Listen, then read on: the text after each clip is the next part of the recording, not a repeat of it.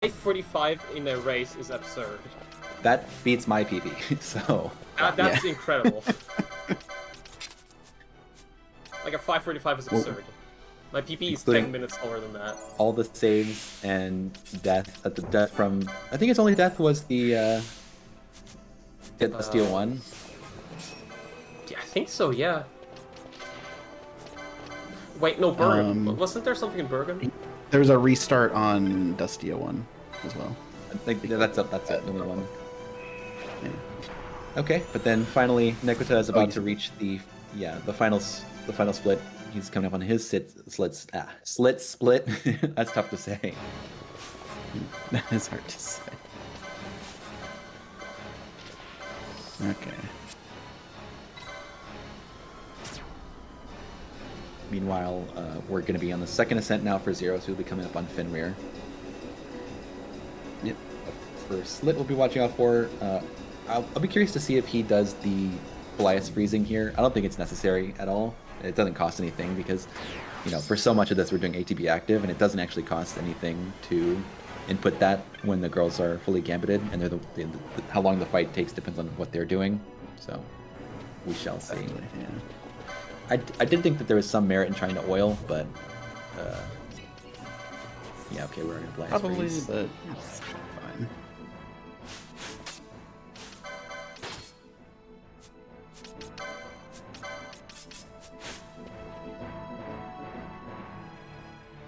And slip down. Slip down for Nekota. Meanwhile, Mog is started on FF2. Let's give our FF2 commentators a chance to introduce real quick. So hi, I'm back again. It's Easily 18, joined with LukeyPookieG. Look, hello. Hello, Easily. It's so great to hear from you. So great to be here with you. Yeah, it's good to have a nice little chat with you again, eh? Yeah, it's been a minute and excited to see Final Fantasy II. I feel like I've been listening to Final Fantasy 12 and I feel like I could almost qualify for a degree for how complicated Final Fantasy 12 is. There's a lot going on, man. I have to think about everything and anything all the time at the same time. While also not forgetting to re-equip your mirror mail. Yeah, that's the thing. So at the start of Final Fantasy II, there's a few little things we need to worry about, and the big part is going to be a couple of early levels as you walk up to the next town or castle, which all you're trying to do is get Scott's ring. And you'll notice that it's basically an auto to level.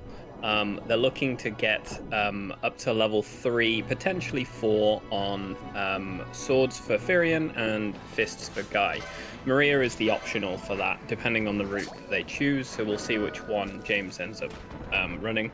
But our runners for Team Mog will be JamesRuns, Possa, and CaptoftheDorks, which should be a really interesting run to see. Yeah, I'm excited for it. And the leveling for skills and stuff like that in Final Fantasy II is a little different from other games, right? Yeah, so it's all based on the number of actions you take. So if, for example, you are level 2, you will need to do 2 actions. If you're level 3, 3 actions, and so on. But that also changes based on the level of the mob. So these are tier 1 enemies or tier 0, depending on which way you talk about it. And they account for 1 action. But when we get to later on where the snowcraft is, they will turn into tier 2 enemies. And so they're worth 2 hits instead of 1. And so the leveling becomes a bit faster. Right, and so we're leveling up Firion with swords because there are a few swords that we're going to need to use later in the game. So we just need to get a few levels on that so that we don't miss every single hit. Pretty high RNG on hitting some of them, it still feels like, but we try to reduce that as much as possible while still keeping time down. You don't want to grind all day and lose time. I'm sure you remember yourself. Those misses when you're trying to hit an enemy with one of these status effects that we'll see later. It's never fun. Yeah, I just don't understand. I hit somebody with a sword and they don't go to sleep. It doesn't make any sense. You'd think that'd put me right to sleep. Or worse, right? Or worse. The eternal sleep. Anyway, to we're gonna interrupt real interject. quick. There's Get back to Fenrir fights. yeah, I mean, you guys had the perfect segue for us. You're talking about sleep, and we're about to put Fenrir to Yeah. sleep. So, Exactly. a few things we didn't get to talk about first time through here. This setup for Fenrir is actually very precise because you want to have the only Red House be immobilized, and you have to reapply the reflect on both of the spellcasters at the same time. And these reflects are not going to last long enough. And so, I think for these runners, you basically want to have your reflects last for all the bosses, but you want it to wear off at good times. And so when you apply them here, you want it to last through through Fenrir, and then also through Hashmal, and then wear off at the right time to be able to set up for Sid 2. So all of these timings are happening at the same time. We have mapped out how long these fights are supposed to take. This is one of the reasons why it becomes so difficult when things go wrong, because if something goes off, then you have to keep track of everything that gets shifted and changes because of this. But at this point, once you've gone through Fire Gapans, which all of our runners now have, Fenrir is relatively piece of cake. After the setup, you pretty much just sit here and let him sleep. You can also steal from him. We got a Beast Lord Horn. It's a nice little bit of gil. And it's also possible to cast Trap. Sorry? Sorry. I was looking at Redis. It's also possible to cast Traveler here. I think Balthier has it back from Tiamat, so we are able to be able to cast that. Although it looks like he's not doing that. He's just bringing back Vaughn. Oh, he did. He did it at the start. Yeah. Oh, yeah. okay. I didn't see. Wow, he Doing didn't use some his running time to burn around to steps. have it charged. Actually, Yeah. if you look closely there, you would have seen that Redos decided to, or he broke out of his immobilize right at the end of the fight, so he would have woken up Fenrir there. And when Fenrir wakes up, actually his AI can't advance while he's asleep, and one of the parts of his AI is that he gains a damage resist when he's at lower HP. And so if Redos woke him up, he would immediately start taking less damage, and that would cause everything else to go off. But that's part of why the timing is so precise there. And we're about to see the exact same thing from Nekota. It looks like Zero and Nekota are really neck and neck right now. This is great to see. Oh yeah, okay, he's starting off with Traveler. Traveler also happening, yeah. 2742, so we can actually calculate his exact step count if we want. Is this to charge, or is this for backup for like Sid 2 or something? It's literally just I would because there's no imagine. reason not to. It's free. Balthier isn't doing anything. He has Traveler, just cast it. Techniques don't wake up sleeping enemies, so Fair. And it's just extra damage, so why not? Yeah. no reason not to. Same thing with the stealing. I doubt Make things- he's actually going to sell it because his guild's been good, so he might just have it because why not? Yeah, so you're not doing anything else. You may as well. Once again, active He's literally time stealing battle even is though free. he has nothing. Steal anyway because why not? Let's see. No Is Entite from Zero at least. okay. The timing worked a little bit more cleanly there because Redos did not run out of immobilize at the end. That's just a matter of how you set up for the fight. But again, for the third ascent here, it's going to be a little bit scarier for Zero because he's on the North American version. As we mentioned, the instant attacks are more instant on the North American version, and the enemies here are very strong. I think it takes 3 normal attacks for them to kill Vaughn from full HP. And so I think we generally don't bother trying to set up the immobilize. We'll see if Zero goes for it, but I think he just tries to run past them and hope it works out. If the character dies, it's easy to recover while running. It's just a little unfortunate. That's what your items are for anyway. I think you set up Immobilize here at the same time as you do float mode to get everyone floated to the battle. Yeah, like that. So that Red Ass and the girls won't get targeted, but you still have a way to despawn Purobolos. Okay. I didn't know that this was. I didn't know this immobilize was part of the run now. That's cool to see. Yeah, I think that's new-ish, like 2 years ago new-ish? I don't know. We have another Something Unden like that. Entite. All 3 runners got to see the lovely Entite. But Did Zero get Unden after Slip? I believe so, yeah. And I think Tachibana only got Fear. He didn't get Waterga, so he got the nicer version, luckily for him. But here, one of the things that's really annoying, right? One of the things that's annoying about the Entite is that it can target you from like infinite range. Like most other enemies, once you're far enough away, will stop targeting you and will despawn, but the Entite will not. And so he's gonna Oh, actually, the cutscene reset the attack, so we're okay. But they can target you from very far away, and it interrupts your setups because when you're being targeted, you take your weapons out and you run more slowly, as we mentioned 5 hours ago. Now, Yeah. other than this, though, we're about to see now the NA setup for Hashmal, which is a little bit scarier, but since the advent of Goliath freezing, it's pretty much the same. It was one of the scarier fights actually quite a long time ago because we didn't have a way to stop Hashmal attacking us at the start, which obviously Goliath freezing is great for, and so we just had to tank his attacks. So we kind of took advantage of a little mechanic. There's right before Hashmal, there's a little trap that's a petrification trap, and you can actually make it so that only Vayne gets petrified. And the nice thing about petrification is there's a mechanic built in where your petrify counter goes from 10 to 0, and you take that number and you divide it by 10, and that's the fraction of damage you take from physical attacks. So if the counter's at 5, you take 50% damage. If it's down, so you basically get hit by the trap, let the counter get down to like 6, and then when you enter the fight, you'll be taking 40, 30, 20% of the damage throughout the fight. And so even if he has a big combo, which he is wont to do, you will still be able to survive, no problem. On a random note, it's not really useful for the run, but just for the Petrify in general, it's not just you taking less damage, but you also deal less damage. So if you take 50% less damage, you also deal 50% less damage.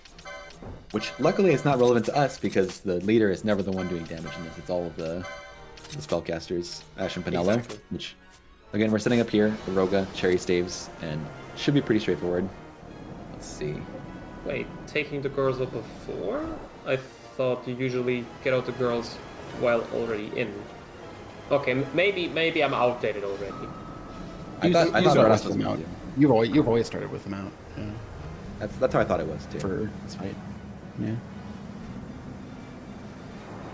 I just remembered you go in, get targeted, and once they get targeted, you get the girls out, and then you also equip the staves plus do the Aroga menu right then and there. I think with the Goliath freezing, there's no chance of getting hit anymore. As long as you kite I don't know back. if I've ever had the girls get hit by anything with decoy up, at least. I guess without decoy, it does have a chance. Yeah, no decoy really streamlines the setup, which is quite nice. Oh, so he's doing the full That's ATB fair, reset yeah. here. That does speed it up a lot. Oh, that counter. Oh, that's a counter. Okay, which is actually fine. It kind of interferes with the setup for Sid too, but we'll see how Zero decides to go about this. Oh, well, that fixes it. Now it's an easy setup. I don't know if it's damage, though. No, it's fine. It's fine because I know, we're fine. Aroga's clogged the battle cry, and then the Aroga's finished him. I forgot. And, yeah. Yeah. And that's a high mist zone, which triples our MP recharge, and so now that MP that we were worried about for all the Pharaohs is now totally relieved. The girls have full HP. So well, I was going to say that would interfere with his setup, and it would, and then it's simplified when Renos dies. However, it looks like we are going to save, right? So that's actually not going to be an issue. Oh, he's not going to save. Yeah. Okay, he's going for it.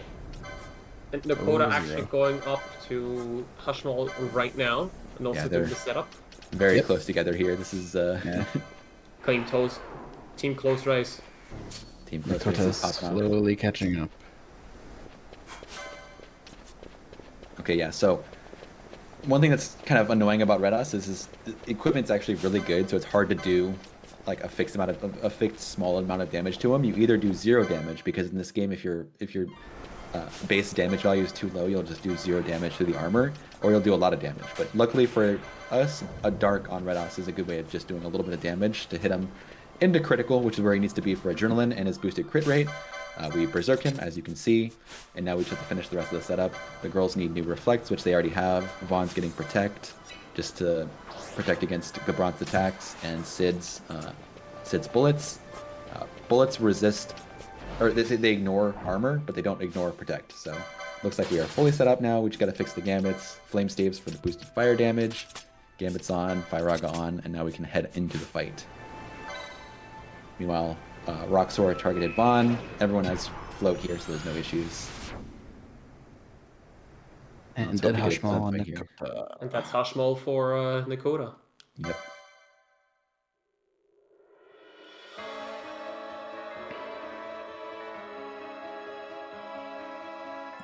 Okay, so on to Sid 2. This is Sid 2 the again. Yep. Part 2. Hear me, Bosh. Do not think killing the King's Slayer will win you back your honor. When you abandon home and kin, your name was forever stained with blood. Actually, we'll get to hear that now because we're on Zero's audio. Aye. This So stain everyone was mine. everyone gets to rate your performance. Oh, he blocked. Okay, he blocked an extra spell there, but we should be okay. It happens. So we don't have the we don't always get the combos that Tachibana got, so we'll see how that goes here. Often you just have to wait while Redas goes in with his attacks. Also, I don't think Zero's going to use the warp mode. It's not as effective in this version. Yeah, no big combo here, unfortunately. So we're just hoping for blocks here. One other thing that's you should be wary of is he has one area of attack, Circle of Judgment, and if he does, okay, nice block. Sword of Kings coming in clutch. If he does Circle of Judgment, that can hit Redas and kill him, and so we have to be careful of that. But we're okay. Blocked the killing move. We're fine. Nothing. We're on a normal fight now. It was a bit scary there for a second. Yeah. So now, like we saw with Tachibana, we have to do 2 rounds of things here. We have to apply 2 statuses to Sid and 2 to Vaughn. Also, we have to heal Redas because we're going to start having return damage, and Redas would die if he was at low HP still. So we heal him, oil and dispel Sid.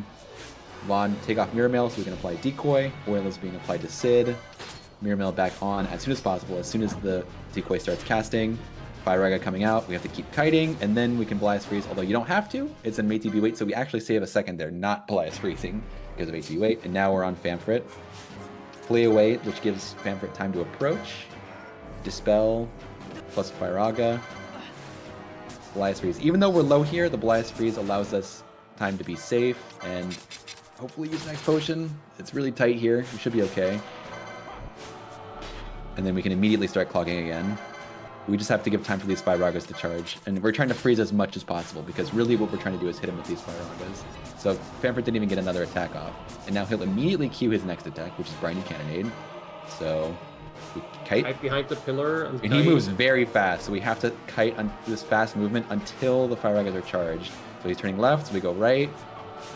And we can start Blast Freezing, it looks like. Yep. That should be it. Nope, we have to re-cue Blias. Open triangle once. Okay, there we go. We're good. Yeah, that works too. That works too. Oh my god. Now, oh boy. Oh no. Okay. This is bad. This is bad. Oh no. Oh no. Okay, this is gonna be fun. So. Oh god. So this, we're not at any risk. It's just how long it's gonna take is the issue. We're gonna see the same thing on Nekota stream at the same time, but this cutscene we're probably gonna have to watch now. Let's see who he targets. Yeah. Oh, he targets Redas. Okay. He targets Redas. It's fine. We just have to go to a full recovery and kill him from. Well, not even full recovery because the girls are still alive. We just have to get Vaughn back alive and kiting the pillar, and then we'll be able to finish the fight normally. We actually might want to heal the girls because Redas is not going to be. Oh, he will be. Oh, he is alive. Okay, now he's not. Yeah. So the normal sequence of reflected spells is not going to work here, so we have to. Is he targeted? Okay, he is targeted, so we can bring the girls in. Let's see if he heals them. I think he should know that the girls won't be able to fully kill. Dispel, oil. There are nerves going on right now, though. Because, yeah, I mean, he did not save. Nekota is Briny Cannonade dodging right now. Yes, on Famfrit. Oh, he's going to go back to the normal setup, so he's going to re-reflect Redas. Ash, stop. She's following him around. Kiting the kitee. So this margin of kiting is very, very, very narrow, and so if we miss this, it'll ruin the setup. Redas is taking return damage, but it should be okay. I hope it's just enough that reflect. Yeah.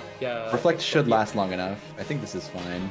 As long as we get these 2 Fire Ragas off after this next thing, we're okay. We're clear. And maybe we'll see Nekota doing the same thing shortly. It's so. Uh oh. Vaughn getting targeted. Ugh. Yeah, no, that's fine. It's fine. Yeah, Nekota is actually passing. Is it fine? Good. I think it should be fine. as long as Penelo gets to start charging soon, I think he should be. If he HP resets Penelo, it should be possible. But he needs to reset now.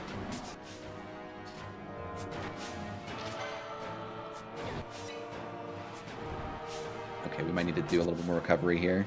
Oh, he's targeting Renos.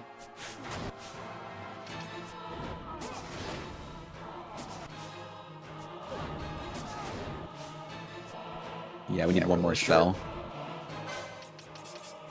Yeah, one more cast. Just, yeah, use Bosch to revive Penelo, then direct cast, that should be it. Yeah. So this is why the kiting is so precise. It is Meanwhile, very Nakota precise. is done. I haven't been watching it all, but Nakota did a... Yeah, he had a clean execution. Yeah. I was stress watching this issue. Oh, Okay, we're done. yeah. oh my god. Mutually assured destruction right there. Very, very good save for Zero there. My heart. I can't take this. Then why do you run up So, 12, man? Meanwhile, Team Choco has passed Team Tonberry, Yep, got a little bit of a lead now. at least for now. We still got a whole day of games to play, but and Team Close Race is Oh, still yeah. doing great, I'll say. But yeah, in terms of Team Choco, I would say we've got about 10 minutes. Should be a little bit less than 10 minutes now to get here. Let's see. He is not. He's happy. So that what's that race called that he just ran by the shop? Bonga The, shop. the Leaping Bonga. That is where you refill your X potions and Phoenix Downs if you're short. And so it looks like he's happy. We definitely have extra gil now. We can sell the cherry staves. We can sell any extra stuff we drop. The stuff we got from Fenrir that he stole 10 times from and he's not even going to use. But looks like he's happy with his loadout now. And we'll see the same from Zero. Look, I got to look at his inventory when he was recovering from Sid. I think he's got like 15 Phoenix Downs plus a little bit. So I think he's okay too. I think Zero is Zero had at a lot of around like Phoenix Downs, 10-ish X potions. I could be wrong. Yeah, they were conservative earlier and with their farming, and so now they have more than enough now. Yeah, and I think you like as long as you have like what 5 or 6 X potions, you should always have enough. It's for surprising how few you need for the boss rush because of the blast freezing just makes it so you take so little damage. But if things go wrong, you start to need X potions fast. So if you have like 10, that'll give you a nice little margin of error that you can make a mistake and still be fine. I still think Zero is well below sub 6 pace, which is still crazy pace for a marathon run. And of course, Nekota could even beat Tachibana on his time, even though he had to stand still for multiple minutes because of his connection issue. So, It's Just about like a 13 minutes 540 from on, Sid to Undying, so it might be like a 58, 57 maybe. yeah, I think that sounds about right. Yeah. Yeah. Unfortunately, this black screen that we see on Nekota is I think it's the longest load in the game. It's almost a minute. So what I'm like, oh, it's 10 minutes from when I start this thing, 9 minutes from when I finish it. When I was learning, so it's just like, wow, jeez. For this little area, these enemies are very random. I actually toyed around with the idea of not even taking the girls out of the party, just because it's not that bad if they die. It's really easy to recover from a dead character, but you invest the time every single time when you take them out. But I think on average it's faster to take them out of the party and play it safe. It also gives you the chance to put the battle speed down as slow. Yeah, which you But do this- really want for this part. This is the JP version, so the instant attacks are less instant. That was lunge, and it did hit, so it's not like they can't hit. It's just when they're a little bit further away, they are less likely to hit. So, and then Yeah. we got Zero also flying to the Bahamut, so black screen simulator on Tonberry. Yeah, this cutscene in particular, for some reason, puts you facing back towards or at least the camera facing back towards the entrance. Yeah, Which is it's like one of those kind of things you got to oddity. remember. It's like, what do you do with your joystick between the Yeah, runs? And you're cranking your joystick a certain direction after every cutscene, basically. things were going so fast earlier, I actually didn't get to say as much as I wanted to about Gabranth 2, who is coming up on Nekota's side. So for Gabranth 2, this is actually one of the considerations. We originally had Bosch as the main party leader for the run, and we switched to Vaughn for a variety of like small reasons. One of them being like he's literally higher in the menu, so when you want to adjust his armor or when you want to take him in and out of the party, you just save all those inputs of having to scroll down the menu. But one other small concern is that you get a cutscene in this fight, and the cutscene with Bosch and the party is a few seconds longer. So we get a faster cutscene here. And that's just like one of the many things that goes into it. But this fight is really cool because it requires very little setup. You just go with the girls reflected, Vaughn has mirror mail, and that's it. Oh, he's even using Traveler here. Oh no, he's just doing nothing. Okay. Belias freeze, and he should be good. Oh, and we damage rolled. Oh, not Traveler. Interesting. Because, nice punch. Okay. Because Zero Tachibana damage, did nice. use Traveler. Okay, Tachibana did use Traveler to end the round. Okay. But it's okay that Vaughn got hit here as long as he doesn't get comboed, because we're like as before, we're gonna cast Reflect, and so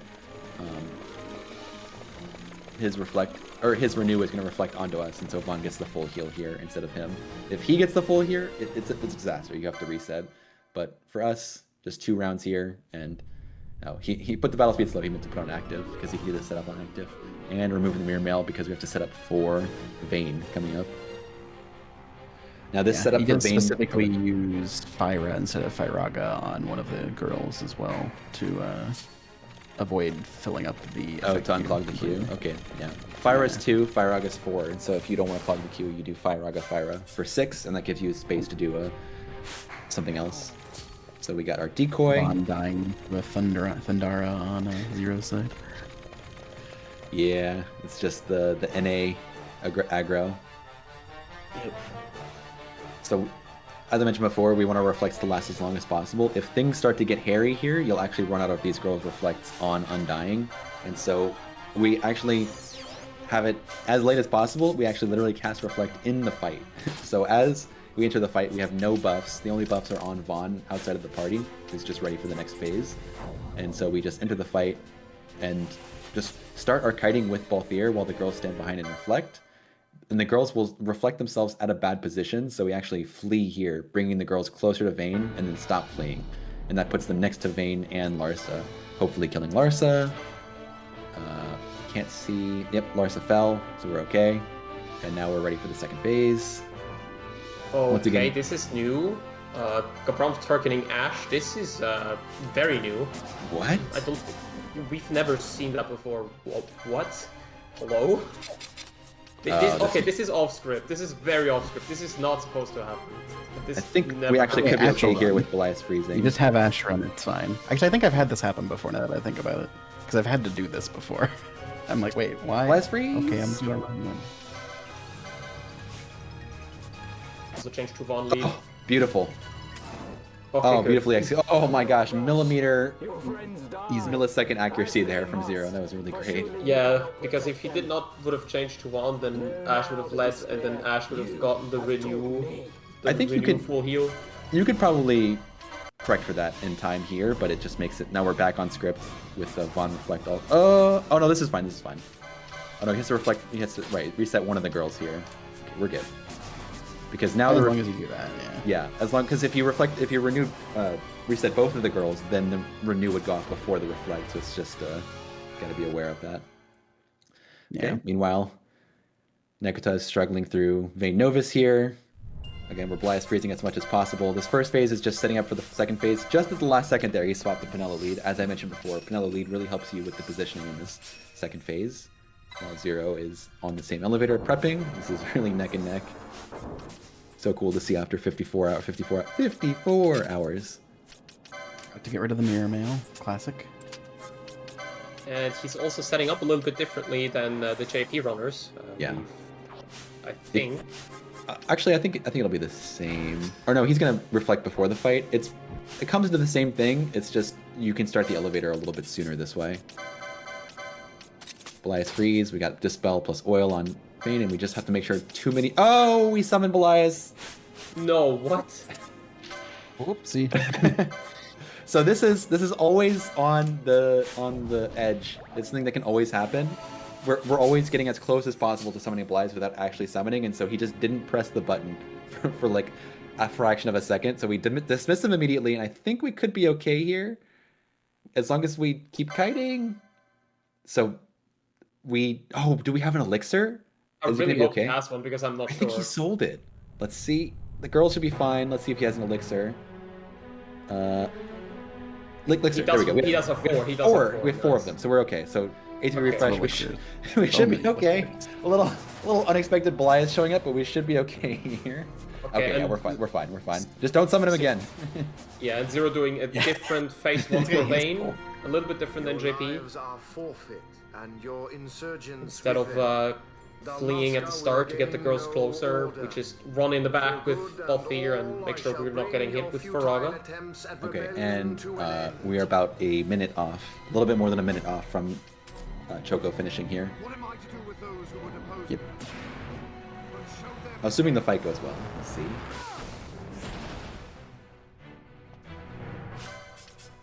Balthier died. Vaughn is out in time. Nice, not being targeted, that's very good. Makes things easier. And we're good. On to Vayne Novus for 0. Decoy. Elias freeze. Reset the girls. Block. Saves us a potion. Always nice. Elias freezing looks good.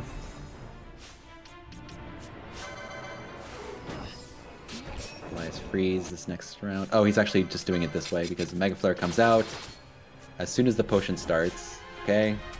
Yeah, he has slightly different movement. Or Mega Flare starts as soon as the potion finishes. He has slightly different movement here from Shibana, but even though it looks like the girls could get hit because of the way targeting works, it's where he was when the move started. So now the question is, do we get Ascension skip or not? We set everyone, so if these two fires go off before Vayne's next move, fires before his next move, then we get it, and we He did got get the it. quick kill! Nice, let's Two go! quick kills, so now we just have to finish this. We're just a few seconds away. Team Choco, get ready.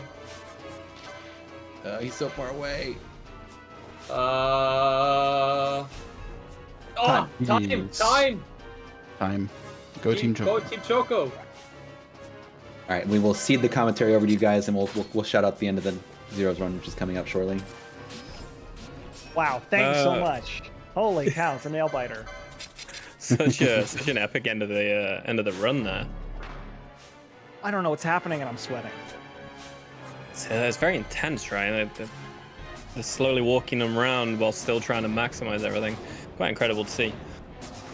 Yeah, I love watching Van just sort of push Pinello and Ash towards the boss. I think I would say I also don't really know what's going on at times, so I think we're in the same boat there. Things keep changing, yeah. We got a Zervortis, but it's fine. Well, we know that you guys will very likely take back over us very shortly. But before that, we do have James, who is actually making some really good pacing so far. We have had the first split of Final Fantasy II, being when we got the Dreadnought, not the Dreadnought, the Snowcraft, which allows us to get to this cave that we are currently in. What we will explain this further on, but I do want to hand back over shortly. Lukey, do you have much to say on that? No, we'll see all of this again. He's just fighting a big turtle, so... The good old Adamantoids, everyone's favorite. He's doing great. Good luck, Captain of the Dorks. Yep, Zero's getting through the first part of Undying here. Not going as expected so far. It's okay though, we're not getting the bad Refresh. stuff. Very One thing nice that's player. one thing that you Another really nice one. get to see here that's so cool is just you get to do the remove all optimize, and it just feels so nice to just like slap it all off, slap it all on, just for your ATB refresh instead of just weapon, which you have to be careful with earlier on. Yeah. Okay, so the last thing to be aware of here is whether we get the quick kill. If it's not a quick kill, we might be a minute away. If it is the quick kill, probably like 30 seconds. It would So be again, nice for all of them to get the quick kill. Yeah, here's the moment. We did Oh, get the quick hell kill. yeah, let's go. 3 for 3, let's go. All right, and time coming up at the end of Push. 2 rounds here. And then time's coming up in 3, 2, and time. Go. And GG's time. Go Team Tonberry. Go Team Tonberry. GG's. That was Final Fantasy GG's. 12. Yeah, thank you for everyone joining. This is a lot of fun. Nice to chat with you two again for after, Yeah, it's you been a guys while. are great casting buddies. I had a great time, man. Yeah, Yeah. Thank you for being here, guys. Thank you all for watching FF12. Thank you to the Relay staff for making this possible. And I guess we'll hand it over to you guys, FF2. And take it away. Have fun. Thanks so much. Wow. Okay. Crazy. Final Fantasy 12 was seriously. I think it's the Final Fantasy game I have the most time in, probably because I was lost in the Ultima Crystal for like 10 hours. So good to see it again. Yeah, the Great Crystal was a little bit confusing. Thank you so much for all of the commentary, FF12, and great run by all three runners, I have to say. Now that we're at the beginning of Final Fantasy II for Possa here in Team Tonberry, a quick, story recap I think is called for. The Emperor of Palmacia has summoned demons from the underworld and has decided that he should rule the world. And so you and everybody that you love is in the way, so he's going to take care of that. And then Firion and his friends run away like cowards. And they're caught right here. There's nothing to do here. You just defend yourself because you get absolutely murdered by these Dark Knights. And then you wake up in a magic circle, like any fan of light novels would know about. It's quite an apt place to be waking up, I think. Shame there's no pillows for him to, there's no comfort. He's just on the floor. Yeah, and they just kind of leave him there, don't they? Just anything. Put a blanket over him or something. Or at least wait until he wakes up, just, there's no hellos. They couldn't wait. I feel like they were just impatient. Well, they got, well, I'd say they have a nation to run, but they did also run away from their nation, which was destroyed by the Emperor. I mean, they got to sit in this fancy chair here. Yeah, it's a makeshift throne. Great old Hilda, not to be confused with Hildegard from FF9. They really don't have that many names in Final Fantasy, do they? But we do have Lady Hilda in Final Fantasy 9.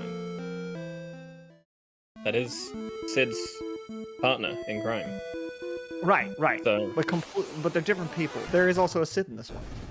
Yes. They like to reuse the names, as we see. So, all right, so yeah, what are we doing in all these? I think we should go over the actual level mechanics again fully now that we have a bit more time. Sure. So, the easiest way to describe what's happening is, as we said before, we do need Firion to have some sword levels. They came very important in the fight James had recently, which was against that turtle. But on top of that, we need to make sure Guy in particular has physical fist levels. And these come from, as we said, the actions that are there. Now, Firion has the ability, since we give him swords, to have two swords equipped, and he gets 2 actions per turn. A little bit easier for leveling purposes. The others only hit once, so they don't quite gain as quick. But on top of that, there are certain other level factors that they want to pay attention to, such as the health gains, not just the weapon stats. Because we do want to see a little bit of bonus health on Maria, and we need Guy and Firion to usually be a little bit more beefy. At no point in the run do they end up with a lot of health, though. We typically rely on the guest characters to carry majority of our survival in that case. How would one go about increasing their health? Well, funnily enough, you hit yourself. Oh. Okay. Yeah. It's a game which inspires.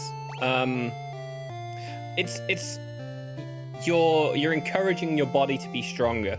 If you punch yourself in this game, you are more likely to gain health.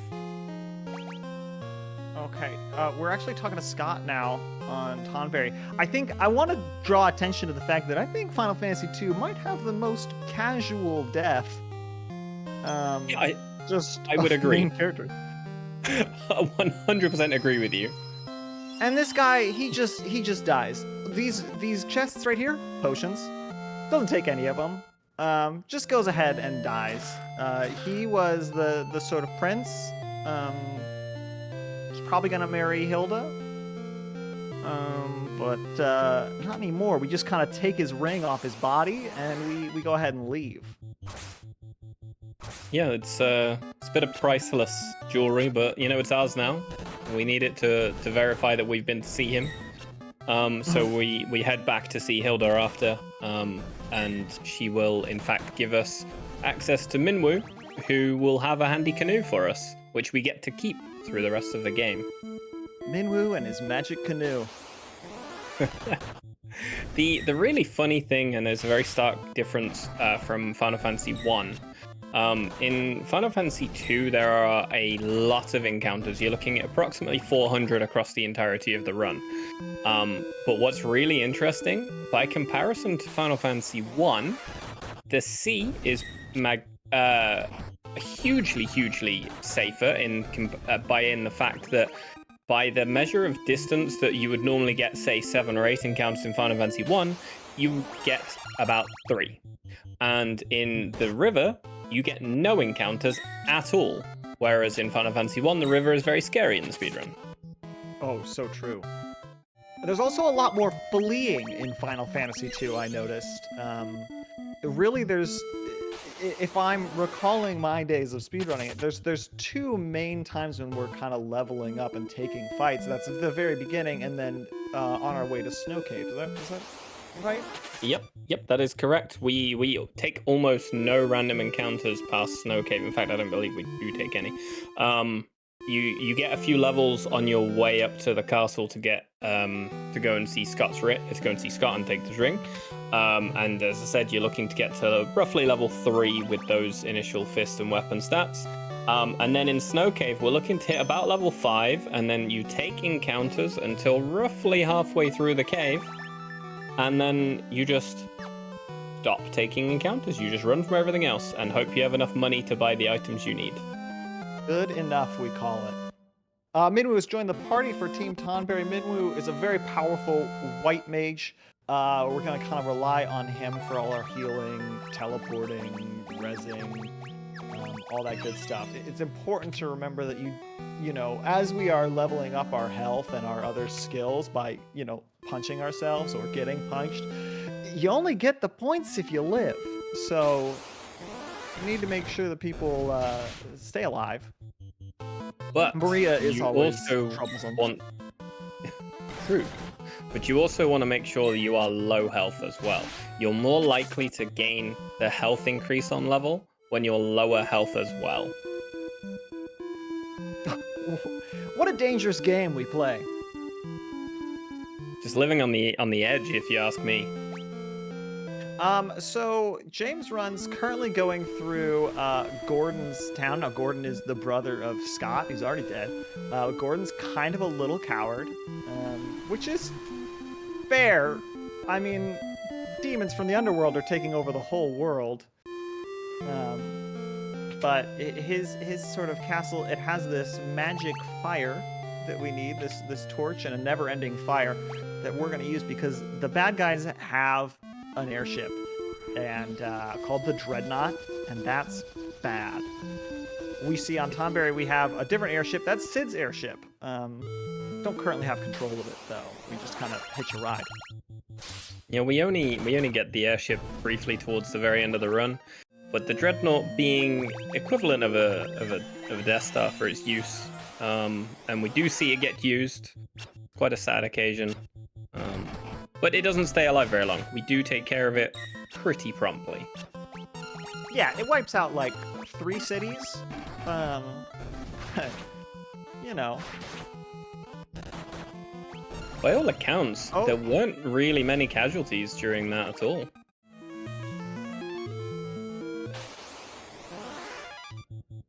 See him kidnap the airship. That's too bad. That was kind of our ride. Be okay. We'll kind of wander into the woods and just hope for the best for that. But we will pick up our friendly Chocobo. The only time in the entirety of Final Fantasy 2 we get to see the little waddle. The first installment where we see a Chocobo. And just look as it runs downwards, the little waddle with its tail. Cute little Chocobo. Pretty dangerous desert here. No encounters on a chocobo though, so this will just take us down. We'll kind of wrap around the map. The mini-map positioning is kind of wacky. Luckily, we picked up a pass already, so we can just kind of walk in here. And all of these guys are going to be like, hey, didn't we kill you and your friends earlier? Nah, must have been somebody else. Yeah, it couldn't have been them. These guys have got pass. Well, just let them through. These guys have a pass. Now, our cats and our bombs are going to attack them, but and that can be troublesome. The cats here, a real pain. Kind of everything here is a pain. So, James is currently opening one of the required chests here. This is to get one of his weapons, which he will want to keep hold of. I believe it's not the wing. My head has completely gone blank. We'll see which one. Thief's Glove? No, the Thief's Gloves is from the next Oh, chest. yeah. This is one of the swords. Can't be Ancient. Sleep Blade, that's the one. Ancient Blade he already has, so it can't be that one. Yeah, it's the Sleep Blade, because the next blade we get is the Wing Sword. Right. But as we see, Cap there for Team Choco has reached the Sergeant. Now, early on, we need to travel here to get the Sergeant down, to get that chest that's behind him. It has the mithril so that we can equip all of the rebels with the appropriate weaponry and armor. Yeah, we want them to get mithril swords, mithril shields, make sure that they can fight back. Now, are we going to use any of that? No, we unfortunately have to rely on what we already have. These hands. No. I love the names that Cap has chosen. We have Pookie and Beasley to represent myself and Luke. I'm always showing love. I appreciate that. Okay, so... and then, wow, Tonberry onto the Sergeant as well. Yeah, so that was quite a fairly nice fight for Cap. Unfortunately, Maria did go down, but she's not anywhere near as essential for the run. She does a few uses here and there. We use her a little bit more for things like throwing certain spells because she's very fast. But outside of that, typically speaking, she's just used for throwing items. Could you speak a little bit about spell tomes in this game? Because we're going to utilize a lot of them, and it's a bit different from the other games. Yeah, so the spell tomes are single-use items that we pick up. They are an easy way to get a spell that we don't have access to. For example, you'll get Fire 7 or 8, I believe it is, when we use that, and we will get things like Haste 7 from a Haste tome, and they're significantly faster, significantly stronger, and better. And they rely on your agility to be used quick. They do scale based on your magic stat, which none of our characters have a dramatically high magic stat, but it's just enough when we use them. Right, because it's the same thing. You got to use your magic to gain magic, but we're not really casting too many spells in combat, are we? No, exactly. We in fact don't cast any other than life. And what we hope is that we don't have to use life enough to level it to 2, but outside of that, that's the only spell. And the way in which spells themselves work is the more you use them, the higher the level they get. And the higher level they get, they are stronger, but they cost more of your MP to use. It's more of your spell charges. Which I think is just unfair. It truly is. And that's why it makes the spell tome superior through the majority of the game. In a casual playthrough, you might say otherwise, but in the speedrun setting, it is not worth us the time to pick up something like Cure. We would much rather spend the money on potions. Right, it's similar to kind of breaking like fire rods and ice rods in other games. You just sort of cast the highest level thing. And some of them have strange kind of interactions. I'm thinking of our teleport and our warp spell books that we'll use. Yeah, so we should see the use of the teleport and warped tomes in about 10 to 15 minutes for James. Outside of that, we won't really see much use. They're used in 2 fights, and then we pick up a separate item for another boss later on.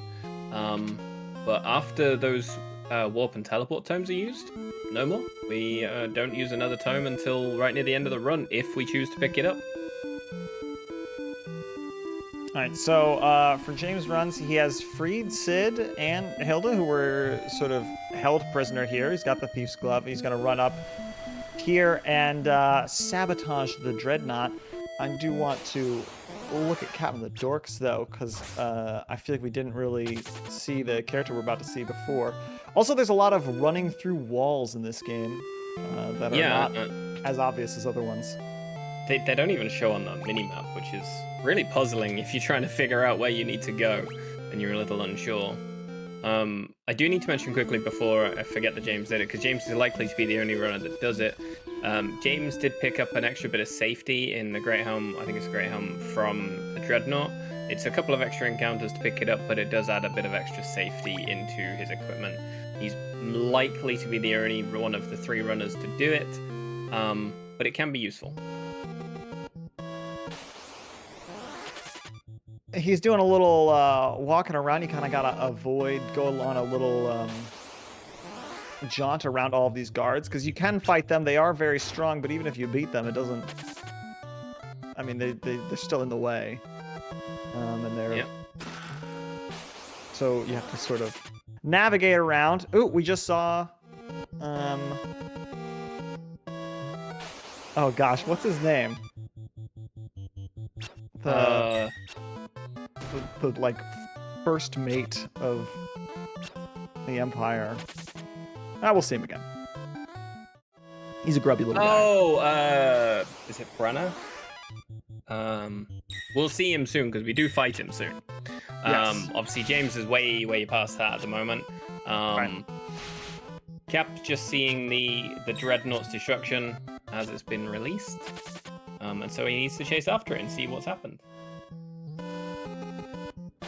We find the pass that JamesRuns used to get in here. Now he's throwing the fire that we picked up, the Eternal Fire, into the engine of the Dreadnought.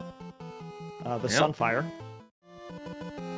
And then the Sergeant is like, hey, why would you do that? We're all on this ship right now. That and is so we're still run. The next split for Team Mog as well, with the destruction of the Dreadnought. Just gonna slowly walk back through all the screens. Got a lot of stairs on this thing, huh? It's such a long way, but it's a nice little break for the runner. In that time, he's able to get through, and the characters move by themselves. The little cutscene is done by themselves. It's a nice little minute and a half break for our runner. All I'm saying is you have basically the Death Star. Why not an elevator? You know, that's all I'm saying. Something quick, maybe one of those little buggies to get you through quick. Something.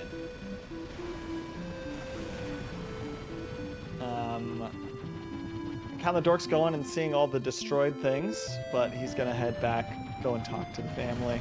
We're watching those things get destroyed on Team Tonberry's screen, really close. Our Tonberry and Chocobos. Honestly, all 3 runners are having a pretty decent run so far as well. It's really nice to see. Long may it continue. FF2 being a nice little roller coaster of RNG in places. Okay, now for JamesRuns, the king is sick. Has been sick this whole time. Kind of passes things off to Gordon. And then we do just get to see somebody else blink out of existence. Yep, a nice little 07 moment. Farewell, King. F's in chat for the king. I mean, just some respect. Man tried, okay? Tried his best.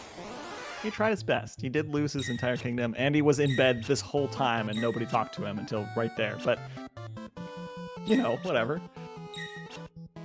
Now Gordon gets to sit on the chair. Gordon is now in charge. Somehow being a coward afforded him the crown. Let that be a lesson to everybody. Sometimes being a coward pays off. Sell some things, buy some things. Now, what James is going to do here is he is going to buy down to a certain gil value, which he needs a certain amount to be able to fly to the corresponding areas. Actually, no, he's past that. I don't know why I'm saying that. He is in fire blizzard. blizzard You got blizzard terms. It's usually fire, right? Yeah. All the notes I've seen, we use fire terms. I mean, it must work, otherwise James wouldn't do it. It might be quicker animation, Right. maybe. Maybe he's just a cool guy. Or think about Maybe he's that. feeling a bit warm. Count the I mean, he is Dorks. We pretty did cool. we did bring Joseph onto the team. We basically didn't get to see Joseph at all in JamesRuns', but cool guy. He's a little monk fighter, lots of health, which we love, and he hits really hard. Yeah, and because of where you get him, he will gain his fist levels quite early, and he's very tanky because of his health. And unlike with Final Fantasy 1, the slot position does not dictate who is going to get hit, more or less. And so Cap here is heading into the Summit Falls cave again, because he needs to pick up what Joseph stashed, which is the snowcraft. This will allow us to get into our snow cave to get a little bit further progression and pick up the goddess bell. You can't cross the snowfields without it.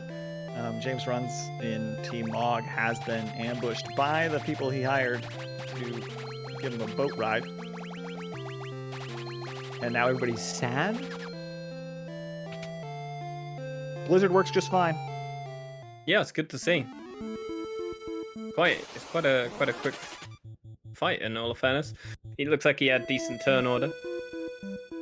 And Layla, best girl Layla, joins the team. She has a very lovely item that we want from her. Now, what's really nice about this game is every time a party member joins you, they come equipped for you already. And Layla joined you twice, and on both occasions, she has a gold hairpin. And we want the gold hairpin off her for this. The stats on it are useful, and we end up using them to help us with our upcoming fights. So we see on Team Chocobo, CaptoftheDorks has just moved his entire team to the front line. I believe in Team Mog, they're all in the back line. So how does the interaction between front line, back line work in this one? As with majority of the other Final Fantasies, but this being the first with Rose, you do more damage significantly in the front row, and you take significantly less damage in the back row. And one of the things that I know Cap is going to be paying attention to is Maria getting hit, because he does want her to have a little bit more health. You do want some. Okay, you do want some. And he particularly needs health on Firion and Guy. So if in the front row, we've got much better chance of killing things in 1 or 2 hits, ideally 1. And we just hope that we don't get 1 hit, and hopefully Maria gets some health. But Cap, Possa, and James, none of which will care if Maria gets took down in this snow cave. None of them will be running life at this point. And Team Tonberry picking up the snowcraft here, just going in through the secret room. This is our first... Oh, no, this isn't the room. I guess I was going to say this is our first interaction of Moogles, but they're not even Moogles, the thing that I'm thinking of. That's Final Fantasy 3, isn't it? Yeah, Final Fantasy 3 is our first iteration of Moogles. This is just You're our first thinking in Chocobo. the snow cave where there are... I am. I don't actually know what they are. I can't remember for the life of me for looking, but you run past a nice little, like, beavers, that's it. I wonder if they were bunnies or beavers. I know that the Magic the Gathering card is like Commune with Beavers. So... And Guy does speak beaver, so yeah, that makes sense. Of course he does. He barely speaks human, but he speaks beaver. So we see James... Yeah. Oh, sorry, yeah, you go. Oh, yeah, he's talking to a dragon. Kind of the wyvern. The last of the wyverns, who just hands over its egg to Firion. who will, I guess, cook it. Well, the nice thing to see here, we opened 3 chests here. As you see, James grabbed the Saint's Spirit, Saint's Wisdom, and the Wing Sword. So you really, really, really need the Saint's Wisdom and the Saint's Spirit. You cannot really beat the game without, because they will allow us to buff Maria's magic stats to be able to utilize the Warp and Teleport tomes on the Chimera fight and the Bighorn fights. Without those buffs, we do not send any away, and we then just, well, game over. Right, because you have sort of stats that increase your black magic, and then you have stats that increase your white magic. And teleport, white magic, warp, black magic. So we just buff them up, the specific stats that we need for whichever tome we're going to throw out. But unfortunately, there is still, as we will mention quite a few times in this run, pretty heavy RNG. You're not guaranteed to take out all 4 of the enemies with 1 tome. You could take 1, 2, 3, or 4. Now, if it's 1 or 2, I can almost guarantee the runners would use their autosave and reload it back into that fight. If they take out 3, they'll kill the last one, and hopefully they'll take out all 4. Yeah, real lucky with Final Fantasy II and all the pixel remasters. When you change a screen, you get an autosave right there. So we don't really need to do a lot of quick saving or anything. The resets are pretty quick, and they've updated the game, so now we can just quit in combat too, which is such a gift. Oh, it truly is. But there will be a few places where they will very likely do some safety saves. For example, as you mentioned previously, the very dangerous desert. JamesRuns just did a safety save. Yep, it's very common in here because there is a very scary enemy. There's 2.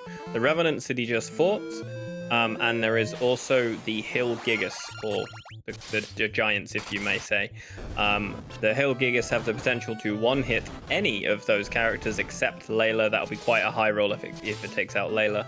And the Revenants hit for about 100 a hit, so they can also be very scary. Everything else is just a bit of time. If the Yellow Souls get a turn, they just take time. They hit you with a slow magic spell.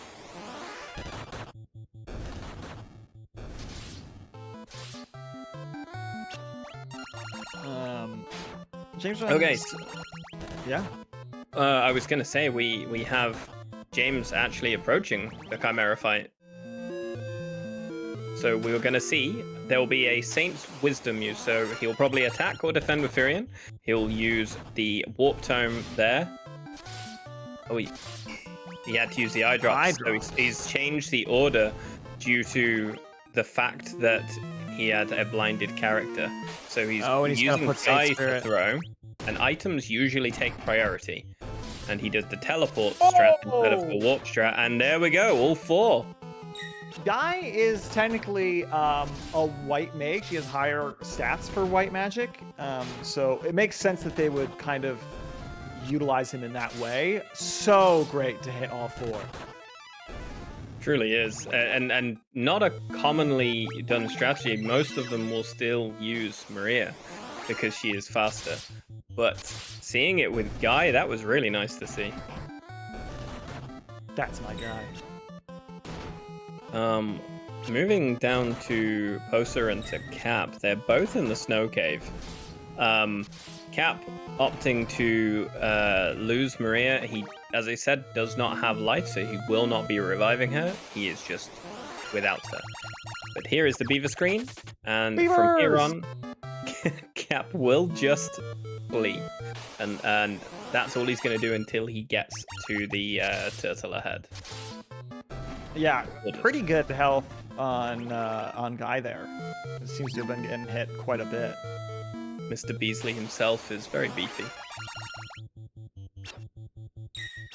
Posa has not had the same fortune on health, but he does still have Maria and still has a screen or 2 until that comes up. I'll actually address Posa for the moment. He'll be coming up to, I believe it's the next screen, where he does get his Ancient Sword. And I do want to make a mention of the Ancient Sword. We'll see Cap use it in the next upcoming fight. It is needed to put a curse on the enemy, which lowers their defense.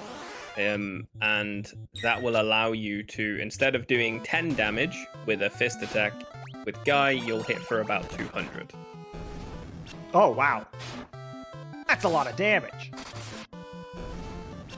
It's a lot when they only have 500 health. We used the Ancient Sword for a lot of the fights, which is why we needed to get those early sword skills, the Ancient Sword, the Wing Blade, the Sleep Blade. We need these things to hit. And there's not really any indication on bosses of if they've been hit, except for the number goes way up. Yeah, it doesn't give you a visual indication. The only sword that will give you a visual indication will be the Sleep Blade, because the enemy will not move when you hit them. They just stay in a fixed position. How do you pronounce this boss? The Adamantoise is what I would say. Ah, I mean, that makes sense. So, Curse did apply. Even though you see that Firion hit 0, the Adamantoise still has a lot of defense. But the fists managed to bypass better than swords for some reason, and we essentially pulverize our way through. You know, Guy's just a really strong guy. You know, he's been hardening his fists on bugs and yetis. You know, it makes sense to me. Fought by the beavers. That's all I'm saying. So he grabs the bell. You need the bell to enter the castle where we got the Sunfire Flame. So that's why we have come here.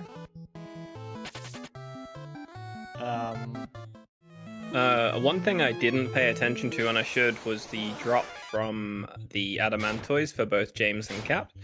James, I know, did not get the rare drop. I didn't see if Cap did. Basically, there is a diamond shield that drops from the Adamantoise, and it sells for quite a lot of money. Instead of only being able to buy, for example, 40 potions in the next shop, you can fully max out on potions. And still have money to spend. There he is, Borgin. Typical drop from Borgin is 600 gil. It could be 300, it could be a weapon. It's a weapon, that's the bad one, you don't want that. Mithril knife there, they're worth about 160, I believe. Not the optimal drop he would have wanted.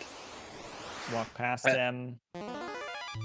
Oh no, he's booby-trapped the place. Oh, we got a quick reset from JamesRuns. Yeah, we see two important fights. We've got Posa hitting the Adamantoise and James just going into his Bighorn fight. This is where the Saint's Wisdom and the Warp will be used, and James will reset until he has not got an ambush. He will be wanting to make sure that he gets in, gets the turn order to use his Saint's Wisdom, and hopefully clear all 4 again. And down goes the Adamantoise for Posa. Fantastic. Now, he got 600 gil, so he got the second best option. Okay, a better run for JamesRuns. He's got just the one. Oh, big hit onto Maria. His Firion's health is looking a little bit risky. The fact he doesn't have 100 is very scary. But he bought a safety Phoenix down, which definitely covering that nice safe angle there. Ooh, lucky hit onto Layla. Still not doing a lot of damage, it's a but... sleep. The Sleep Blade has worked. Fantastic. As you'll see, the Bighorn doesn't move when it's hit for the moment. You can't tell with magic, they don't move for that anyway, but as you see, it's just not moving. And when they're asleep, statuses are more likely to hit as well. Fantastic. All right, we get through it. Okay, we didn't say goodbye to Joseph for either James or Cap, so we need to make sure we do for Posa, though. Yes, of course. We're fighting Borgin now. Borgin's a pushover. Let's see the drop. 600 gil again, so the better option. He was preemptively already down, though. Joseph was down for poster already, so this is impressive boulder stopping. Oh, wow, yeah. You'd think a dead man couldn't do what is about to happen, but Morgan booby-trapped the place, had just seen Indiana Jones before this. Luckily, Joseph, strongman Joseph. I love how he managed to stop it before he turned around. It's truly magnificent work. It's unfortunate we no longer keep him. And we got another 07 moment. It's another rip. Goodbye, Joseph. We'll take, we'll tell your daughter that you love them and everything. I'm sorry you're leaving. Sorry we asked you for a sled and took you from your family. Sadly, I don't even think we will speak to his daughter. Sorry, your dad's just gone and we're not going to tell you. I guess it would be an awkward conversation, and we're in, JamesRuns. What's going on JamesRuns screen? Oh, he's coming up to the Lamia Queen. She has disguised herself as Hilda, ready to jump scare, but the team understood the mission and waited. I thought we were going to have to censor this part of the stream. Oh, maybe. Could have been. It could have been a thing. All right, so really important what we do here. We either hope that the Sleep Blade hits or the Sleepgrass hits. And the Sleepgrass did hit and Curse hit. So that is the ideal. James picked up the Vial, which is really, really good. It's nice bonus damage. Now what we need to hope is that the Sleep Blade procs again, which it didn't, so we're going to get charmed a lot. Now what we need to hope is that Guy doesn't get charmed. Oh, it hit. Sleep Blade hit. Perfect. It's got one hit left. And that's it down. There that was a lovely 400 hit last one there. James having a bit of fortune there. That was a nice fight. And he got the 15,000 gil. That is the money one, so he can do his shop early if he wants to. If you don't get the 15,000 gil, you'll get a ribbon or another piece of useful gear, but not worth much money, and you would have to pick up an elixir in the Colosseum. I don't know if James will also pick up the elixir to sell or not, because that sells for 25,000 gil, but the ideal for most runners is they will get the 15,000 gil, do all of their menu nice and early, and on they go. Gonna sell the things we don't need here. So Hilda is obviously not usually a snake, so we need to go and find the real Hilda. Unfortunately, she has been kidnapped again. Okay, James is 100% going to be picking up the elixir based on the shop he just did. In which case he'll probably do an additional shop when he gets down to Misabeardy. A lot of people just kind of dragging Maria's corpse through this game, I'm noticing. I mean, she decided to take the being hit for health too seriously, unfortunately. It's possible that he forgot that she was dead since he just brought her back to life. But, you get into the combat, you're like, oh, yeah, right, you're dead. So, this is an incredibly dangerous walk, but James choosing the safe option for the way in. He is going to go back to the Chocobo forest and get the Chocobo again. Now this is the part with the cockatrices. Yes, that will be upcoming fairly soon. He's heading down. Oh, across here you get the antlions, and they are incredibly scary. I like that. I like that route. The desert has caused me to crash out of more than a few runs. The only scary part is he has a longer walk back. Typically speaking, most runners will go straight across the desert twice and just quick save along and get roughly 3 encounters each way. Oh no, we've walked into another trap.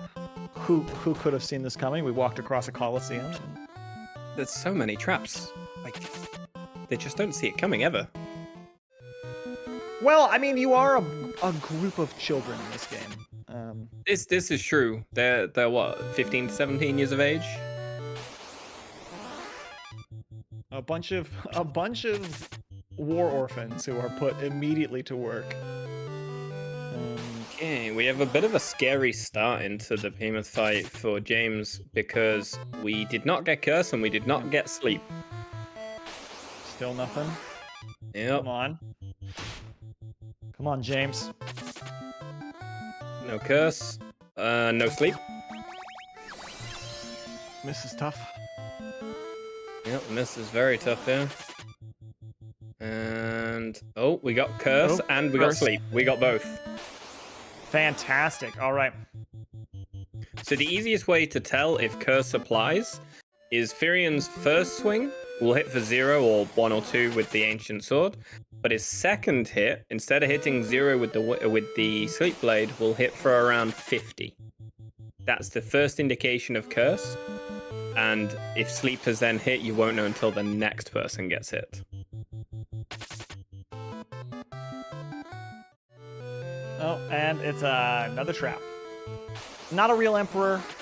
We're back in prison. Even after all of that, they still just lock us in prison. Luckily, we have a gentleman thief. Good friend of ours. Good old Paul. It's here for fall, everybody. Wow, Red Soul going very tough for Captain. Yeah, Cap, Okay. I don't believe had curse apply, which is incredibly rough. But he'll have his teleport and he'll have his life.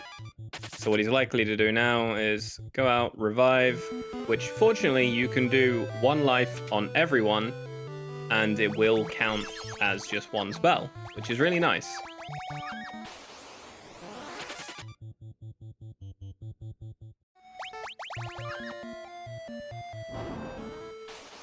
And he picks up the Sunfire. That's great. Yeah, wonderful. Red Soul for Possa now. Hopefully we get slightly better odds. He misses the Ancient Sword. Yeah. But no, we can't tell. That's a crit. Nope, he still doesn't have curse, but it didn't matter. The crit helped his way through. Nicely done by Possa there. How many times are we going to pull Hilda out of a prison? Well, I mean, how many times will she stay as Hilda? These are the questions, you know. And also, there's just a lot of holes in walls for a prison. You'd think that there would be less of that here. There's so many places just to sneak through. Like the wall integrity seems a little bit not there. But we're glad for it. CaptoftheDorks also opting to take the safe route. Oh no, he's just never mind. No, he's just going down to the Dreadnought. He's going to Dreadnought now. Yeah, we're in a little bit of a place delay here.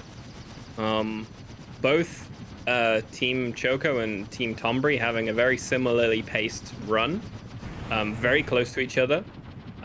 James as well, I believe, was at a similar pace by this point. So all 3 runners having a very good run so far, and just hoping that continues. Oh, we might get a little high five from James and Possa.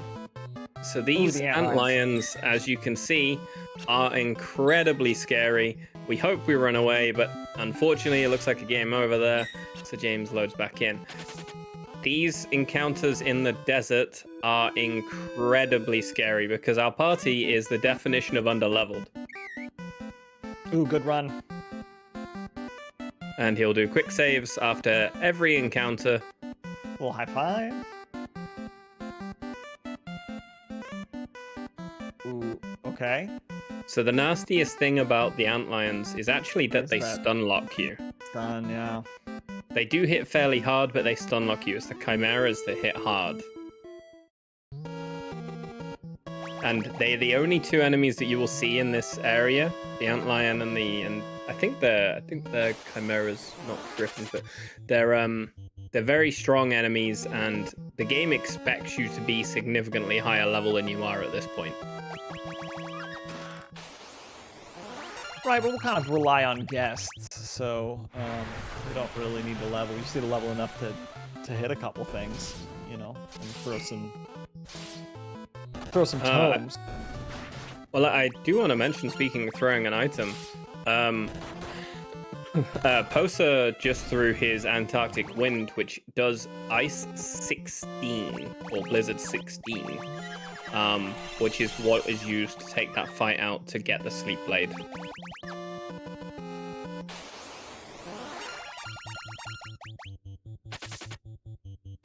So now they're just both going down to get to free Sid and gang, right? Yeah, absolutely. But it's a very scary pathway. The majority of these enemies can inflict blindness on you, poison on you, stun lock you. Status effects are a very, very common effect in Final Fantasy II. As you can see, Cap getting 2 stuns and everyone blind. We don't care about blindness in the run. All we care is that we get out.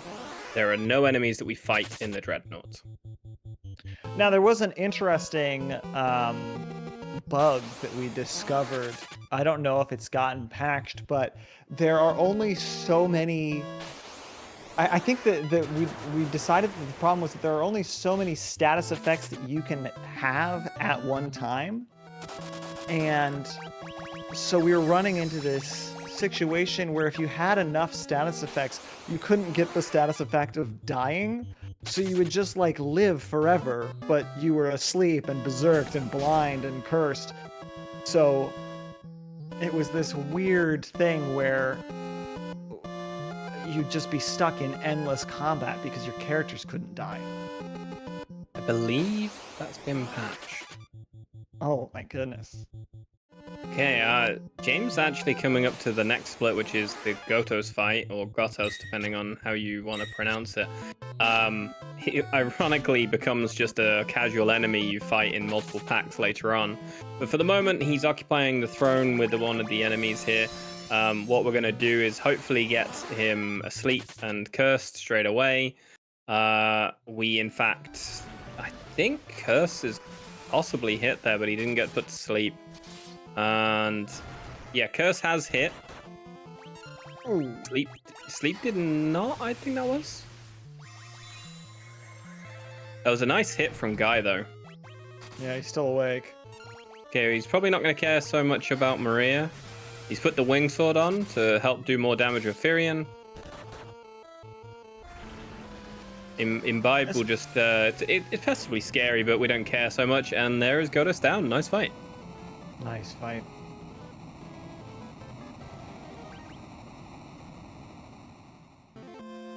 And then we're going to see they're going to have a little celebration. They've reclaimed their castle. You know, everything's all grand again for a short while. And we talked to her. It's an odd thing in this game. You have to like learn to ask questions. I always found it to be very strange in the run. It's just a little bit of extra menuing that always kind of confused me. But bring the team back, and then we'll loot the place. Oh wow, Cap and Possa are both in the damn near the same room of the Dreadnought. So their splits will be very, very close at this rate. There are quite a few encounters in the next couple of rooms for both runners. Probably looking, I think it's probably about 10 encounters in the room Cap is in. It can be quite scary. What we're hoping he doesn't see are enemies called stunners. They are the golden rats. They are incredibly likely to stun lock you. The Werepanther's poison, which sucks a little bit, but that's about as bad as they do. Poison's a weird thing in Final Fantasy II. There's 2 stages of poison, where you can have a green stage poison, which is temporary, and a purple stage poison, which is permanent. Right. So the permanent one I think is poison, and then the temporary one is envenom. I think they call it. Yes, that is correct.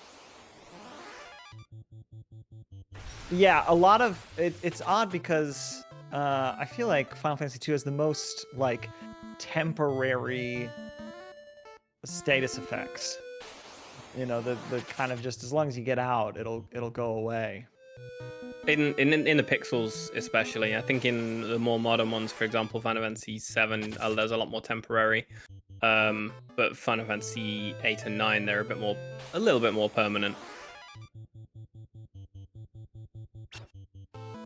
Yeah, they're both making it through the little labyrinth right now, so they are in the same room. Cap had a very nice run through that labyrinth. Only Maria going down, and he's gonna leave her down. Oh. Taking the time to just run. Yeah, to just quickly get out of that fight and load back in. Commentator's curse, I think that was. You just can't look directly at the run, or it'll all fall apart. Yep, that tracks. Yeah, I should have realized. It's entirely my bad. I'm sorry. Oh, golly. Oh, golly. Well, one of them ran away for him. And there he is. Hey, Gordon gets away. All right, and we're about to get the split. And in it goes. Team Choco's Dreadnought has been destroyed. We're going to have a nice little run escape out. JamesRuns picks up the white mask. We have the black mask earlier after we defeat the rhinos. And he's got both masks, which will need to, you know, confront our dark and light selves. Okay, wow, you're going to see Team Choco and Team Tonberry. Look how close they are at that Dreadnought split. That is incredible. Team Tonberry literally running after, sprinting after Team Chocobo right now.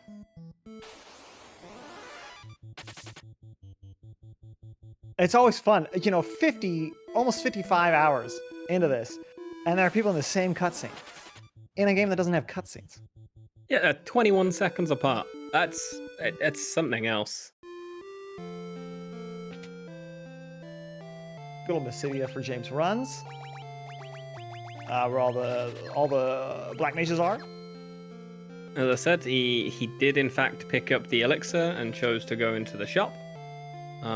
So he can top up his high potions all the way to maximum. Get a few more antidotes and high potions if you need them. Get gold needles, get some cross, get some mallets, some maiden's kiss, just to ensure he's safe with status effects. And if he feels he needs it, he will also get a safety ether, which he's already got. So just hop up on Phoenix Downs that he probably won't need, but they're a bit more efficient than using life if you don't have enough spell charges.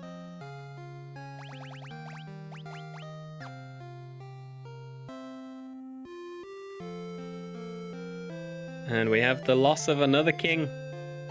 07 for the king. Now we found a cool statue. We give it our white mask.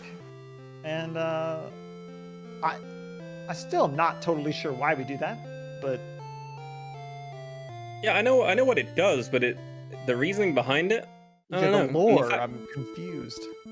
Yeah, the fact that the mask has a little wiggle when it goes on as well. It would freak me out. I would also leave as quickly as possible. So, one thing I do want to touch on here now is the enemy tiles of encounters.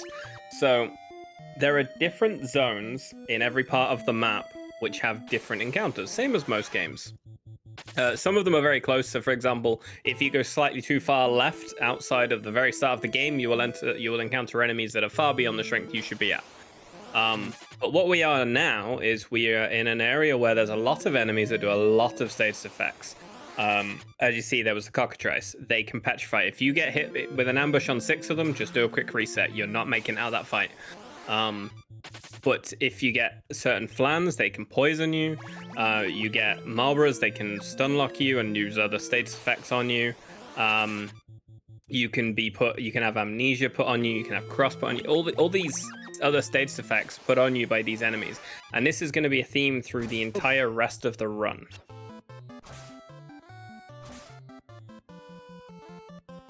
Yeah, so in Final Fantasy 1, we like being turned to stone. Because it helps. And there's a few, I think Final Fantasy 3 has a little bit of stone manipulation as well. In this one, we do not want to be turned to stone. And cockatrices will turn you to stone. It's not like in Final Fantasy 1 where we just wait and just hope that they turn us to stone. It is, they hit you, they will turn you to stone. So 100% guaranteed.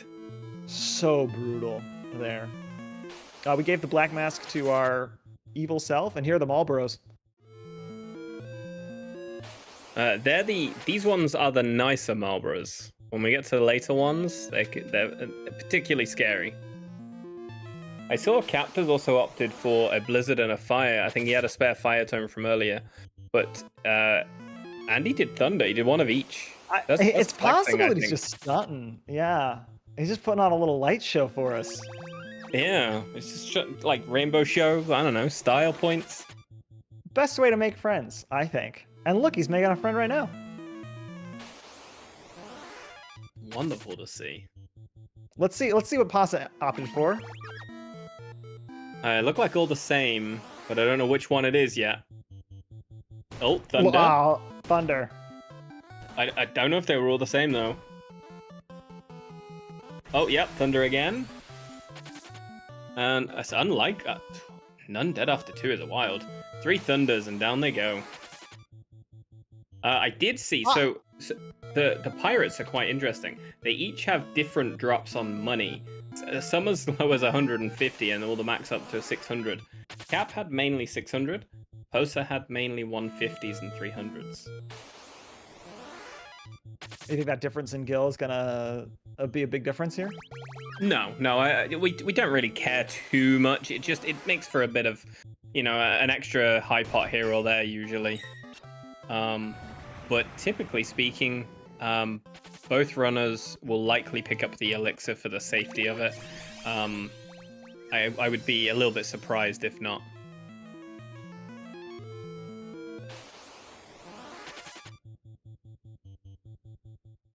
So James is in, as I said, the negative aspects of some of these fights.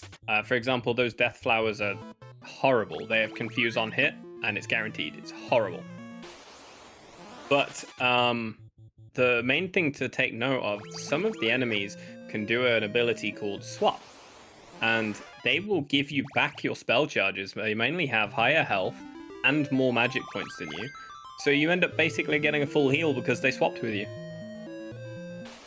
It's kind of nice of them. Yeah, it is the parasite back in that back corner. The brains and the charges can also do that, but they're much less likely to. But whilst we were in here... Oh, they're huge in some cases. Whilst we were in here, the black garb was also grabbed and given to Firion. He's got a lot of bonus defense just to help him survive a little bit more. But there's the crystal rod. Grab it, get out. Yep, leave, get yourself free.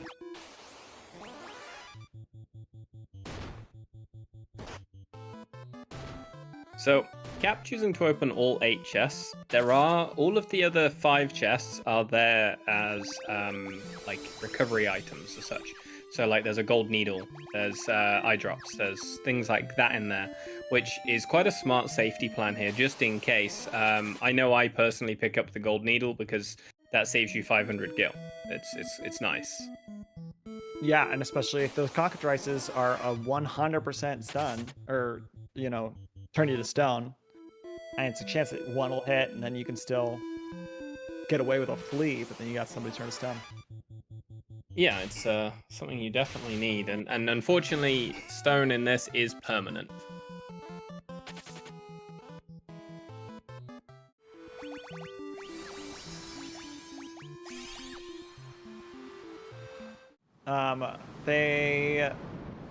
Possa opting for just the 3.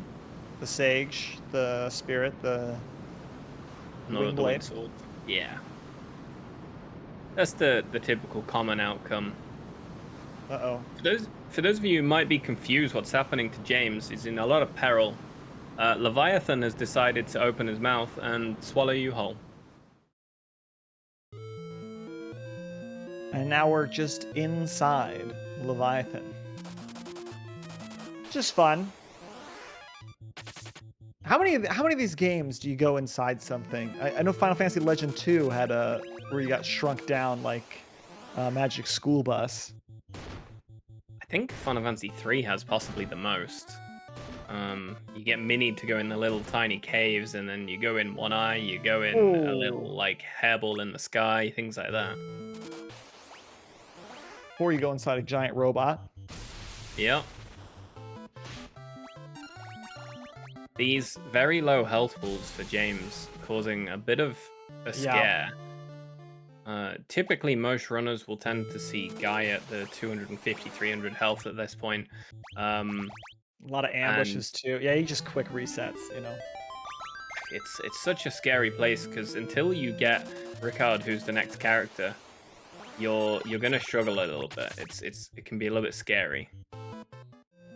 Kind of does a little run around in the stomach acid to sort of reset the RNG there.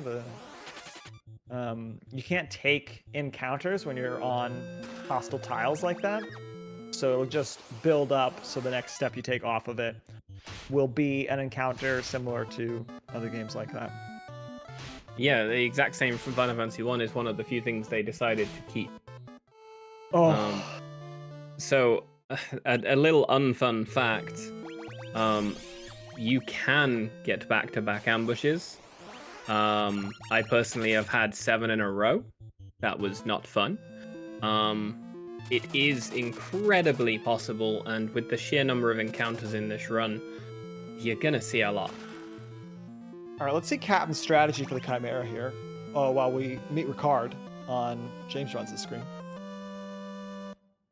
Yep, Ricard will be his dice damage for a little while, which is really, really handy to have, honestly. Okay, so Cap choosing the Warp Tome Sage Wisdom strategy with both Guy and Firion attacking and 3 gone. Okay, that's pretty good. No, misses with the Don't be ancient. asleep. It's not asleep. Not asleep. That's scary, that one. He's choosing the safe option of defending. Blaze will be quite scary here, which it was. But he can again use Life on All, and he'll make that through there. What we're hoping for is a melee here from the Chimera, or nothing at all. Maria gets a little 4 damage in. Oh. He's going to leave Maria down for this fight, I feel. That's unfortunate. But he's through. He's through. That's the main thing. He is through. Sadly, his life did level up, though. Yeah, using it so many times, that's going to happen. Yeah. Yeah, but he's only got at least 1 area to go until he gets to the Lamia Queen, so he would have picked up a safety cottage. Very likely. I haven't seen his items, which means he will be able to use that to get his stats back. Possa, meanwhile, gets through with all 4 getting consumed. All 4 Chimeras down. Easy peasy for him. Did you manage to catch if he did teleport or warp? I believe it was teleport. Yeah, I saw a black tome in his inventory, so I'm going to say that's his warp tome because he doesn't have his sleep tome yet. Yeah, it was teleport, and he also threw some buffs onto Firion. I'm not quite sure what items he was using, but I think Guy was the one to throw it. Yeah. If he threw the teleport, it would have been Guy. Crazy. I mean, we kind of just glossed over the fact that we got eaten by a giant sea monster, and inside that sea monster was just like a bunch of other people, including the last dragoon ever. We still don't get the option to use the summon, so for now we just see them as, well, incredibly strong enemies.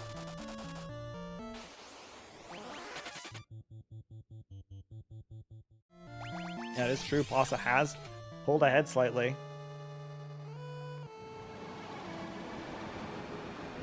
JamesRuns climbing the tower. A bunch of big Gygases here. The unfortunate part of a lot of this run will come down to the RNG of how quickly you get out of fights, and if you've been hit by a status or not. Luckily, seems like the Fire Gargus is asleep. Yep, typically card tends to handle that job really quite well. His levels are much stronger, and he is significantly more powerful than the other characters we've got.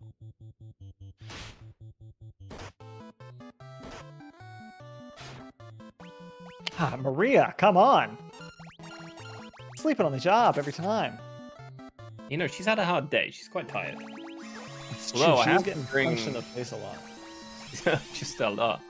I do have to bring attention to Possa's 49 health Maria. That's something. I mean, Cap's only got 52 on his as well. Well, she's getting hit a lot in this fight, so maybe she'll get a level with that. Well, he's Or no, we'd have to beat them, wouldn't we? Yep. And that's a very nasty fight. The fact he's still in it. So this is the curse of those stunners. The yellowy rat-looking ones. The grey ones are the ones that do the poison effect. The It's were-rats. crazy. Captain are basically standing next to each other, Captain and Possa right now. I I'll reset believe them, Cap doesn't have any antidotes, which is why he elected not to take that ambush fight.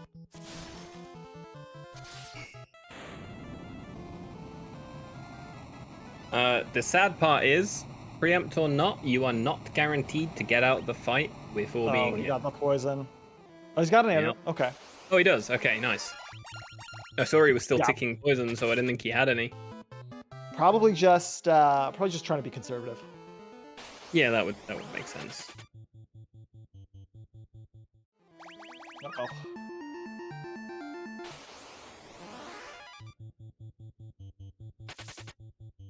Once you get ambushed, you know, you have to wait through a bunch of enemies. Yep.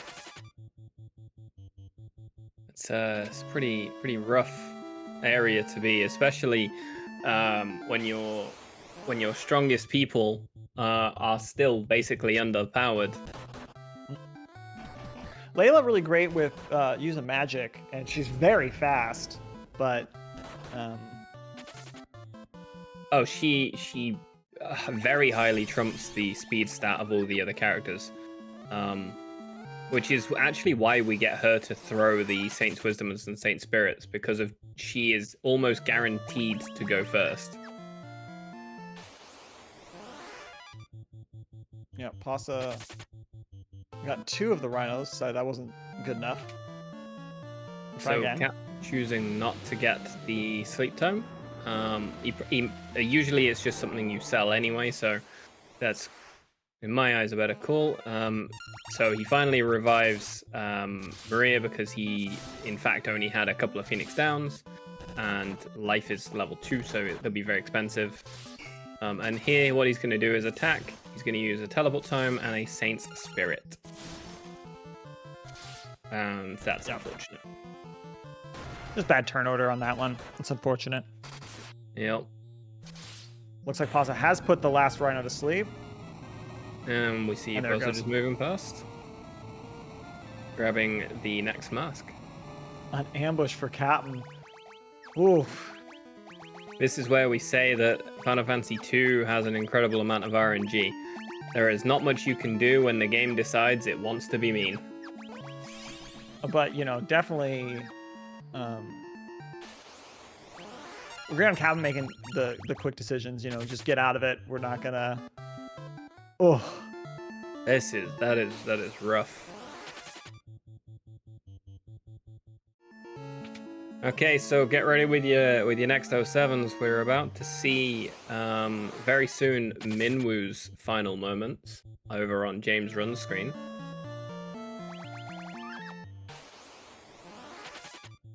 And we will get Ultima not long after. He gets all I'm getting 4! all 4. Let's go. Oh, some mercy. And the Furion guy did die, but, you know. Yeah, he was trying to be really careful to avoid that encounter, and he gets out anyway. Very nice, very nice.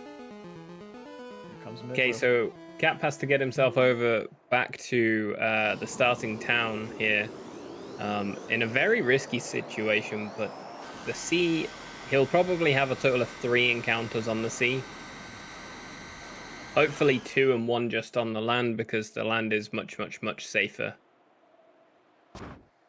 Minwoo on JamesRuns' screen does blast a bunch of milk at a door to open it. Lovely, lovely milk. Dies. I didn't think of that one.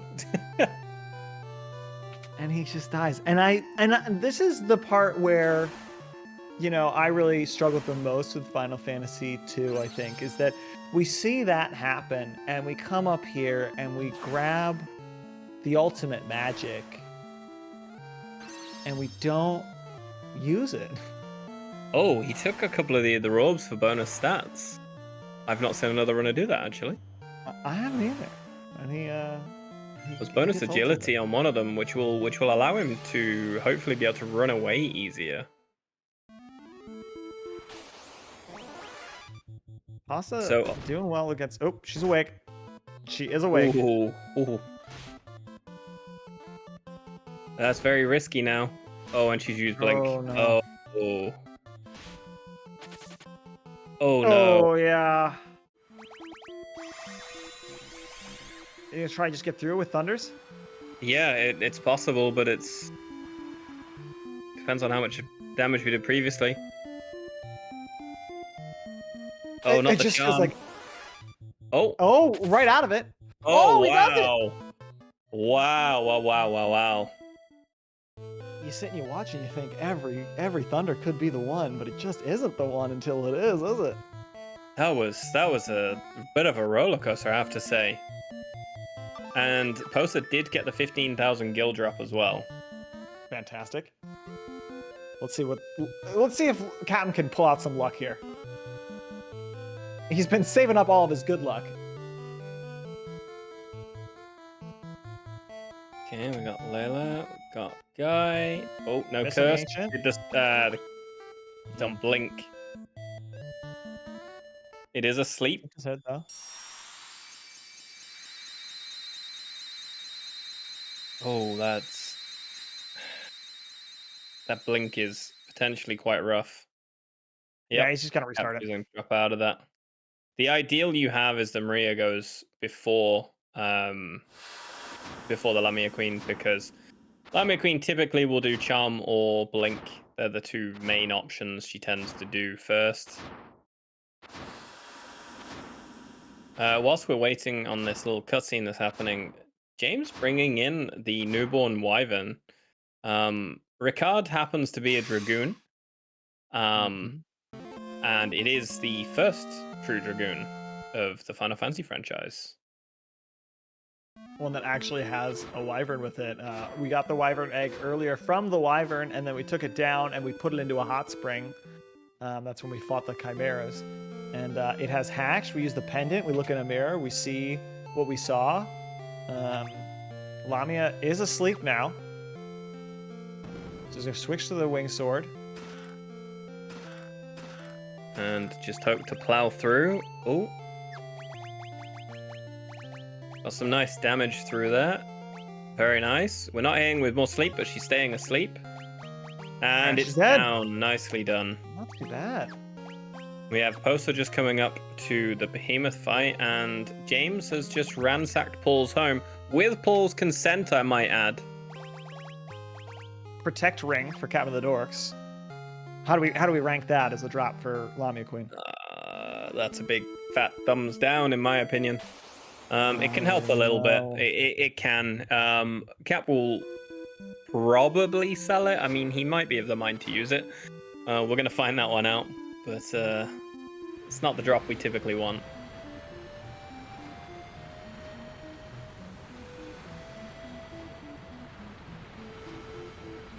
Okay. We are going into a tornado for JamesRuns while Possa fights a behemoth. Oh, sorry, a cyclone. Okay. Possa did manage to get the behemoth asleep, and then it woke up immediately, but I think he's through. Yep, there it is. A tasteful 44 damage to get through the fight. Yep, nice little bump over the finish line. Oop, it's another trap. He is using the Protect Ring. I thought I just saw. It Well, does you know, when you protect got it against on it. a good few statuses, so it can be quite nice. The main drops you typically see would be the money, the ribbon, the Protect Ring, or I think there's some armor as well. The armor's the big fat nope that's really bad. The ribbon and the Protect Ring have a use if you want to, or you can sell them. And then the best scenario is usually the money. So Cap is doing the double desert cross. So he's going to get the approximately 3 encounters across the desert each way. Land raise. Not too bad. He's gotten quick fleas. Got one more encounter to go. There's the he nice does quick safety save. quick save. And he's in. Ooh. Nice. Very nice walk Perfect. across. And he's in Meanwhile, position for the JamesRuns, sort of story-wise. So the Emperor has summoned a giant cyclone now, and is in a castle in the cyclone. So we have flown in, and now this is the fight that, I'll be honest, this is the fight that made me crash out of Final Fantasy II forever. It's by far the hardest fight in the run, and it's very heavily RNG orientated. It's a gauntlet of fights. So I'm going to go through this gauntlet as we take it. So the first 2 fights, you're going to come across Royal Guards. It's 2, then 3. And typically we split who hits who, because we're going to be using Firion to put one of them to sleep and curse them, whilst Guy and Ricard do the damage for us. So you'll see he hits the back one there. That should hopefully be asleep, and the front one will be dead. And then we'll hit the one that's asleep with Guy, because Ricard will hit the other one, which he will also hit with Firion, to hopefully clear that. And it's not these first 2 fights that are bad, but unfortunately, if anything nasty happens on the 3rd fight, you have to reset to the start of this gauntlet. So as we get to the final fight, what we're going to need to do is we'll end up using the Hermes shoes that we picked up earlier on Ricard to give him bonus speed. We're going to use Firion to try and put the Emperor to sleep so he doesn't buff the allies. And the really scary part is that Wood Golem. It needs to die. If it punches anyone, they will die. And there's a nice big hit, and it's down. Nice. Beautiful. Okay, care a bit less about anyone else in the party here, so you'll see he just left auto on. Once the Golem is down, you can auto this. You only need Ricard to get through, and with that Blood Sword, he is invincible near enough. And here he's going to take out the Emperor, because the Emperor has a very slow death animation, and then he will finish it up very nicely with the Royal Guard. Beautiful. Beautiful fight. Really, really well done. You know, when he plays it that well, it makes me seem kind of like an idiot that I had so much trouble with it. But there's so high RNG. You are praying that you don't low roll on the Golem. You're praying that you don't fail to put the Emperor to sleep. The now, Dark you would Knights have don't poison you. Yeah, exactly. You would have seen, though, that James was using the Wyvern on that fight as well. If you are slightly short on damage, the Wyvern can actually take care of the rest of the damage for you. Good guy, Wyvern. Unfortunately, Ricard does sacrifice himself for us there. But we all celebrate because the Emperor is dead. And peace returns. Oh my gosh, were we supposed to let the next game know that they needed to get ready? And we beat the main boss. We haven't beat the main boss yet. No. There's more to come. But the Emperor. Oh yes, but this is where the Emperor decides he's not had enough yet. No, somebody else takes over. Well, no. We still have the Dark Knight to go for first, which is our good friend. And after that, there is still more Emperor time, you know? which, in my eyes, with the arranged sound, the more modernized Pixel Remaster sound is one of the most epic scenes in a Pixel Remaster. Castle Pandemonium is the best song from the Pixel remasters. Hands down, it is. Yeah. I mean, there's Battle of the Big Bridge, which is tough, but that's kind of in a tier of its own. Oh, Team Tonberry just taking down Godos. That's that split taken care of. I think CaptoftheDorks had a little trouble with Behemoth, but now making the walk across. Behemoth being one of those fights. So basically, from Lamia Queen is really your RNG fight onwards. You have that, and you have Behemoth from after Lamia Queen. You have the Emperor Gauntlet, which is also RNG. Some of the encounters along the way being RNG. Where James is going next is incredibly risky. Blinky, you miss it. Sid's dead. Oh, yep. We got another 07 moment for Sid. But that now gives us access to his ship. And fortunately, the game is very kind to tell us where that is. So yeah, I remember that being after playing Final Fantasy 1 and then coming Final Fantasy 2, where the screen just like goes, and this is where you need to go. I was like, oh, thank goodness. Thank you so much. I appreciate. What would have been great if I hadn't spent 10 hours trying to find a canoe in the woods in Final Fantasy 1. You just couldn't find that, and you didn't know who to speak to.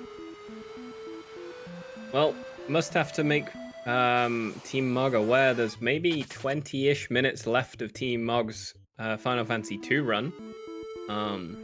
We've got some of the scariest enemies to run away from approaching, and some of the best music coming up. But we have Cap approaching Gotos, which is the next split for him, and Possa making his way around to do the nice little mask drop and get the crystal rod and get ready for his own Emperor Gauntlet.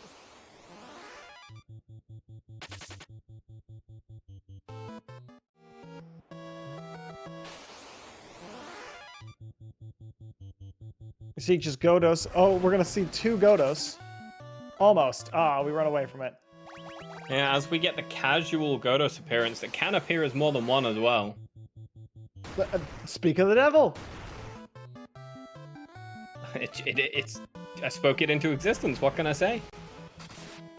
So we've come to Castle Palmacia because we did defeat the Emperor. We killed the Emperor, but the Dark Knight has basically said, well, if the chair's empty, I might as well sit in it.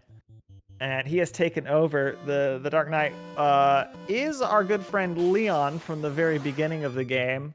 If you remember when we were running away and we all got killed and 3 of us woke up. So he was kind of a you can't beat him, join him kind of guy. And then now that they've been beaten, he says, well, if you can join them and then they do get beat, I guess rule them.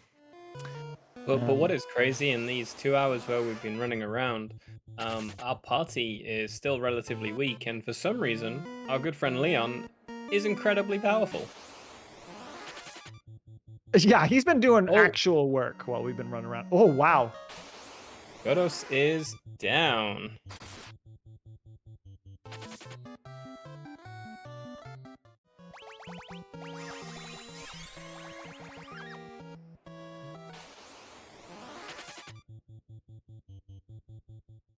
And they get their castle back, and we do the looting, and we do the running. Possa making it to Misabeardy now to hand over the white mask. Or no, has already... No, yeah. Misabeardy for the white mask. Do a little shopping.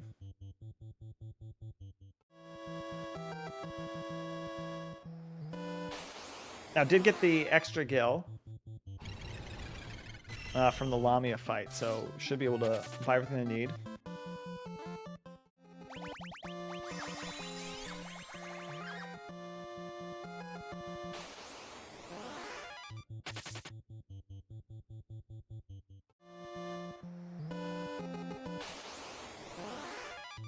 Okay, is, so we can see Possa doing another shop now as well.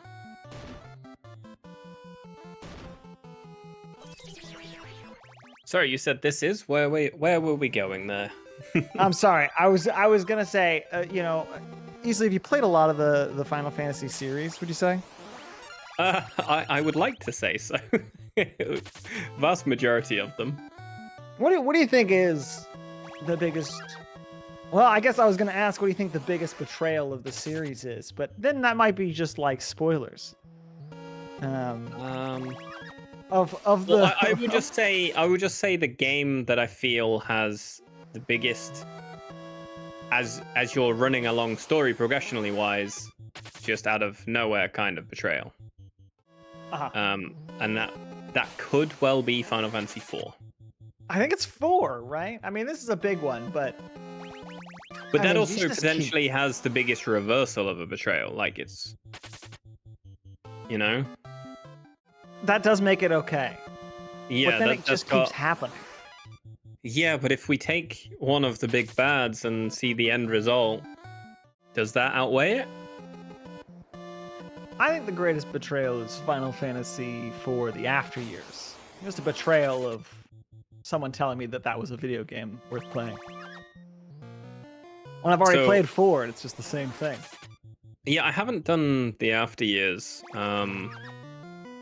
My adventures in Final Fantasy are all of the singular mainline games. Okay. A couple of the sides, such as I've done all of the 7 games, all of the 13s, 10 and 10-2, you know, all of those standard. And then a couple of spin-offs, like I've done WAF and yeah. Can you explain what's happening in JamesRuns the screen right now? So this to me is with the music from the modernized Final Fantasy Pixel remaster games, is one of the single most epic scenes. The Emperor comes back in his truer form. He is incredibly powerful, and he is bringing out his true castle, and he is going to wreak havoc on the world. That's the fundamentals. You know, we sent him to hell, and he took over hell, and now he's back. So, Yep. Oops, our bad on that one. Couldn't have seen that coming. He was too powerful for hell, you know? Who would have thought? So there, Ricard does sacrifice himself, and we escape on the Wyvern. Go and meet Hilda, and she's like, what's going on? Isn't this the bad guy? And we're like, no, the first bad guy's back. This guy's still kind of a bad guy, but he'll help us out. So Leon joins the team. Luckily, he's been working out, so he is very strong. So, roughly speaking, once we make it into the Jade Palace, which is where James is about to... Jade Passage, which is where James is about to go to, we're looking approximately between 10 and 15 minutes left of the run. Optimally, you're looking about 10 minutes, maybe 11. Some might say a touch quicker, but it's usually about that. And yeah, it's not far, but it's I think the part of the run we should pay great attention to, because it's so scary. The encounters that are there, you could be sat resetting, or you could just skip your way through. And there is the Jade Passage, that opening.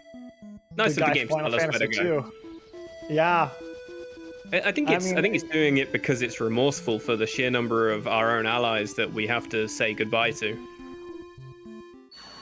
Okay, so there is a really nice little mechanic you can do with the airship in Final Fantasy II. You don't get much opportunity to use it, but James did it then. You can mash your, I think it's your hold your cancel button, you mash count. You press one of the buttons while you're flying. I can't remember exactly which one. It's like 50 times ish, roughly. And all of a sudden, you get a supercharged airship, which is incredibly fast. No, some of these, he's taking this fight. Some of these fights are unrunnable, correct? In the Jade Passage? any dragon fight is an unrunnable encounter, and all of our other allies are not strong enough to fight them. But Leon with the Sleep Blade, which is almost guaranteed to hit, it's like I think it is damn near guaranteed, and his Blood Sword to accompany it, he is near enough invincible, and will take care of the fight in 3 turns. Oof. Say it's a very scary part of the run. There will be a good few quick saves in some of these longer screens. Another white dragon. The only advantage to seeing a lot of white dragons here is that you may gain an extra level or 2 on Leon. And We're leveled up right there. yeah, and so you may push your damage up for the final boss, but it's not needed. You can just run through. It's a free boss. It's quite possibly the easiest final boss aside from Final Fantasy X's utter final boss.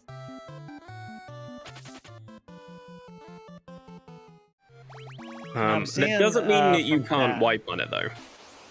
Well, true. I've seen from chat that earlier today, JamesRuns had a personal best in this game. He's about a minute behind on that, but still a very impressive run. A lot of things going really well for him. Probably those dragons slowing down a little bit, for sure. Well, from the moment you enter the Jade Passage, as I say, you can get through it if you're really fortunate on around about the 10 to 12 minute mark. So I know that the PB is a close match to his run, but things like this do not help. I'm so sorry. I shouldn't have said anything. Commentators curse. I'm so sorry, James. So moving down to Posa, change of subject entirely. We're getting swallowed by the Leviathan again. If it can happen to you once, it can happen to you 3 times here in the Final Fantasy series relay. Just a bit of bad luck. Hopefully this goes a little better for Possa. I know that James had some trouble. Health looking a little better on his guy. He did pick up the haste tome. The haste tome's quite nice for the final boss. It helps push the damage up so you can beat it in 1 to 2 turns instead of 3 or so turns. But it is a very scary area. As you see, he does get one-tapped by those salamanders. If you get stuck in one of those fights, they are incredibly nasty. The abyss worms are incredibly scary. The salamanders are, typically speaking, unless you get ambushed by Marlboros, you don't really care about them. And you don't really want to see too many white dragons simply because whilst they may be safe, they are unrunnable. It's time loss, yeah, exactly. And this is a speedrun thing. It is a brutal experience here. There is the Abyss Worm doing Abyss Worm things. Possa also not having a lot of luck inside Leviathan. It's been a few resets on this one. Oh, quick flee there. That's good to see. So for any of you who are watching this that go, I want to try Final Fantasy 2, please don't let us put you off when we say that some of these fights are brutal. The run itself is fairly enjoyable. It's just quite an RNG fight. If you like playing a bit of slots, the run is for you. Yeah, if you have sort of a gambling addiction, for sure. And you know, it's a fun story. There's fun characters. I really enjoyed I mean, as fun a story of lots and lots of people dying can be. But it is a great game and great characters. The game never felt quite as dark as, for example, Final Fantasy 16 did. But maybe that's because of the realistic vibe instead. Maybe it's the color aspect, because Final Fantasy 2 is very colorful. Yeah, it's a very high saturation, and Final Fantasy 16 seems like it's mostly played at night. So we do see another dragon for James as well.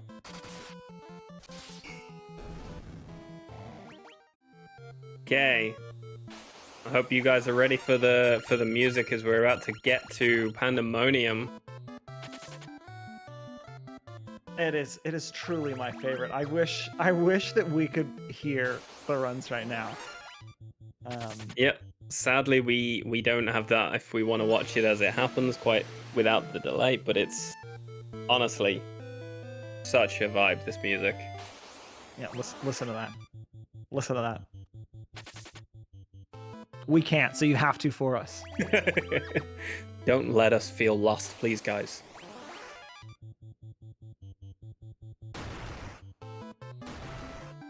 But as with the previous area, Pandemonium is a very scary area as well. There's some enemies that can just take you out, whether it's an ambush or not. There's some enemies where if you get ambushed, you are probably going to have to reset. The Death Riders are incredibly strong. They can crit for over 1,000. So you just hope you get out. Right, basically just gotta keep picking people up, hopefully, so they can just take some body blows. We expect them to take them. We do in fact see a return of a Lamia Queen as well. As with other Final Fantasies, enemies that we saw early in a game that were bosses are just standard enemies now.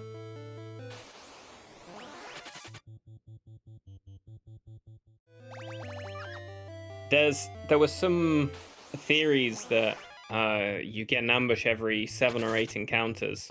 It's not true, but there were theories of it. So you would see some runners count the approximate steps between encounters because they are fairly consistent. Right. And they would quick save just before the one they believed to be an ambush. Now it's not quite true, but there was some method to the madness. It did seem quite common to be approximately every 7 or 8 encounters you would get an ambush, but it wasn't guaranteed. Well, he's having some luck getting through these. I need to stop saying those sort of things. It is going well. I can't help myself. I don't know. It gets away from me. Oh, Captain, no. Captain also getting swallowed by a giant sea monster. Leviathan's definitely hungry today. Can I share with you? I have a deep fear of open water because of Super Mario. You know, I think that's a valid. I think that's valid. You know, because you fall in the water in some of the levels, and that giant fish comes and eats you. It's been a deep fear of mine ever since then. I don't know why I'm sharing it now, but you know, just something about Leviathan. Oh golly. The one that always did the scare for me was hearing the Sonic drowning music. Yes. Now that was trauma.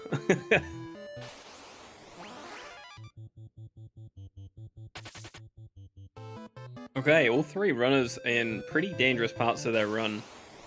But Cap on his way to pick up Ricard. Possa making his way up to say farewell to Minwoo. And James still tearing his way through Pandemonium. Not too many screens left. On his way to say goodbye to us. Yeah. Not many screens left.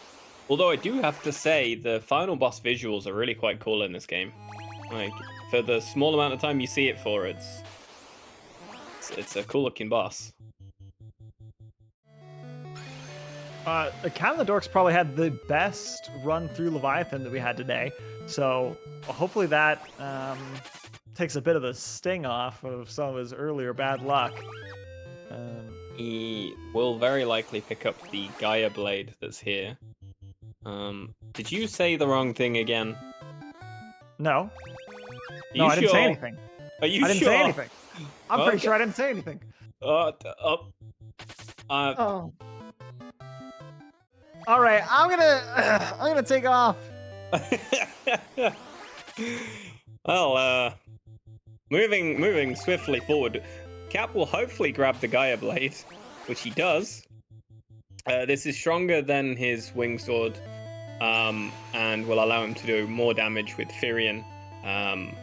which is quite a nice little upgrade, and will be used until such time as we get the ice brand on Firion after we get an upgrade for the character that first used it, being Ricard.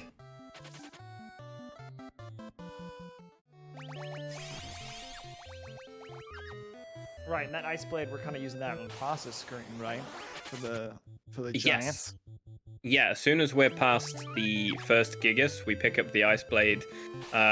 Weirdly, the Thia one, we use the Gaia sword instead.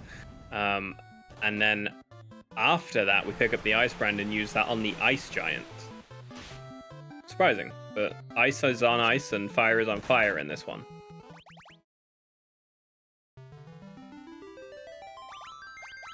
Oh, James having a bit of a rough run through Pandemonium. Not many screens left, though. Nice fight on the worm for Cappy there, and he's going to head into his tower. Only slightly behind Posa. Yeah, really keeping it close. Posa has had some real quick mechanics, some good luck here and there. I mean, a lot of RNG, but is doing just a beautiful run, and Captain keeping right on his heels. And I mean, that's the kind of beauty of the relay, is that it is so many people competing against each other, and it you know, the race aspect of it pushes each of our runners to be faster, to execute better. Oh, we are on the final screen for Team Mog here. I'm hoping to see it now. We don't see a King Behemoth. Isn't it valid run or not? That's you know, we could have seen that. But anyway, we are on to the final boss. We only use one person to attack, and look at that guy. Get ready, FF 10-2.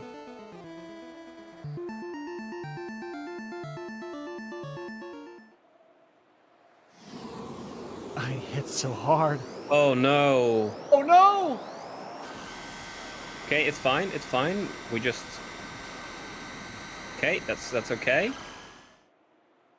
One more hit. And there we go. Time for Team Mog. Go Team Mog for 10-2. Was it like perfectly? Oh, he only had 500 health left on that last hit. So that was a scary situation. We almost saw we were fortunate not to see a starfall after he revived. That would have been probably a game over, and he would have had to load back into that fight. I can't help but feel when I said it was easy and free earlier that maybe that's the reason. So I think it's going to be extremely difficult for our other two runners. I think it's going to be nigh impossible for them. No chance. That's what I'll say. Should we let the 10-2 people introduce themselves? I think this is the safest option. I think we need to. Let's do it. All right. Hello, everybody. I'm Matty. I'm one of the commentators that you're going to be hearing coming up. Yeah, I'm Misa. Kind of missing out for one at the moment. Don't know what happened, but you'll be here soon. Yeah, we got a good, I'd say, like 25 minutes. But yeah, we're about over 55 hours into this thing. We've seen every team have a lead change, a world record, and this game is also another one that can kind of mess with the runners RNG-wise. So if you're not happy with how your team stands on the leaderboard, 10-2 is definitely a game that can shake things up. And yeah, we'll get with you shortly. We'll leave it to the FF2 crew to take it to the house and join you shortly. Good to have you guys. Thanks for giving it back. Always fun Extremely to be a part of excited. this thing. Okay, now, Lukey, we need to remember not to basically talk, right? Right. Somehow we have to commentate without drawing attention to anything good happening on stream. I tell you what, we see a wyvern appearing on the screen for Team Posa there, for Team Tonberry with Posa. I'll be honest, the bitrate has completely crashed for me, so I'm really just seeing squiggles. I'll take your word for it. I've seen the game before. I think this is the point where a wyvern does appear on screen. It certainly is. I can just about. We're just about still there for it. Cap making his way through the end of the tower, just making his way up to go and say his farewells to Minwoo as well. He's just got one more giant to go. Before that, he's going to pick up his Hermes shoes, which is vital for the Emperor 1 fight. And yeah, it's just a very scary area. The certain enemies can be a bit confusing, so to speak. The imps there happening to do exactly that. Ah, we love a good pun here at the Final Fantasy Relay. Oh, Possa robbing the gentleman thief with his permission. hey, it's all consensual.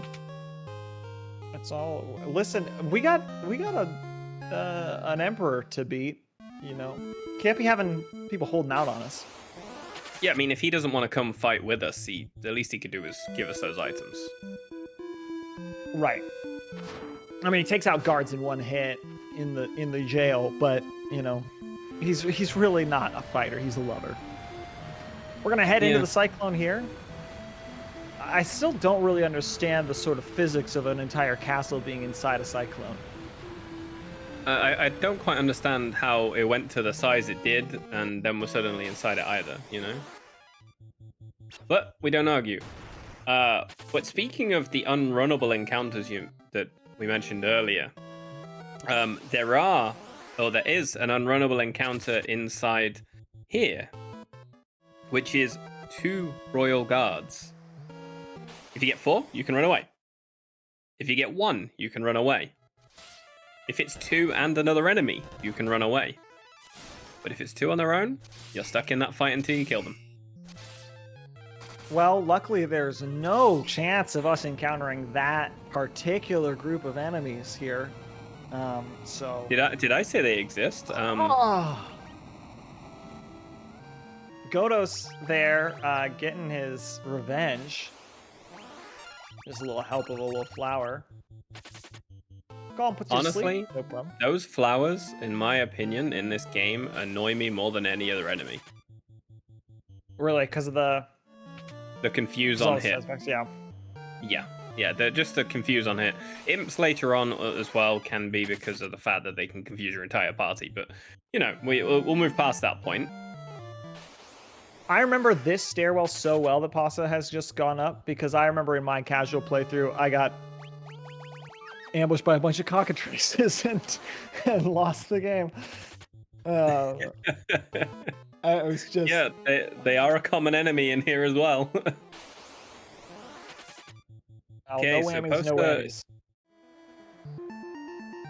Possa is just coming up to his Emperor 1 fight. We'll see if he handles it as smoothly as James's did.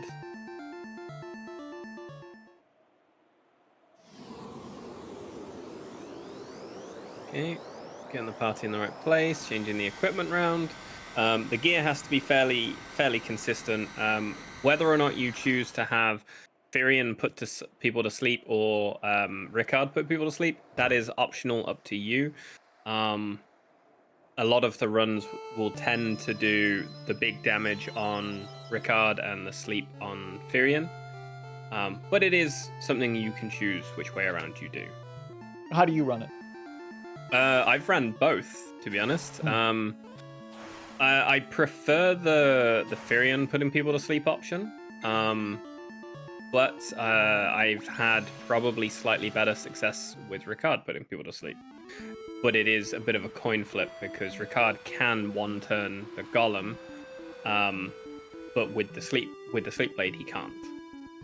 Right. Yeah. Firion, you know, he's had so much practice putting people to sleep. You'd think that he'd figured out by this point. Well, he's had practice, but he's been unsuccessful in a lot of occasions. That is true. That is true. It has been kind of a brutal run through for all 3 with our luck with sleeping things. Here we go, into the final battle. Yep, straight in. But he got ambushed on that encounter. Just really hard luck at the end of the gauntlet. You can be ambushed on any of those 3 fights, and Possa did in fact get ambushed on this fight, but managing the outcome quite well, leaving Guy down for this 1 turn. Oh, Golem doesn't go down. Golem hasn't yet, but should be okay as long as it goes now. Which it should be. Yep, there we go. There we go. And now all we need to hope is that we get Ricard's turn early. There we go. When we take out the Emperor, it should be smooth sailing from there. Yeah, the Knight's not really hitting for too hard. No, and at they're this not point. strong enough to one-hit Ricard, and he's typically strong enough to beat them on his own. And that's through, despite the ambush. That was quite well handled and pretty fortunate on who got hit and when. Yeah, we lose Guy, but, you know, definitely better than losing Ricard there. But another, you know, even with having to sort of adapt on the fly, getting poisoned, getting Guy down, still able to sort of adapt and make it an easy looking fight. Yep. As a heads up for Team Tonberry, we're looking at 20 to 25 minutes left. So, not too much. I'm just going to do a little bit of dancing.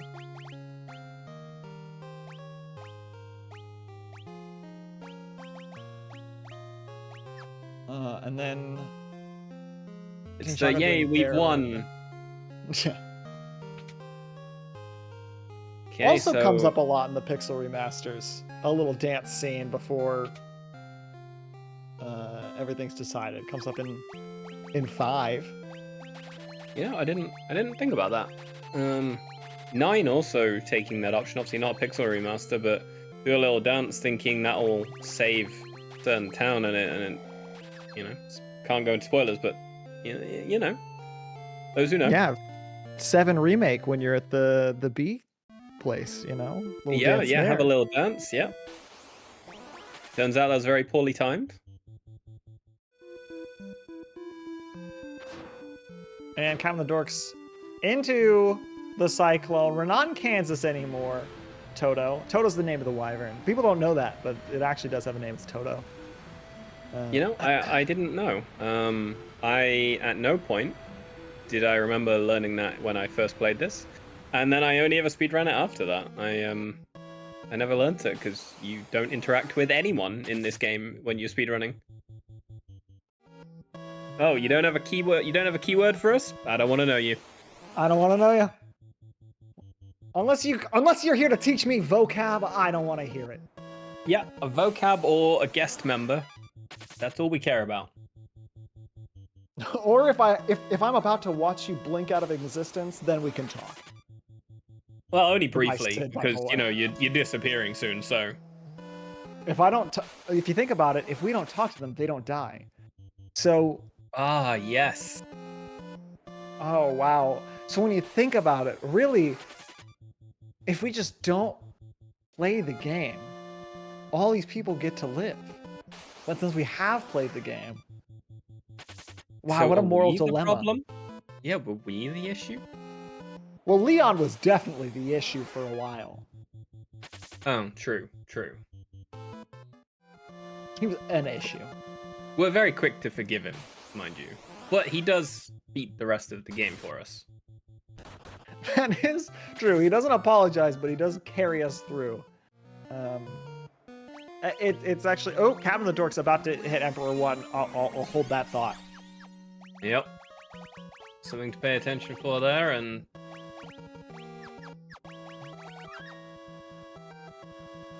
Alright, everyone hold.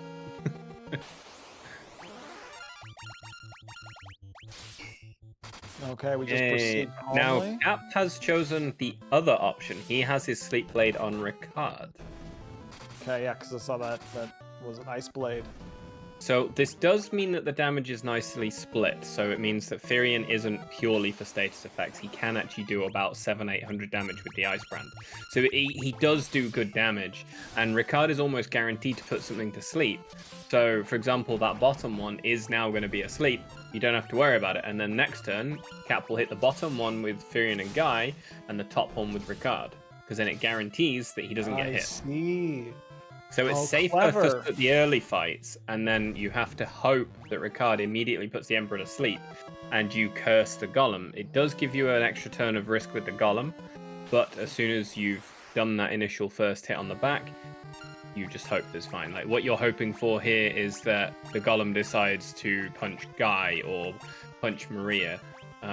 That's really the two outcomes you're only ever looking for. But what we're hoping for... Shoes, right? Yeah. Yeah. She's done. So Cap choosing not to initially put the Emperor to sleep, he's going to try and take out the Golem first. If you're lucky, the Emperor won't do anything too crazy good early. Golem's down. So that is the barrier for defense. He'll then hit the Emperor, put the Emperor to sleep. See that lovely big hit that was there. And as the Emperor goes down. Oh, that's very, very close. Tight. Well managed. He's through. He will be through in just a moment. See, this is why these people are the pros. You know, me, I could never beat this. Dozens of times I went through this gauntlet. I couldn't get through it. Didn't understand why. But these guys, professionals. It is by far the hardest gauntlet in the game to do, the hardest boss fight in the game, because so much of it can depend on if you've managed to put someone to sleep, or if you've managed to get good turn order, if you've managed to get good hit selection, if you've crit or not. Like those factors that come into things all vary how the fight will go. But it's very nice to see all three runners get through first try. For sure. We've got to keep this close. That is the 20-25 minute warning for Team Choco as well.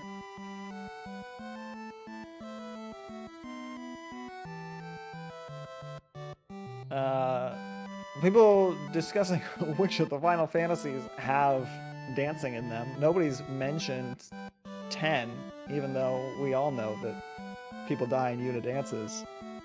Exactly. The main dance theme. I can't.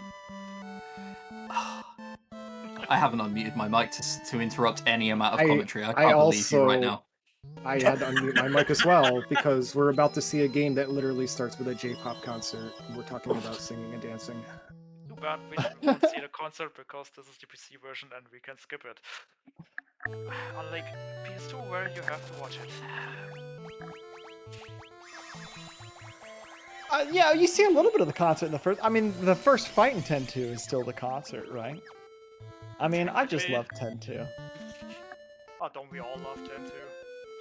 I just love the fact that me and Chris simultaneously unmuted our mics and said, hold on a second. Alright guys, I'll be back.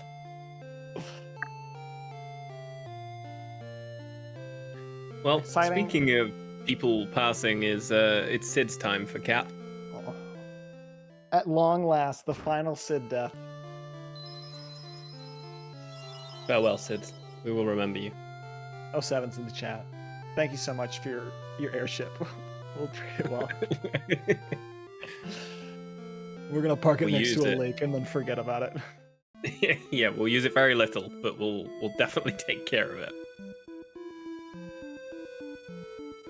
Here's that moment for Possa. Nice Emperor appearing. There he is, fresh out of hell. With a brand new look. Looking nice fresh new to weapon death. As well. Yep. He said, I was kind of a pushover the first time you fought me, I guess, for these people. But now I'm even more powerful. Just wait until you see me later. I'm sure things will go much differently. Bye, Ricard. Another death. Count it. We just don't see it. I did try and look up the other day because I knew we were going to be commentating this one. I thought, which Final Fantasy game has the most death in it? People are pretty split. Pretty split. See a lot of people saying 9. There's a whole planet. I feel like 10 has a lot. Right? 10. The whole life cycle of Spirit is revolving around death. It's like a life cycle. That's 10's got a it's lot. like a major theme in the game. Yeah, 10's the whole life cycle. Yeah, I agree there. I'm just gonna. But what about throw in, what about 13? Type 0 here. No. Oh. Oh, Type 0? I heard a lot of people say Type 0. I haven't played it. 13 I have heard as well, because, you know, by Lightning Returns. It's tough. It's tough to say.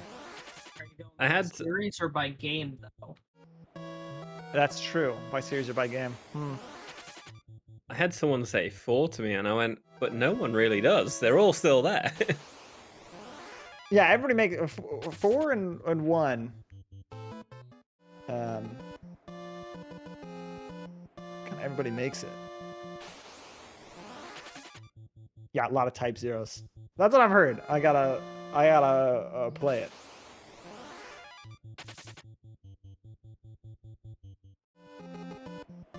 Possa making it into the Jade Passage. Oh, yeah, Teller. I forgot Teller doesn't survive. Yeah, but he's there at the end. You know? Even the people, it's like, oh, they've been permanently turned to stone in 4. It's like, oh, we got better. The Sage came. Just briefly, 10-2 runners. I understand Drex just got something valuable. Do you guys know what he just got? Yeah, so he. Oh, he got the first Isara skip? Yeah, he That did the was, I first was not Isara expecting that. I we didn't will even know probably you talk about practiced that. later when the other two are probably gonna try it as well because I know they can do it. If not, we will talk about it later anyway. But there's our 1 skip and is our 2 skip coming up as well. Yeah. To give perspective, like to do that on HD is incredibly difficult. Like it's more actually accessible on PS2 with like if you line up to the pixel, but I was not expecting a Sarah 1 skip in the relay. The second one is definitely more imperative. It was a recently new discovered skip that saves like 2 minutes off the run, but that's also what's a lot incredible. easier. Team Mog is just showing up to play this year. Incredible. No mercy. Sweep the leg. Fantastic. Strike first. Cobra Kai. All right, we'll jump back down to where Posa is in his run. He's running through the Jade Passage. As we mentioned before, the Jade Passage is very scary. And you do a little loop round through the waterfalls. The water tiles, as with all of the other hostile tiles, you don't take any damage. And we're just... This is where the Marlboros get scary. That's crazy because I was even thinking in my head while you're speaking, I'm not going to comment on how this is going for Possa, but even thinking about it was a commentator curse for me. I feel terrible. I think this is all on you. I really do. I hate to throw you under the bus like that, but I feel I have to. It's okay. If any of the runners have complaints, I'll hear them out afterwards. I do understand. I do pay for run insurance, so any claims against me for this sort of stuff, you know, always good to have. Good for you get a healthy earful off Cap. Cap will have words. Cap will have words. That's true. I don't doubt that. I mean, JamesRuns can't say anything he won, you know.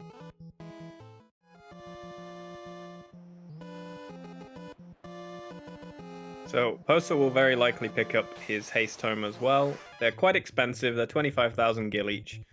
But you typically, especially if you've had a white dragon, you'll have more than enough money. If you don't, like like possa didn't there, you just quickly sell some things and off you go. You don't really need anything that you don't have equipped anymore, so it doesn't matter what you sell other than Phoenix Downs and high pots maybe.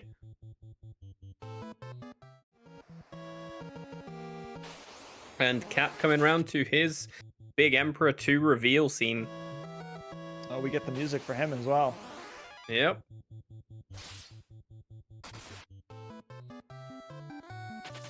Ooh. Oh no, Ricard is dead. Is that going to be a problem? No. I don't think so. But who will sacrifice themselves for us? Well, this is the same thing that happened earlier. We had the magical, wonderful fist that stopped a boulder. Ah, Joseph was unconscious too. Exactly. That's so true. So I think we're okay. And I don't know if like he commands the Wyvern there or the Wyvern just goes, yeah, I got you, don't worry. So you never know. I'm crazy of the Wyvern to save everybody else and not like the one guy who like he's destined to be with. But it works out for us. I wonder if he takes him anyway, you know? He's still there. That's tough. Sorry, Ricard. You were very helpful. I appreciate you.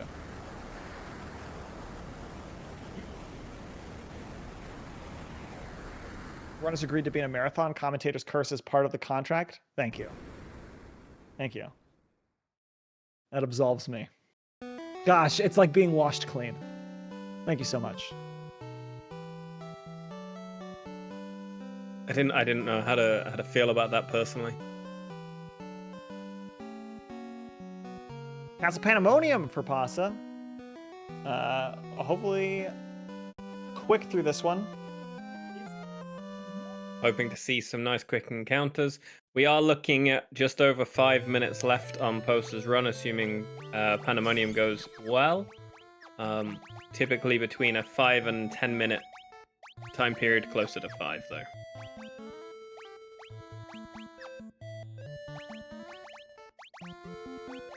See what this Lamia Queen has to say about that. All the old bosses just here as random mobs. I think they were here having a party and we've crashed it personally. Well, when you say that, I feel bad. But yeah, I mean, then again, why else would they be here? They are the minions of hell. That is true. But it's such a colourful castle, palace here. Yeah, it's not quite. Definitely, I prefer this one to Final Fantasy V's, you know, guts and blood castle for sure. Yeah, no doubt. Honestly, no doubt. If I had to be stuck in any Crystal Palace, sent from hell, I think this one. I mean, outside of the roving enemies, you know. And Cap has just entered the Jade Palace as well, and his first encounter is the unrunnable White Dragon. Well, what did JamesRuns got? What, 3 of those? In a row, yeah. I think So he had keep it 4 or down. 5 in total. Keep it below that, then we're doing all right. Do you think that the enemies in Castle Pandemonium are? Oh.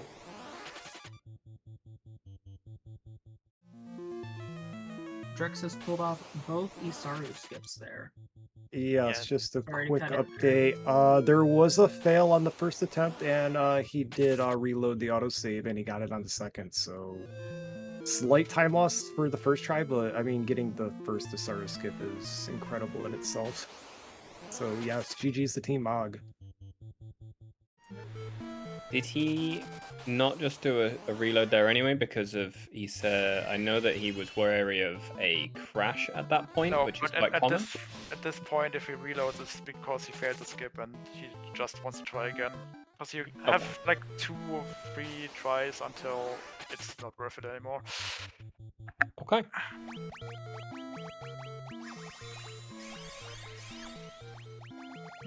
Okay, coming up to a little over halfway in Castle Pandemonium for possa here. On top of the unrunnable dragons, towards the end, the last 2 screens, you have the possibility of a King Behemoth, which is unrunnable and has a slow boss-style death animation.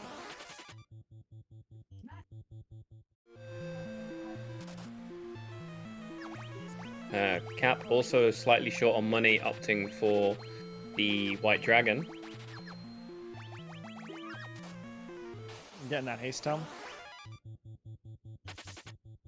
Yes. Oh, quick reload from possa. Just a pretty brutal, big group of enemies. Just don't really want to wait for them to take all of their turns, and then you try to run and making good use of the quick saves. These are longer floors at this point.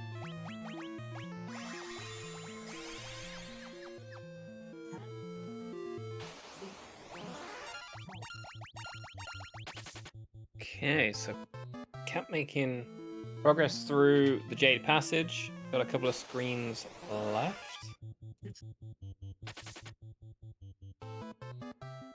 How many... I know I'm asking a lot of these same questions. How many of these games do we go to space? And a lot of them, right? Oh, that's a good question. Let's see, we're in space in 8. Can tell you that much. Yeah, 4. 4? 4 will go to space. 5 isn't quite space, it's a separate Well, we go through space, don't we? Yeah. 9, we go through a portal from one planet to another. Yeah. 3, you go to... Is Cloud of Darkness in space, or is that kind of just like a pit of the void? I think it's a spatial dimension.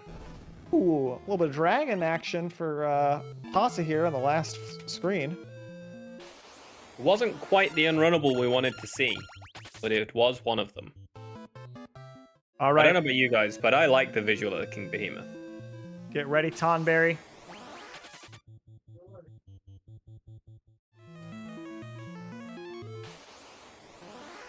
A little bit of haste. Yeah, nice turn order. Okay. Good first hit. Oh, possa loading straight back in. That's a little bit nasty. You do run the risk if you try and go like James did, where you could just get hit by a Starfall immediately next round, and you're down again anyway.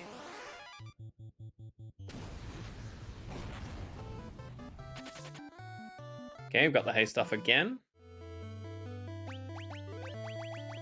Okay, nice. One more hit. And it's down. Team Tonberry time. Go Tonberry for 10-2. Jeez. All right, and then Cam is going to make his way. We still hear a little bit of that Castle Pandemonium. Best song in the series is going to make his way through. But we can go ahead and let 10-2 start talking about the beginning of their run. Yeah, we've only got a few screens to go, but we'll jump in as it's coming up. All right. Yeah. We're getting Team Tonberry kicked off with 10-2. Mog's already about half an hour in, getting through Gagazet and Xanarkand, just keeping track at home while things were going on. Team Mog, for the first part of this run, we do have to worry about random encounters occurring. From what I counted, Team Mog had, a 2 encounter Gagazet and a 1 encounter Comlands for right now, and yeah, we're gonna see Tonberry getting off here with we're killing Yuna. What a way to start a game. Yes, that's definitely Yuna, no one else. She just saved Spira, and now we're going to murder her, so... We got some back attacks in, so she can turn around, and if we attack her back, she takes more damage, so the more back attacks we get in, the better. There's also the possibility she doesn't turn around at all, and some runners reset there, but since we're a marathon, there is no reset. So I don't know who would reset if they got bad luck on that play. I don't know who would do that. Yeah, that's why I said some runners. So kind of home, yeah. Looked pretty clean right there on Team Tonberry's part, and going to be going into the menu. Just going to be setting some animations to off and increasing the ATB speed to fast for the run. At least for the first part of it.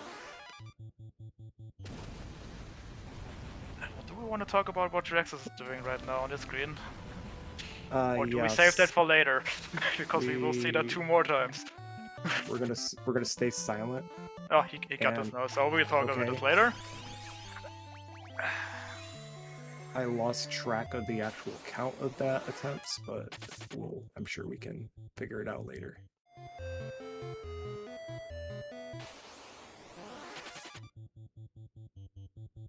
And like I said, we got Tonberry just kind of going through the intro. That last fight, there's a steal that we try to get. It's a buddy grenade that we use for a fight coming up in Gagazet to kind of speed things up a little bit. And this next fight is our intro to Ormi and Logos. We're going to be seeing these two quite a bit the next few hours, so... we're trying to steal some accessories to farm some gills so we can buy some other accessories to equip onto our girls later on. Looks like Tonberry did get the silver glasses steal and a pretty clean finish to that fight to start. Yeah, we got also one of the infamous pain misses there, because Yes. in the early game she just really likes to miss people. Yeah. Of all the people that could miss in the beginning of the game, it's the girl with the giant sword. That's a warrior. And does the most damage. And does the most damage, ironically, yes. Can't be a coincidence. Yeah, then here we see the unique mechanic of 10-2, the dress field changes. We will see that a bit. We have that turned off, but for the first dress field change you always have to watch it. There's no way around it. Game forces you to. If you're familiar with Final Fantasy X and the Aeon's kind of the same deal where we have to watch the first animation and then we can just kind of skip seeing them like ever again. Yeah, also we got another pain miss because... Yep. Oh, she is feisty she really, today. really likes to do that. And you hate to there see is a that chance happen. that if you don't get too much damage that LeBlanc can get off of Thunder, and it looks like we cleared it. It looks like Pain crit on that last one to save it. That was a crit, yeah, she saved that, otherwise she made up for it. Unfunded there. Meanwhile, Dreaxus finished beside, and is gonna go to Kilka next. So yeah, 10-2 kind of like went back to kind of like a FF5 kind of a job system. As far as we're going to be using like garment grids and dress spheres to change jobs and kind of deal damage and get through the game that way. I'm gonna just jump back in for the end of FF2 Please because do. Cap is just about to Go hit ahead. the last screen of the game. Sorry, Cap. I'm hoping you see a King Behemoth here because it'd be nice. Come on, Cap. We got one! We got one! Let's go! Nice. Alright, run's blessed. Unbelievable. There we go. The run is blessed. Leave it to Bless a Cap. run on the second to last fight. Well, Better it's late than fine. never. That's what I always say.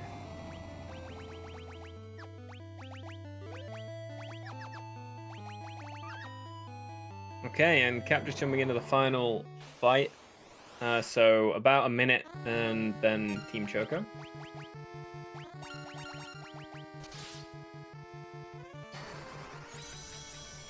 Okay, got the haste. Oh, that's scary. Oh, he makes it. And he'll heal from that, nice. Heal the full. Guy goes down.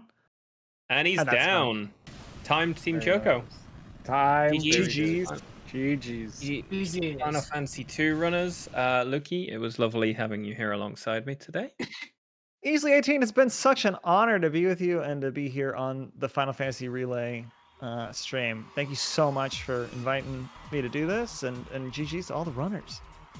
Yeah, it's been absolutely fantastic. Thank you to everyone involved, the organizers, the runners, other commentators. You guys have been absolutely fantastic. Yeah, leave you guys with 10-2 and catch you all another time. Good luck, 10-2. Alright, we could possibly need it. Absolutely. All right. Have you guys done introductions yet? I did an introduction Yes. pre-race, but go ahead. We found our other commentator. Please, Mars, please go ahead and introduce yourself. Hi, I'm MasterMarz. I recently, just after Dreaxus started running 10-2, within the past 3 months, started running. He is a friend of mine, and very fun and interesting run. And I actually do a different early game route using Festivalist instead of Thief Una. Bit different, has some different strats to it, but for the most part you'll see you start out with Riku on the Thief dress sphere, Pain on the Warrior dress sphere, and then they switch into triple Thief dress sphere for a reason. And I do a different route than that, but otherwise that would be the standard. And the reason why we use triple Thief, well, normal runners use triple Thief. They're fast, and there's a thing called chain stunning, or stun locking. And lost Dreaxus on screen. Oh, he had a reset. Oh, a crash. Oof. Yes, we have had our crash first. of the Yeah, day. like that enemy, the game really likes a good crash on this one. One of the worst fights in the game, in my opinion. Yeah, but it looks like he got a good start so far. This is perfect. Because So, this is one of the enemies you can stun lock. Exactly. Yep, so what has happened is when an enemy decides to start an attack, some attacks you can interrupt the animation or stun them. And because the thieves are so fast, you can go one attack after the other, and it'll never get a chance to, attack. It's also called chain stunning because you see that little chain number after. The higher that chain gets, the more damage you do with your attacks. Alright, that was a very clean road fight. You love to see that if you run that game. Yes, that is that's a very solid chapter 1 for T-Mog.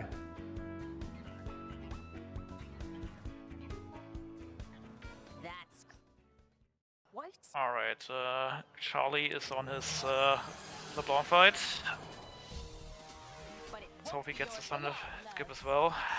I mean, it doesn't really cost you that much time, but it's still faster. Yeah.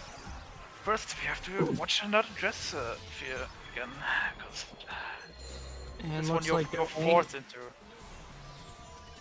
Doumeis is about to start the Xanarkand climb. See how many encounters he gets. Yeah, So, also yes. didn't see if he got all his steals. We will see that soon, if he has to go for the White Ring of Shame or not. I believe he did get silver glasses. Yeah, but did he get all the other 3 steals? No, 2. Right, you don't steal from LeBlanc in 90%. Oh, I didn't. Yeah, I wasn't paying attention to that. So, so this is where this is the part of the game where we do have to deal with random encounters. It's only for a little bit. The next area of the game, the Comlands, we actually go and we buy a charm bangle that actually negates encounters for the entire rest of the game, mercifully. If I recall, yes, Dre had 2 encounters in Gagazet, so really, this is this could swing things a little bit as far as just the encounter rate. It can go, you can get 0 or get as many as 5. It is totally random, the number that you can get here. It's whatever the game tells you you're getting today. Also looked like he got all his steals because he didn't go for the White Ring. So, yeah. Something that's good. Go ahead. Something interesting coming up on Dreaxus's screen here is what we're going to be... Don't know the proper term for it. You're going to set up a skip buffer for a future cutscene. So you'll see him... Hopefully it pops up on the screen. Press start to set up the... Yep, you see the skip in the bottom right of the screen there?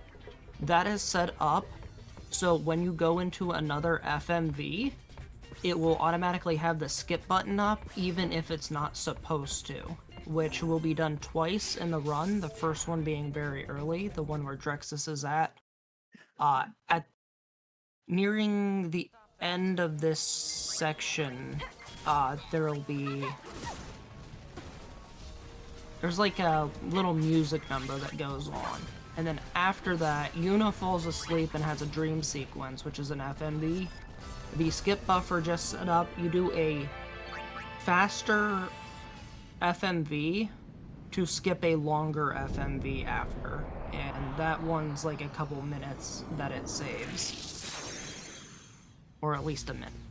Okay, if you're familiar with like the first Final Fantasy or Final Fantasy X, it works in the same way, and it really is only a PC exclusive that you're allowed to do that. The console versions of the game, you have to just watch the FMVs. So we do use that to our advantage to save a good chunk of time just by not watching things. Console has a lot of unskippable cutscenes. Yes. Well, if you like watching FMVs, so you have breaks, go run console. Yeah. You start your, like I said, or maybe if you like concerts, that's also a thing. If you like concerts, just watch a concert and reset the game and watch it again. That's right. Just be careful trying to upload 1,000 words to YouTube. Yeah. Oh, thankfully we're skipping it. Yep, 1,000 words is the second use of the FMV skip. Yeah, but that comes way later, so we will talk about that once we get there. Yeah, we have a lot of things in our way before we even think about playing that part of the game. It looks like Tonberry is up to the end of Gagazet and taking off, offing our good friend Boris here, who did nothing wrong. He was just in the way, and we need to get rid of him to finish the chapter. So Boris is such a simple. Yeah, 07's the Boris. Like really, he did nothing wrong. Just in the way. Even with my festival route, it's kind of funny what I do to Boris. I think it's funny that they actually just gave him a name like Boris. I think that's hilarious in itself.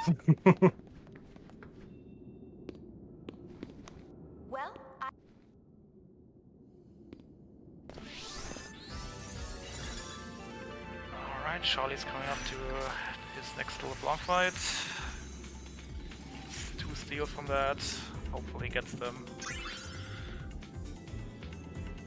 It's not a problem if he doesn't, it's just fast if he does.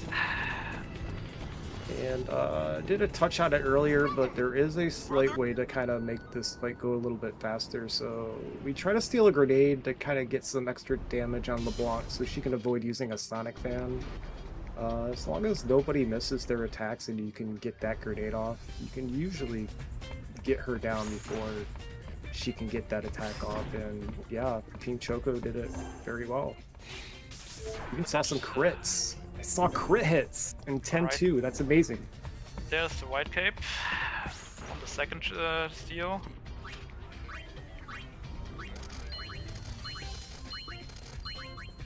And we got the gauntlet. Perfect.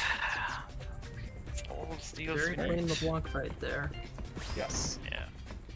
And we just steal here to sell the items later, so we can afford the charm bangle. Yes, we just saw Team Tonberry sell all their items, and basically they're going to be using that to buy some wristbands to help the girls like increase their strength. Think it's worth anything? And we picked up a muscle belt to also help with strength, and obviously the charm bangle is going to negate all the encounters, just to make life a little bit easier for everybody. Well, yeah, if you don't like random encounters, just run it 10-2. Just have to deal with some bosses that could be annoying, but what Final Fantasy doesn't? No need to track. No, you need to use an RNG tracker to find no encounter armor like the first game. Just get it in the first 20 minutes of the run. Chat realizing there's both a Dreaxus and a Dreaxus. Yes. The runner totally wasn't confusing the first time I saw that. Yes. Yeah, the runner is Dreaxus, and the chatter here is Dreaxus. Yeah, that would be wild. That would be like if Matty Ice 86 showed back up in chat. Like, whoa, who are you? I heard Matty Ice 86 is dead. Matty Ice 86 plays Pokemon TCG. From what I remember, you can still find him. Great speedrunner back in the day. Really, what a legend. Oh, Doumeis got a Choco on his account. That's Chocobo. That's a curse for everyone. You don't want to see a Chocobo ever. It's a Chocobo. Or it's a blessing, depending on how you look at it. But... I call it a blessing. I like seeing the Chocobos in Comlands.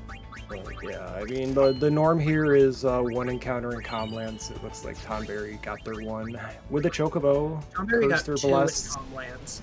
2? Yeah, there was 2. Wow. Must have missed the first one then. Yeah, the first one had the horn monster and a couple other things. The second one had a Chocobo.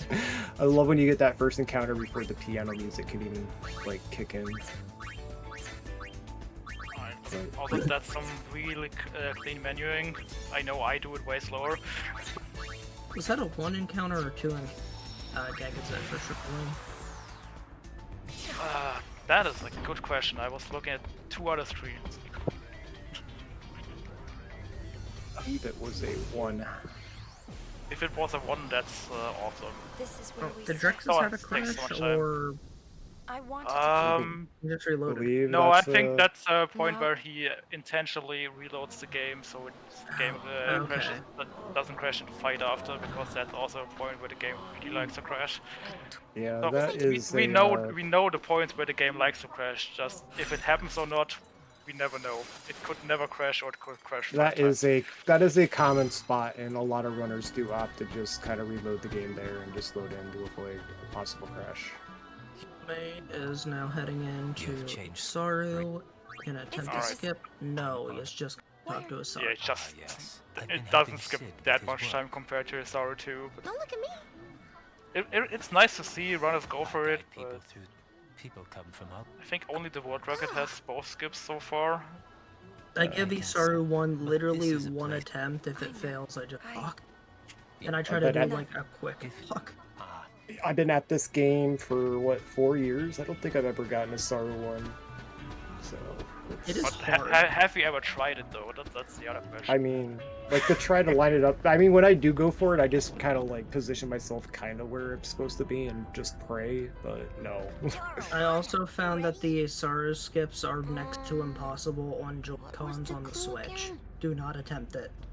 Come on! It's key! Yeah, just don't run this game with the Switch. Wouldn't recommend it. Don't run this game on the Switch. Do not. No, it actually crashes more on the Switch. Actually, the version of the game that does not crash, surprisingly enough, is the Vita version of this game. I'm actually very curious. Will not crash on your Vita. Promise. I have one. How well would this work on the Switch 2? Because it saves like 15 minutes in Super Mario RPG with the difference in hardware. Now we're talking about pay to win. Tried that, pay to win load times on the Switch 2. And even then, you're still running against PC times. I still think you'd be wasting your money at that point.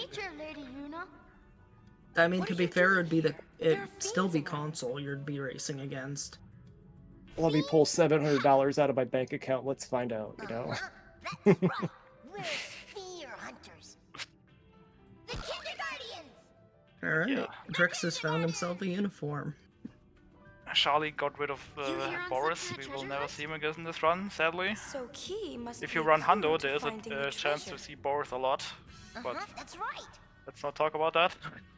Yeah, we won't speak of that. Today, anyway. Yeah. Come on, let's go. Also, if anybody's wondering why Brother is lying on the floor, he decided to jump out of the airship.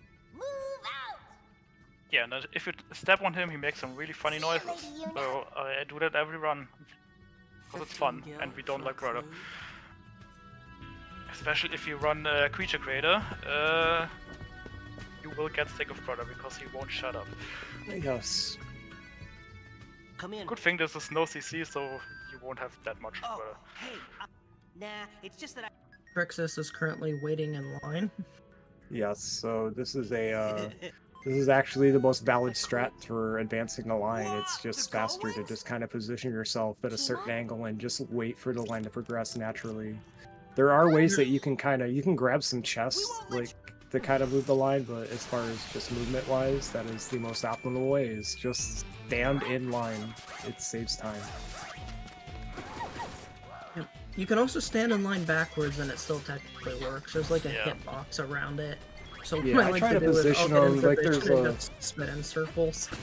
Yeah, there's a spot that I kind of position myself on, and I just kind of wiggle you to kind of back and forth, and like, yeah, it usually just triggers the other guy forward.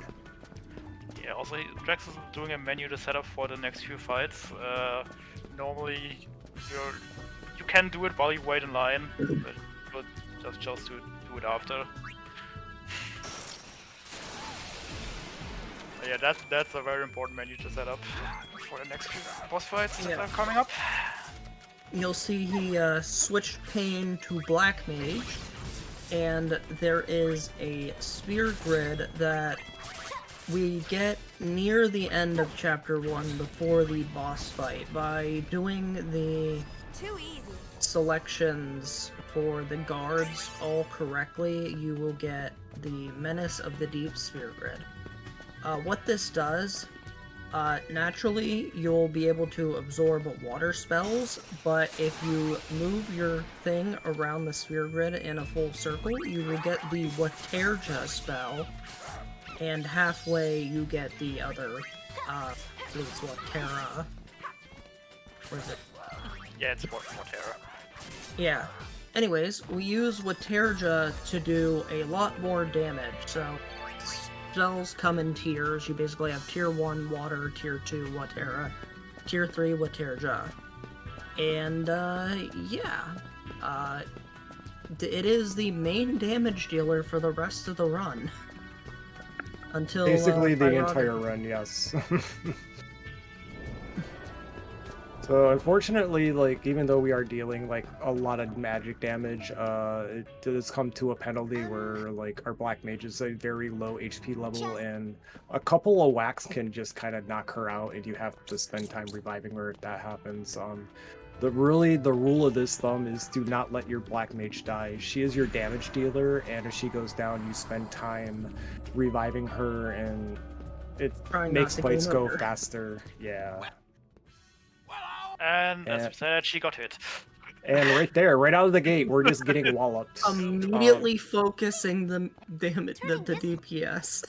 And there's nothing you can do about it. It's just the RNG deciding, yep, Sharley that's is hit the black attempting mage. the Saru 1 skip. Oh, he got it. Oh my god! That's two Asaru 1 skips in the relay. That is amazing. As far as I know, Sharley, because I've been doing 100 runs with him and stuff, he will probably get the second one as well. I would be surprised if he doesn't. These kids got better at me in the game, I tell you what. You keep resetting after the intro, so maybe that's why. Maybe I don't. Yeah, I spend 30 minutes resetting intro and never get it to Xanarkin. That's a good point. Meanwhile, on Dreaxus' screen, there is an animation for the sphere grid changes the first time you go from one class to another class, so that is what we're seeing here. But every fight going forward that he will switch her around, we will no longer see those because of a option called sphere grid off. Alright, Doumeis got his skip 2 as well. So that makes 2 out of 2 so far. Yeah, I call the switches for Uniform 1, I call it Sailor Moon %. It's just Pain just switching. Just full on Sailor Moon. If you notice on Dreaxus' screen as well, he does an attack with a thief right before the Waterja is about to go off. This causes a chain which lets the Waterja do even more damage. Also, Pain is on 3 HP. And the Pain. Pain is dead. That is a little bit of time lost there. And the You Phoenix keep down hearing the words "pain is dead." It's going to be a long day for all of these runners. We hope we don't say that too often. Yeah, but we are still fine. We were down to Ormi, so as long as it's just him on the screen, we should be And fine. he's down. Except if he decides to like You can revive her, but sometimes the enemies decide to just hit her again right as she stands up and revive her again. Which is really unfortunate. Did Doumeis get Isaru skip too? I wasn't watching. Yes he did. Pain is dead. Does somebody use a painkiller? No, just Tuggles. Lots and lots of Tuggles for me. Oh, Only we likes to haven't hug even. people. Those Puggles is the juicy bits. We won't be talking about that in a little bit. We don't want to give Ormi Huggles. He doesn't deserve them. That ability does so much damage. To the point where it's an insta KO damage. Yes, unfortunately.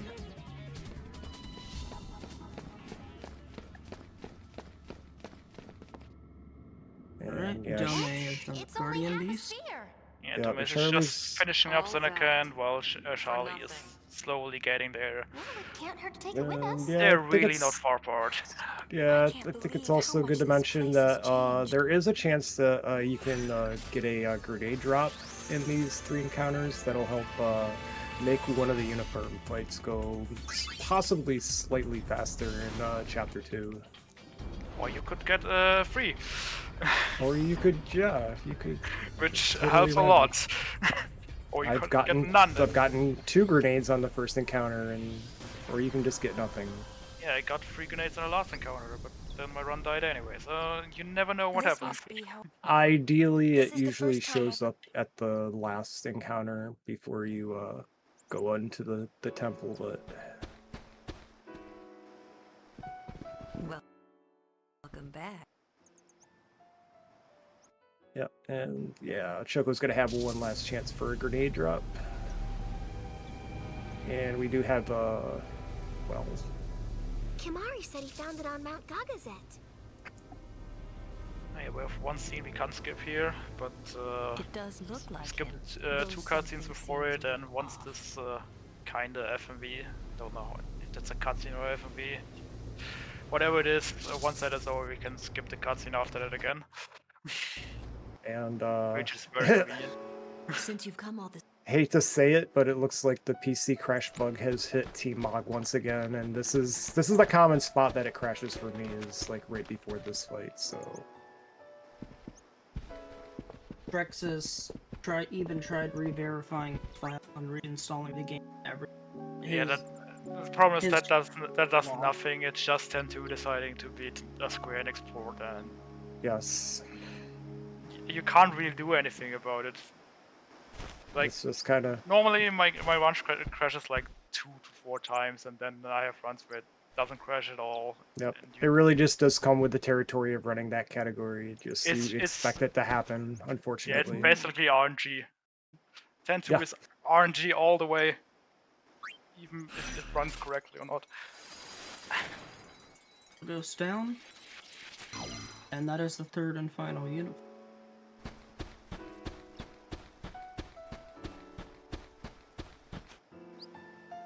Yeah, Team Tonberry. Yes, Team Tonberry is about to go grab their cipher code. So this is like a little mini game that is literally not skill based. This is just based on how lucky you can get. So there's 4 numbers to a code. We get 3, and it's honestly it's faster to just try to guess the last one than to try to run to get the 4th one.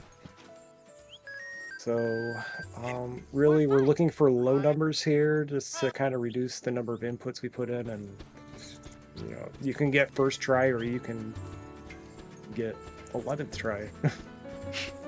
There's no rhyme or reason why you can save or lose time in this part of the game. And now that you mention it, my cipher was last try on my PB, so there's so much time save in this game. Best I've ever you're just done. lucky. The best Right? I've ever done was 0100. That's the closest I ever got to perfection. Meanwhile, Sharley was getting his SR2 skip. Very clean skip from him. Yes. So, 3 out of 3 SR2 skips. You'll love to see it. I was not expecting to see 2 Asaru 1 skips. That. Then again, I wasn't expecting to see 4 world records in the relay either, so we're just seeing everything this year. And we're not done yet with the relay. There's still a lot of things that could happen. There's a lot of games that can decide things. What was that, like 4th try cipher? That looks like a 5th try? 4th or a 5th try. So it's about an average cipher code for Team Tonberry there. That was 5th try I was counting. Yep. They can't all be first tries, unfortunately. And Dreaxus is never about happened to to head me into before. the massage minigame. So, wait. Audio is on the main screen, so you won't hear it. Maybe later. Really depends on who's controlling the audio, whether we hear things. And if it comes to it, either turn your volume up or down. Don't want to judge Massage you. minigame, aka Moan Sweeper. So, the trick here is you go to the furthest left one or furthest right one first, usually the left one. If it is blue, it means you are not close. If it is green, it means the red heart is diagonal from it. If it is yellow, it means it is adjacent from it. So, and looks like he got very good luck with the red hearts to get a bunch, so he can just mash until the end, because you can see the satisfaction. Yeah, he had a very worry-free massage there. There was a lot of reds that he got there, so yeah, easy peasy. And it's you have to get that minigame on the first try because of the accessory it gives you, and we absolutely need what we get to finish the rest of the run. So if you fail, you do have to like reset and do it on the first try. Yeah, thankfully there's an autosave at the door, but it is a slow reload. The item you get from it is the gold hairpin, which will halve your magic cost, which is extremely important for many of the bosses.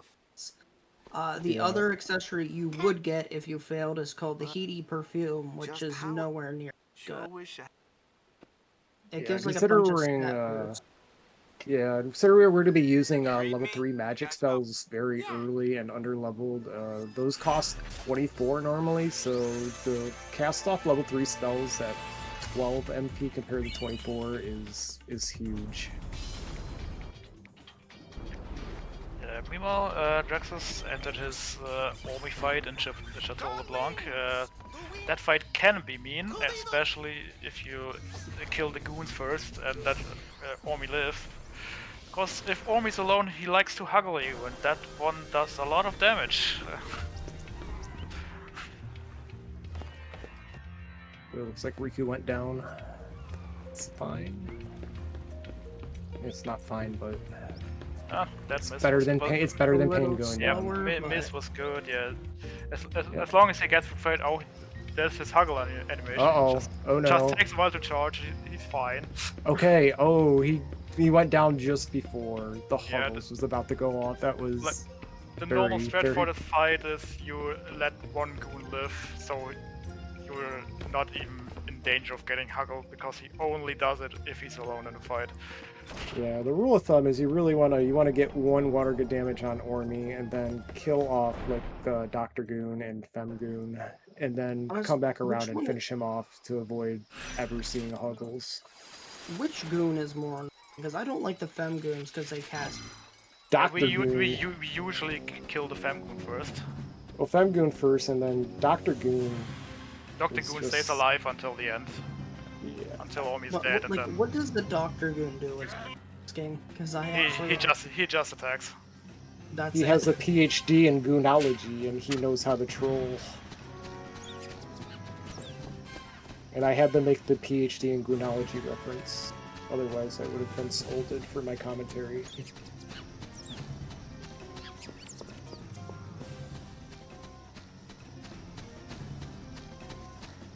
Oddly enough, Yuna is the only one who doesn't know the Albed language out of everybody in the airship. Except, I'm not sure about Barkeep. But, Pain knows the Albed language.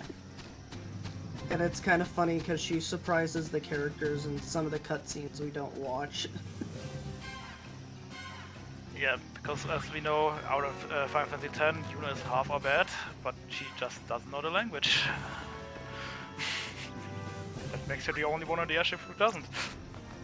Which is kind of funny. Brother goes so far to learn the normal Sphera language to impress her. She could have used the 2 years between the games to learn it, but she had to learn how to use guns instead. That was more important.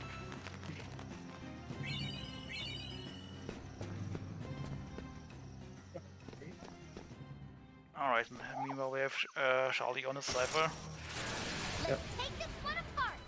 And that was a fourth try. I counted this time. 4 tries. And we have Doumeis on his robot fight. nobody really getting the bad cipher luck. That's pretty. He's getting Blast Punch on there. You can tell because his ADB is not charging anymore. Yep. Oh, that is Blast Punch. Not a stuff. Oh, he's gonna Blast Punch again. So. Very unfortunate. Yeah, you really don't want to see twice. Wow. Yep, he did. That's unfortunate. Vayne's going to die. That is. So, the thing with chaining the robot is that you can only really get him into a chain when he does a normal attack. Special attacks, there's no way to really break through and start getting him into a stun lock. So, unfortunately, if the fight starts with just a bunch of special attacks, there's not much you can do about it. But the worst is when he starts doing like Quadra Haymaker and you just die, and that's like an automatic reset. Yeah, but he got purified. Yes, but it looked like after all the special attacks, it looks like he finally settled into normal attacks, and we were just able to kind of chain them off. So. Just what do you think you're doing? Actually, we're sphere hunters. Sharley's through Flame Dragon. Won't get to see the dragon ever again in this run, except we will because they reuse the same model so many different ways. Go Wings, let's go! Sorry, Donna. Flame Dragon's an easy fight. You literally just hold the X button, A button. Yes, it is literally the freest fight you will get in the speedrun. You just hold X.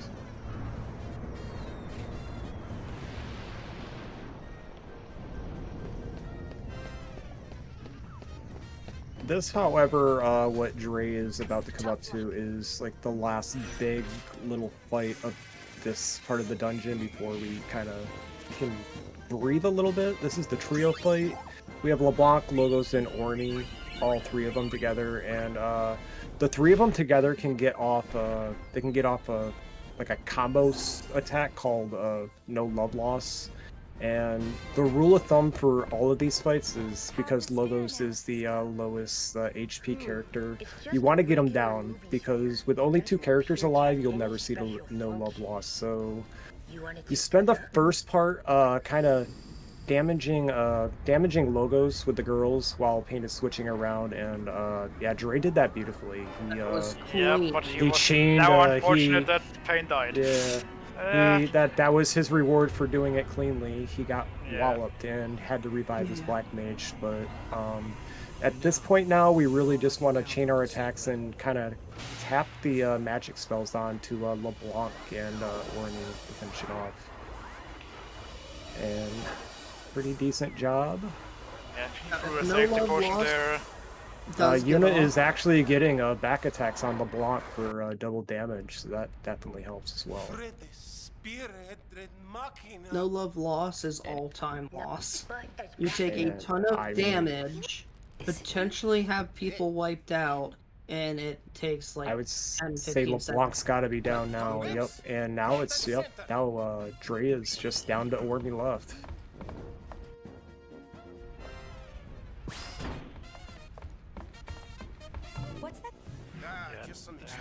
And it looks like a pirouette pitch, no huggles. If you're down to Orby, you should have that fight in the bag. You have to be really unlucky to lose the fight at that point.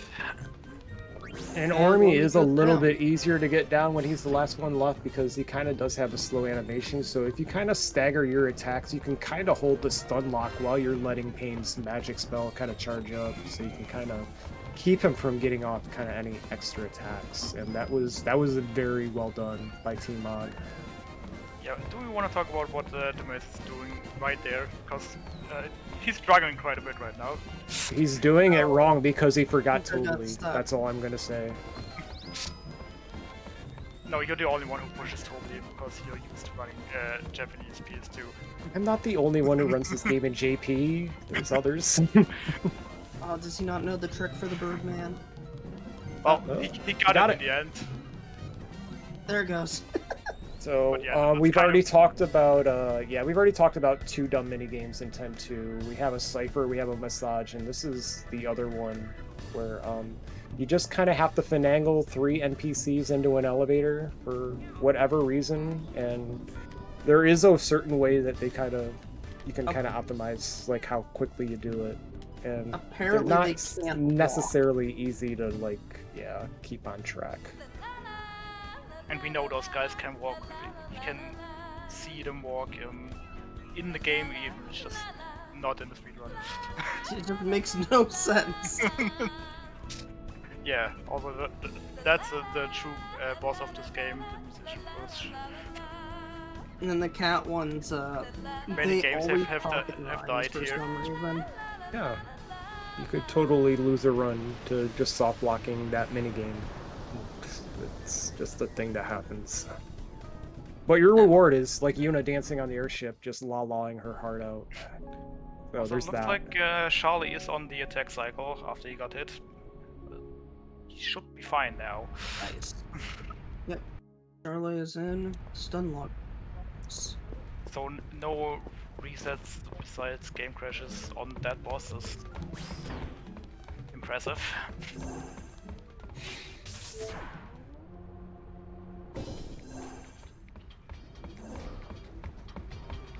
Yeah, the funny thing is, won't get to see it in this run. Sure, if Hundo does as well, but there are actually many versions of those little magician characters there, or musician. Fuck. They're from the Macalania Woods. There's a bunch of them. There's little ones, big ones, all sorts of sizes. Oh yeah, we see those in Hundo in Chapter 1 a lot, because we have to do a side quest in there. Thankfully we don't have to do that in any percent. Yeah. Because in any percent we really don't care about the percentage. We end up with like, what, 25% at the end?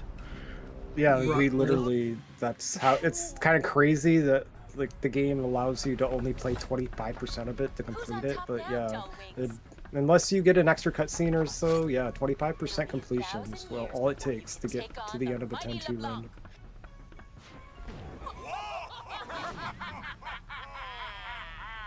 Quite impressive, because the other 75% takes about 4 times as long.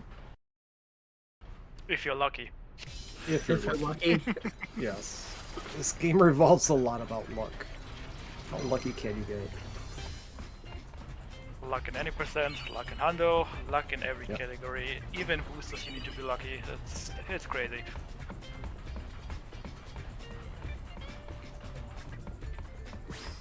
But yeah, Dreaxus is in Bevel doing some puzzling, finding out what's wrong in there. Bevel is kind of like a little bit of a downtime in the run after the chateau. There's a lot of these fights aren't necessarily they're gonna game over you, but they can cost you time depending on what the turn order is, what bosses or what the enemies decide to do. Sorry. There's a lot of little fiend fights coming up through here. Yeah, Meanwhile, just little mini fights. Sharley is just setting up his FMV skip.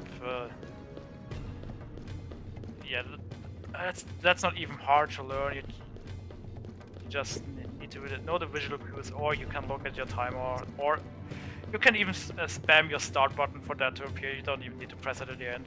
Spamming the start button works as well. So the FMV skips in this game are really easy to set up. And that one is 100% set up.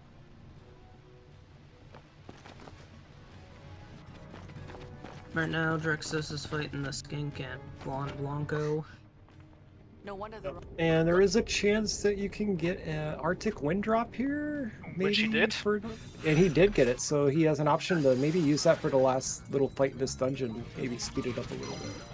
I think I usually use it on the eyeballs that come up in the second fight. I usually skip it anyway. Oh, he got ambushed as well. Yes.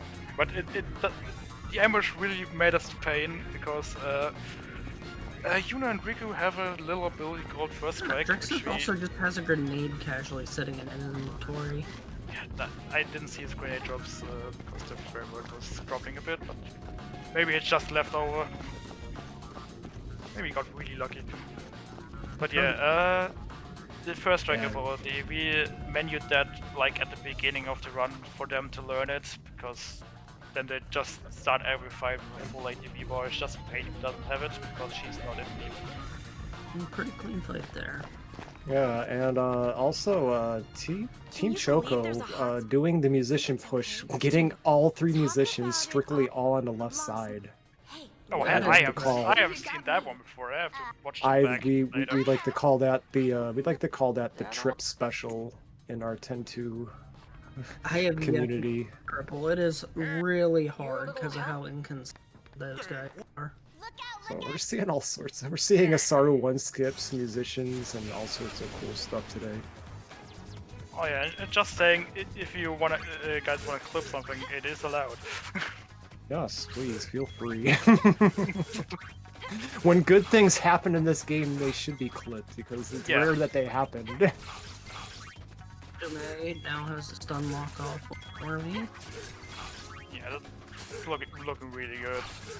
Yep, and this is the last fight we really do the stun locking before we switch over to our ATB waiting. Yeah, and very, very clean. Very clean fight. Fortunately, my festival is Sprout Sunlock Ormy. I have another weird finagle I have to do with him. I had to do a lot of testing to get that fight to work really. Also, there is a chest in that room Dreaxus just went through. It has a chocobo feather in it. I like grabbing that as a backup for the sisters fight. I guess. And should be noted earlier, we didn't really talk about it, but in Xanarkand, I did notice that Team Mog did go for there's a chest with an elixir in it, and he opted to pick that up. That can come in handy. It is it's a good safety strat for like a marathon run, so I don't know if the other 2 teams went for that, but I know that Dre also has, he has an elixir in case he needs it near the end of the game. Alright, that's the uniform. What's Sharley up to? Just got invaded by LeBlanc. Look at what Ormy is doing in the background. We don't know why he's doing it, but he's just like to spin around there. It's always fun to see. We don't question anything Ormy does. We just kind of let him kind of tag along for the ride. It is impressive how far he can jump. He is like Olympic long jumper levels of jumping. Oh, I think the Dreaxus game crashed again. Yes. Yep, there it goes. Yeah. This is just the...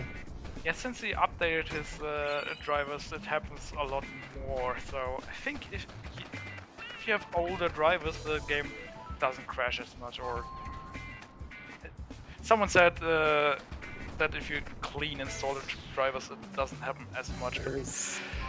We don't know that's a problem.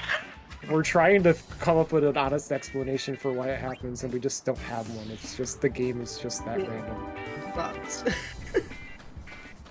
We've been looking into that for years, and we still don't know. That's... Doppelganger Dre is in chat. There are some things that do seem to have consistency. It's almost always during an attack, a physical regular attack animation. Yeah.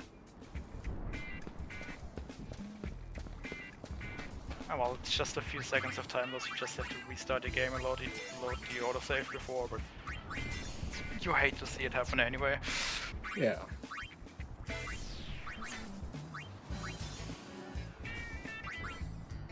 Right now, Dreaxus is fighting the first guards in Bevel. The Act 13s. Over 13s. Yeah, 13s. Yeah, Sharley's coming up to his first uniform fight soon, and Doumeis just did his menu for the second fight. So far it's running pretty smoothly. And that is the Act 13s down. So now there's another small puzzle coming up that is guarded by robots. And the puzzle is you run into towers. Yes. Yep, you just have to run into the ones with the little glowing... I don't know what sort of shape that is. Pillars? Pillars. Yeah, we'll just call them pillars. Let's call them pillars. The glowing pillars. If you go into they the remind ones me that are of not the glowing, they remind me of the separate path. yeah, they remind me of the poles in Remy and Temple from Final Fantasy X. That's what they remind me of. Yeah, Pain just got Haymaker again while she was trying to Immediately switch. focuses the black mage. You every hate to time. see it. I mean, it's an easier fight than the Chapter 1 fight, but still, you hate to see it. You just don't want to see a double haymaker. And it looks like it's going to target somebody else, and that should be fine. That's a blast punch, so the charge up's too long anyways. First one's down. Now it's gonna heal up and go to the second one. Because of course there's another one. One isn't enough. Yep.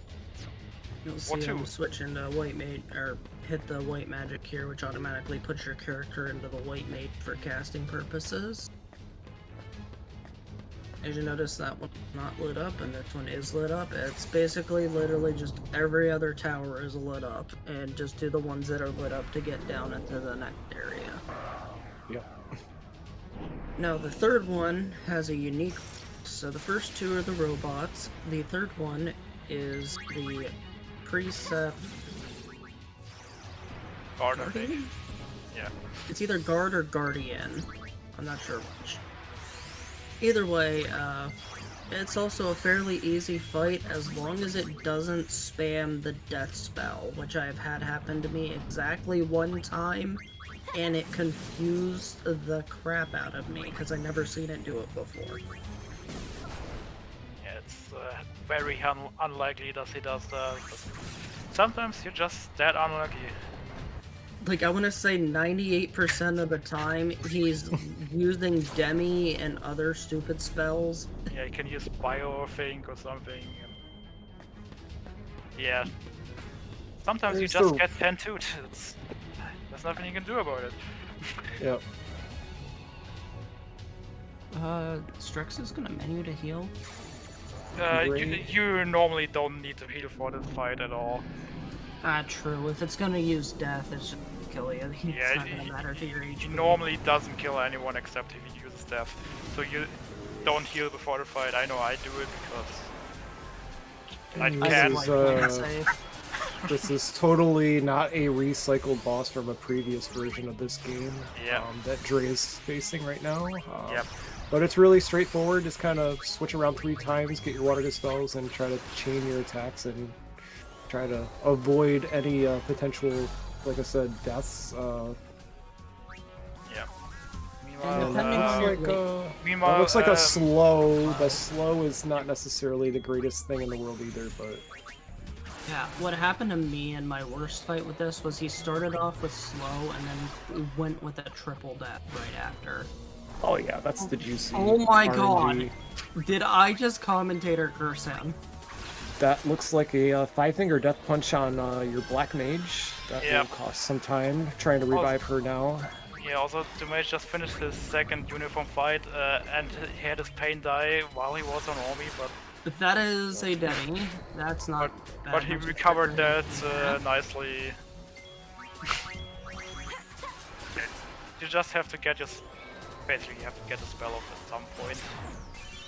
And you should be through the fight. Drain is fine, and this next spell should end. That should kill. Precepts.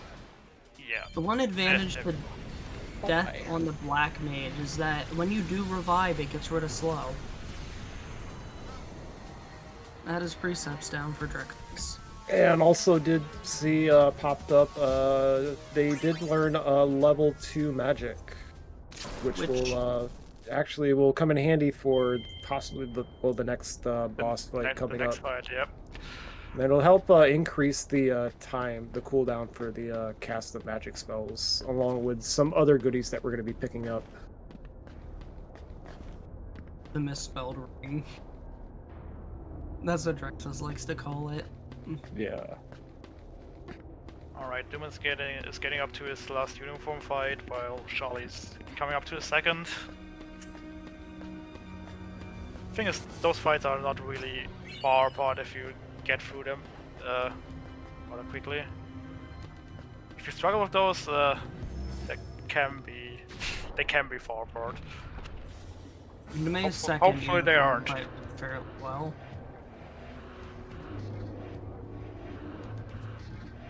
Surely. Meanwhile, Dreaxus is doing some puzzling again, because Bivell really likes puzzles. Yeah, Oh, so sure. He's setting up the menu right before the fight. Yeah. Oh, I haven't seen that one before, that's new. No, Yeah. because you won't have an autosave. Ah, true. Oh, confidence.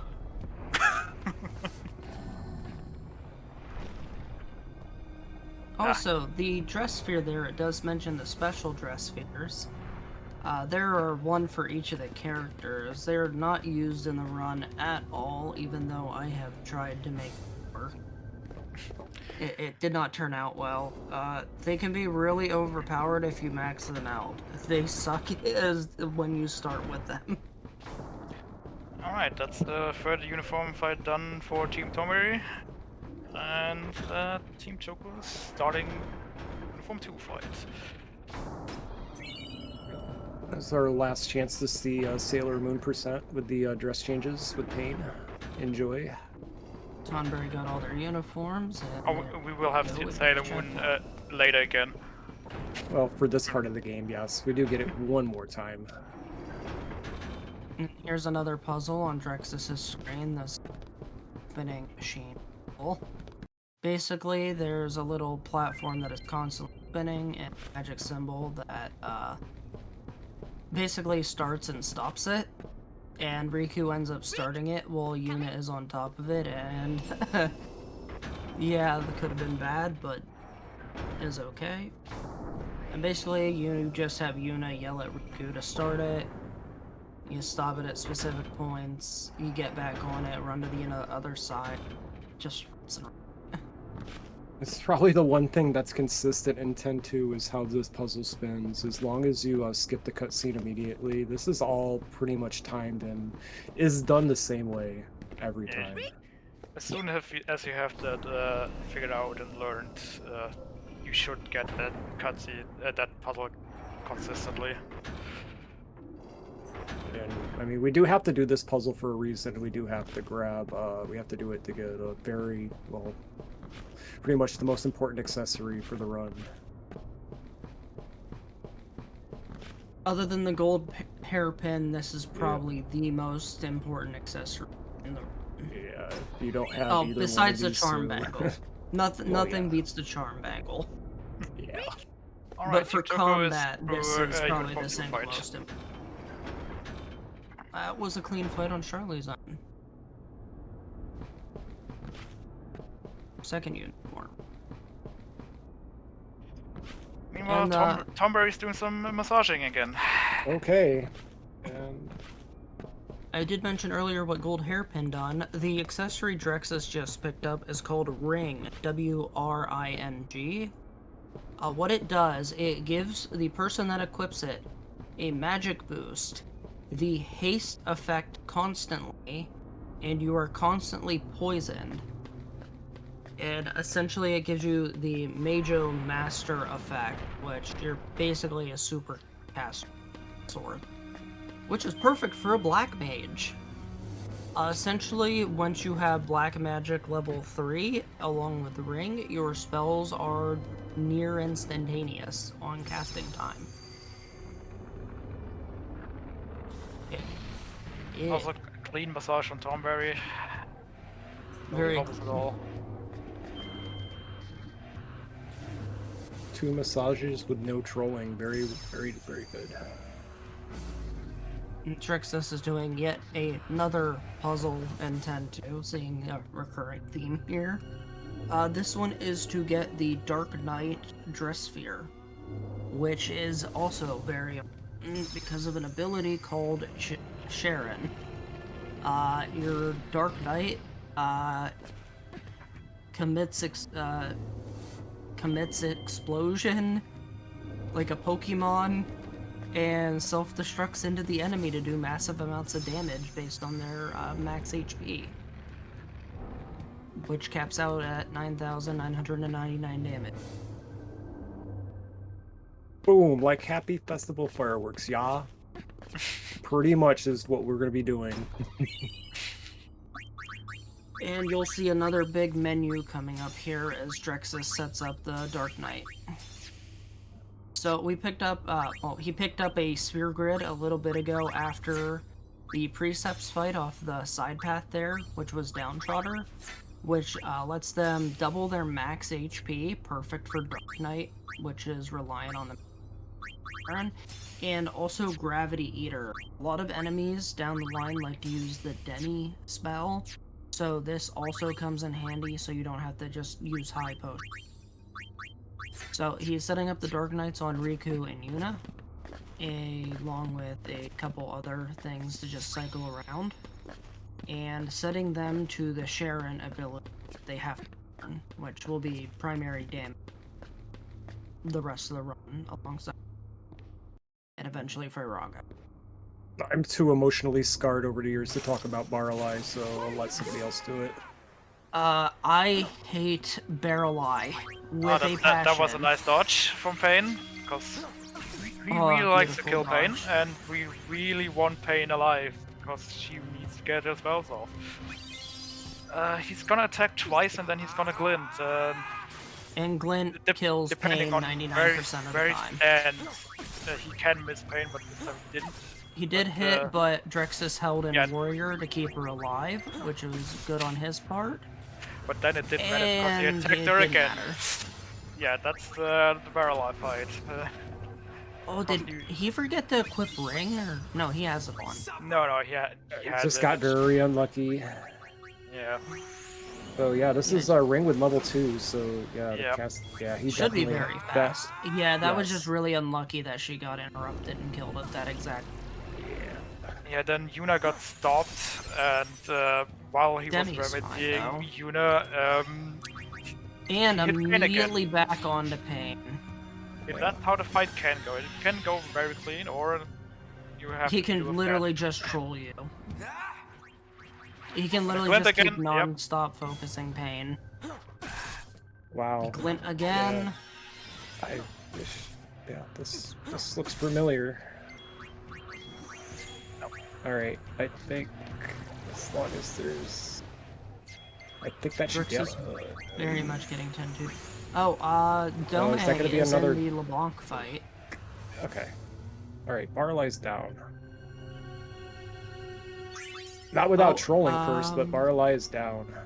Oh no, that's the second. I'm going ahead. Fight. You have your... Phyllis. Paralyzed.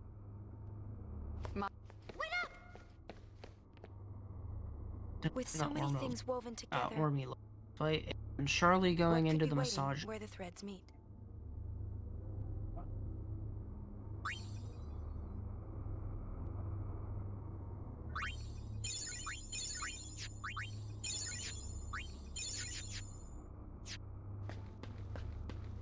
Meanwhile, we see Pain dead again on Team Tonberry screen, because this run really likes to do that.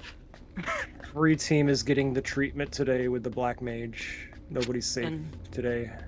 Everybody is about to see a very, very familiar face. Not a reused asset at all. Okay, Team Tonberry is through that fight. Just a little Pain death. Nothing. Say hello to Dark Bahamut. An Aeon? An Aeon? A Dark Aeon at that. And this version of Dark Bahamut is slightly less scary than the one in the first game. I can promise you. Very easy. It's so easy that you just casually, you know, take it down to piano elevator music playing in the background. And you just splash some water on him and he's gone. Back to the far plane with you.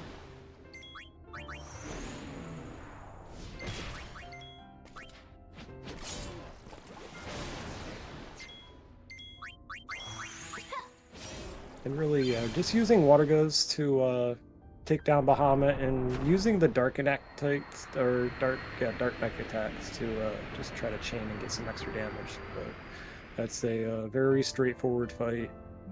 It can get slowed down. If you see Bahamut get off impulse, it can slow you down. But why is this happening? You can't really. I wish you were here with me. Yeah, getting rid of Dark Aeons is a lot simpler in this game compared to the first one. For sure. You get the Shiva sisters and Anima. You were right. Well, some of them.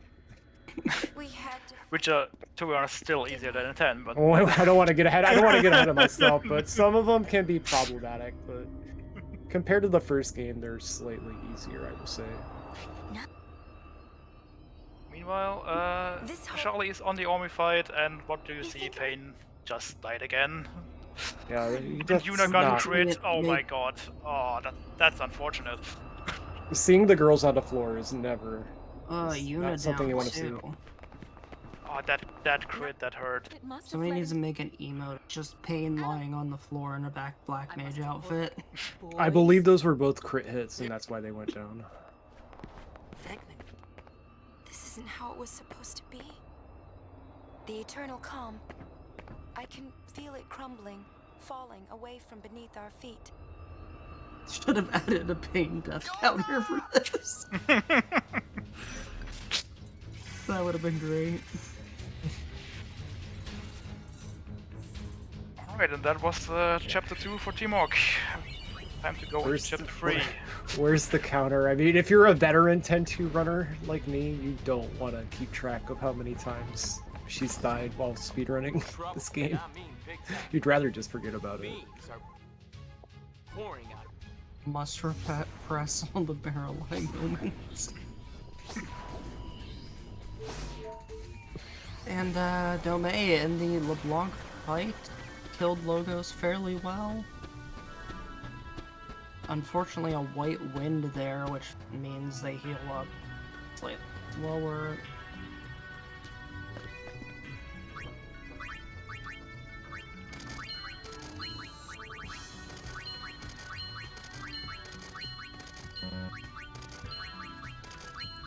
LeBlanc is down. Have 4 left.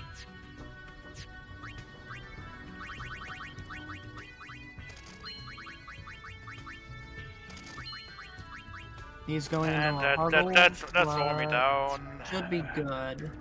Yep, that's down. A nice fight. Yep, very good. Well done.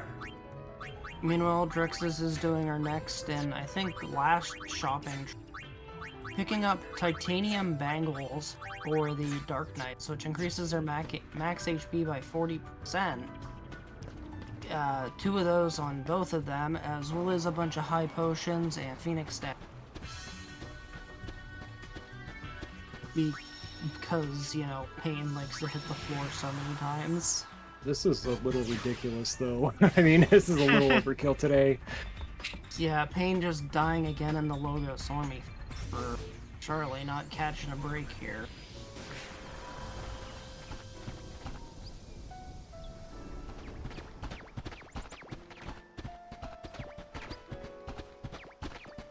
And in other news, Dreaxus got to find out, oh hey, all the temples are under attack by fiends. Yeah, you can say they're super doo-doo.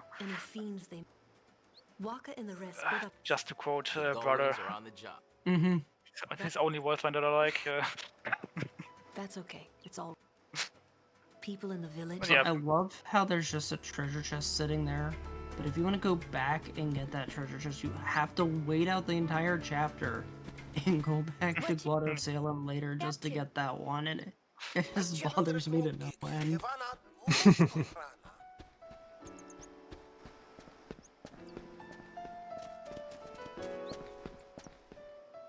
Alright, Sharley's through his, what was that? Almost Lowest army army fight. Walkers in. One fight in the chateau left. Yeah, yeah. Almost out of the chateau. Dreaxus is into the Besaid Temple now. Yes, Whereas shoutouts. Doumeis is ready to head into Boel Depths. Yeah, a huge shout out to the Final Fantasy X runners earlier for doing all these trials, so we don't have to do them in this version of the game. We can just run right to the end. Yeah. So, thank you, GG's to the X runners for doing that for us already.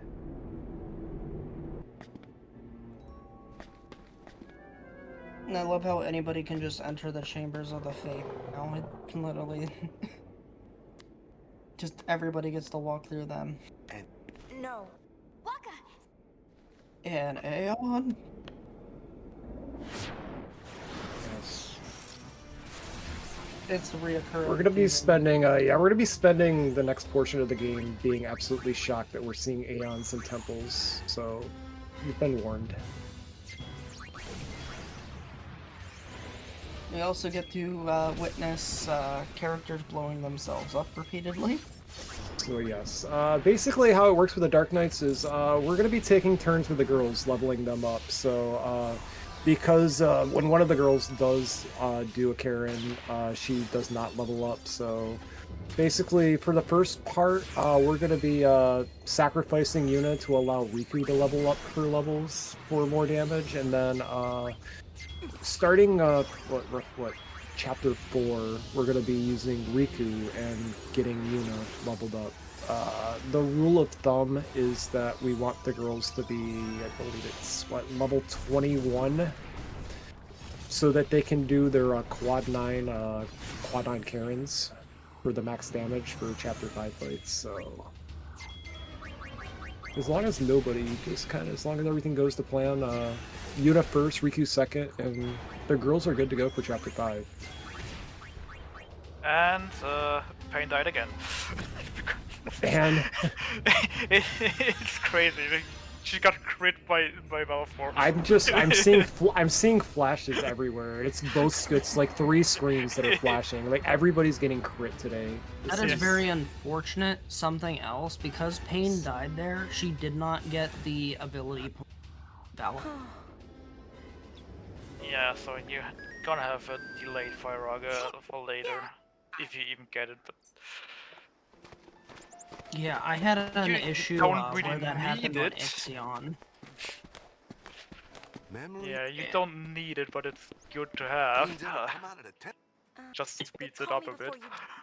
Yeah, learning Firaga on the Vagnagun head fight is never fun.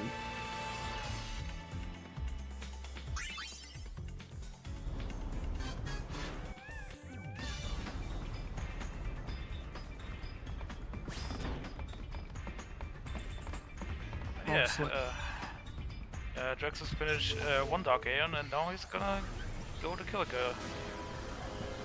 Wonder what could be there.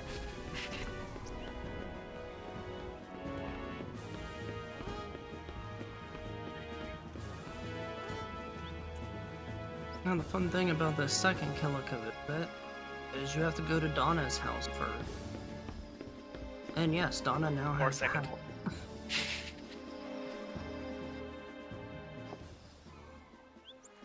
Alright, Sharley got through his chateau fights.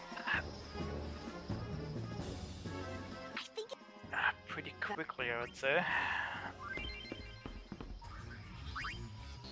And there's another little mini game here. Thankfully, this one, all you have to do is mash X. You fail the mini game, but you still get through. You basically do what I do with speedrunning. You just say, I don't need practice, and you just run. And that's the game. It is my favorite minigame in 10-2. I don't need practice, just run. So simple. Yeah.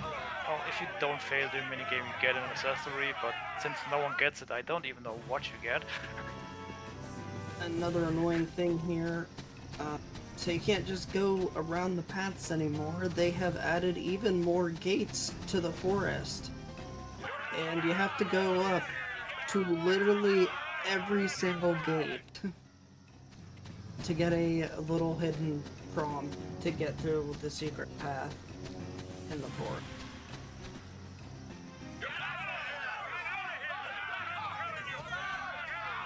It's very inconvenient, but it is required. Donna said. And you have to walk to a specific spot here. Triggers a little cutscene, and they walk the tree down.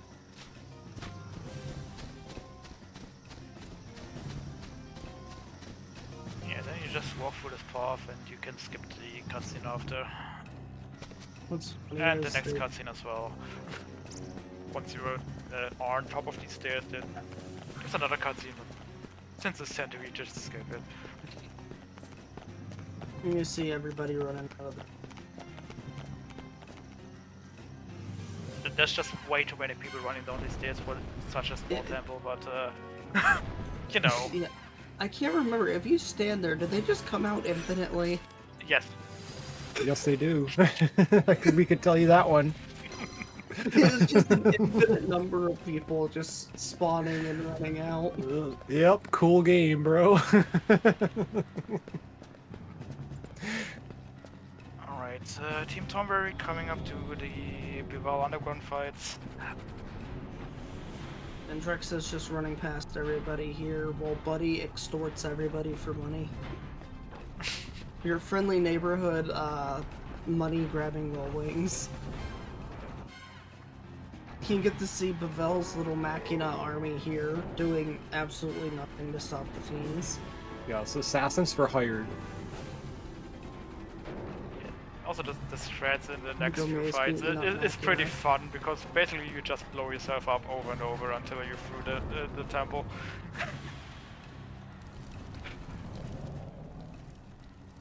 It's great fun. In some circles, we call this the Boom Boom Room. And oh look, we know him. That's our friendly neighborhood. Marcello. Anyways, it's Barthello. But oh, Himbo, our friendly neighborhood Himbo.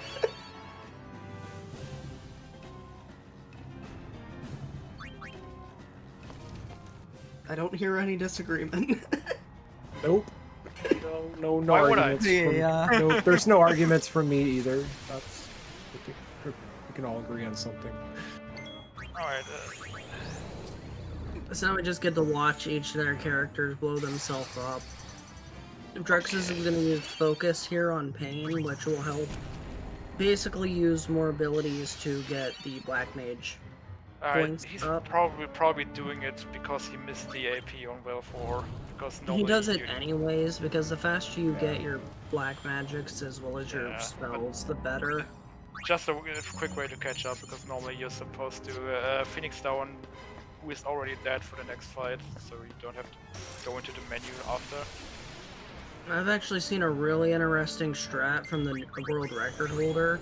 Instead of opting for Black Magic 3, they go into a much more early Firaga for Shiva, and they skip using the Flame Bracelet. I think it's a flame bracelet. Whatever gives Firaga spell for her, they skip that and instead you bring her. That's the Crimson Ring. Crimson Ring, yeah. Crimson Yes. Ring, that thing, yeah. Not exactly sure how it works. I have yet to pull it off, but I think it's a very interesting strategy.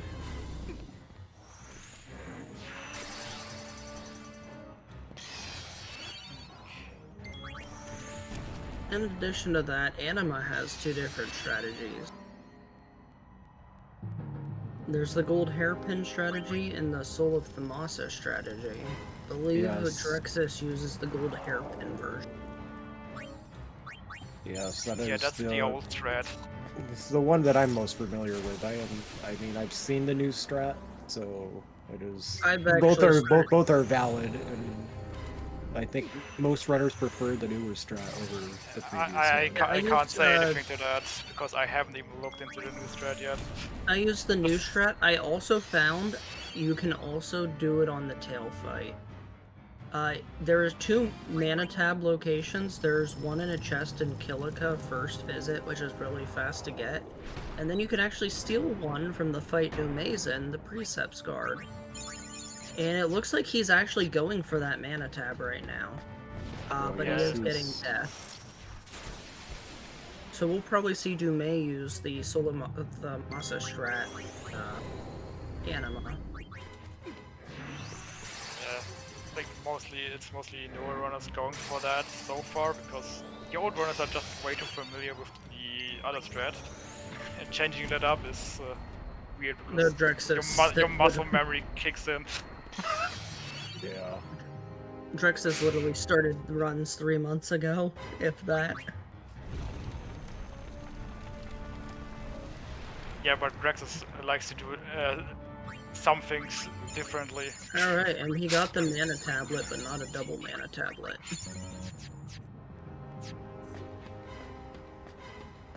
Alright, then I don't know if Dreaxus knows that you can just jump over the gap. You can usually just jump the gap there, but... Honestly, I don't know if he knows or if he just forgot to do it. I don't think he And knows. really, honestly, I thought he was going for the Samurai Dress Sphere, which would have put a huge smile on my face. But... It'd be really fun. It always bothers me leaving that sit there. I know, me too. I Samurai used to go strat for it. When are we rolling Samurai strats? Yes, Bushido. Surely. And also an ale.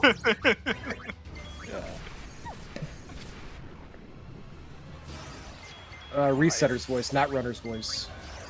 So yeah, Dre is doing Dark Puppers right now, and kind of same strat. We're gonna be switching Yuna. Ifrit's a little speedier than Valapor. It's easier for Pain to go down in this fight. So You also notice that and Pain is he'll have a selection on either item or attack or a spell. This is called ATB holding. Because in the settings it is set to wait, whenever you have an action selected, it will hold the ATB bars and what your opponent is doing at that time. I think as long as it doesn't get off the Pain survived, and yep. He had to revive Pain once, but yeah, got there in the end. Pain lived. Nothing to worry about.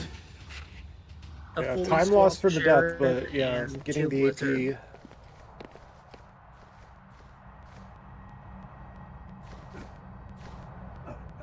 Then Sharley is, I think, on his first robot fight.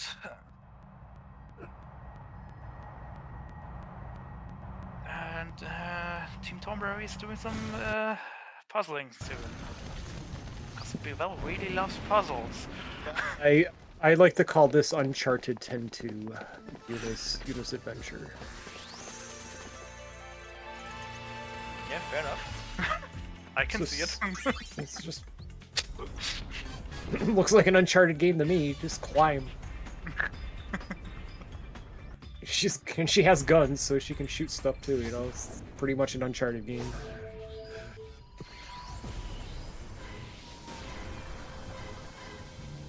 Yeah, so I see the word crashes in chat again. I think only Dreaxus crashed so far.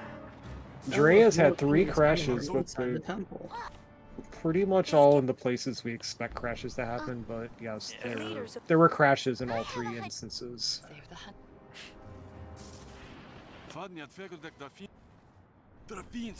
Save the hunches for later, which Riku will. Translation, not good.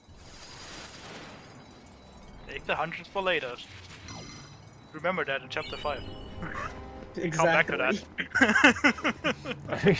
We've seen 3 we've seen a lot so far. We're not even halfway through them, pretty much. But yeah, we've seen 3 crashes, 2 Asaru, 1 skips. I mean, a partridge in a pear tree, you name it. 3 Asaru, 2 skips. It's amazing. Yeah, just Also, we've metal. we've been watching Pain hit the floor a lot. I mean, yeah, this is about what we expected from this game. Death and the freaking Also- another haymaker. I'm taking bets on pedestals. Let's see. Which is one? it the Which first one is one? it? It's not the left one, which I usually go for. I usually try to go for the right, but every time I switch around, it's literally the last pedestal I pick. I have also not like the right my one. last 5 runs, it has always been the last pedestal. Nope, not the far right.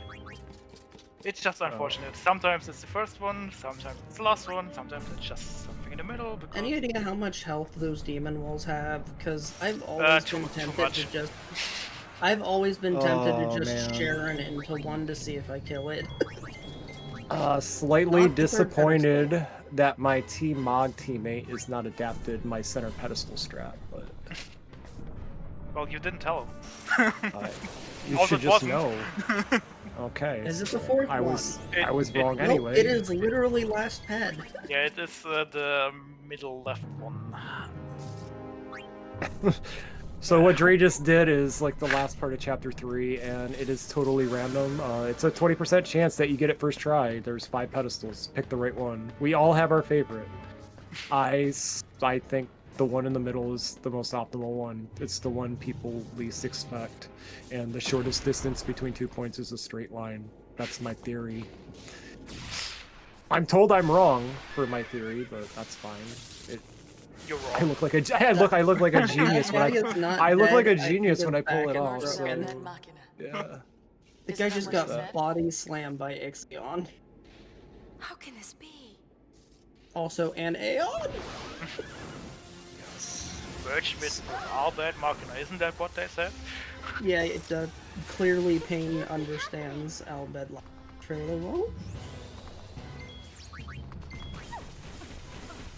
And this is Ixion.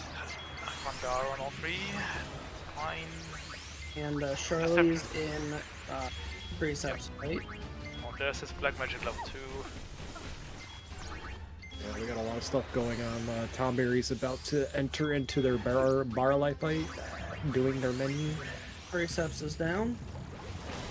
I don't think Sharley went for a mana either. They're likely doing gold hair. Okay. Alright, so far the X-Men fight is going pretty well. Yep. Pain is not on the floor. That was an important dodge, by the way. That was very clutch of Pain. Scary fight right now. I would like to say that he was due for that miss, the way Pain's been hitting the floor. But yeah, very good fight. And there goes the Ixion. And Team Tonberry is coming up to Barrel Eye. Yep, just finished. We already know how that fight could go.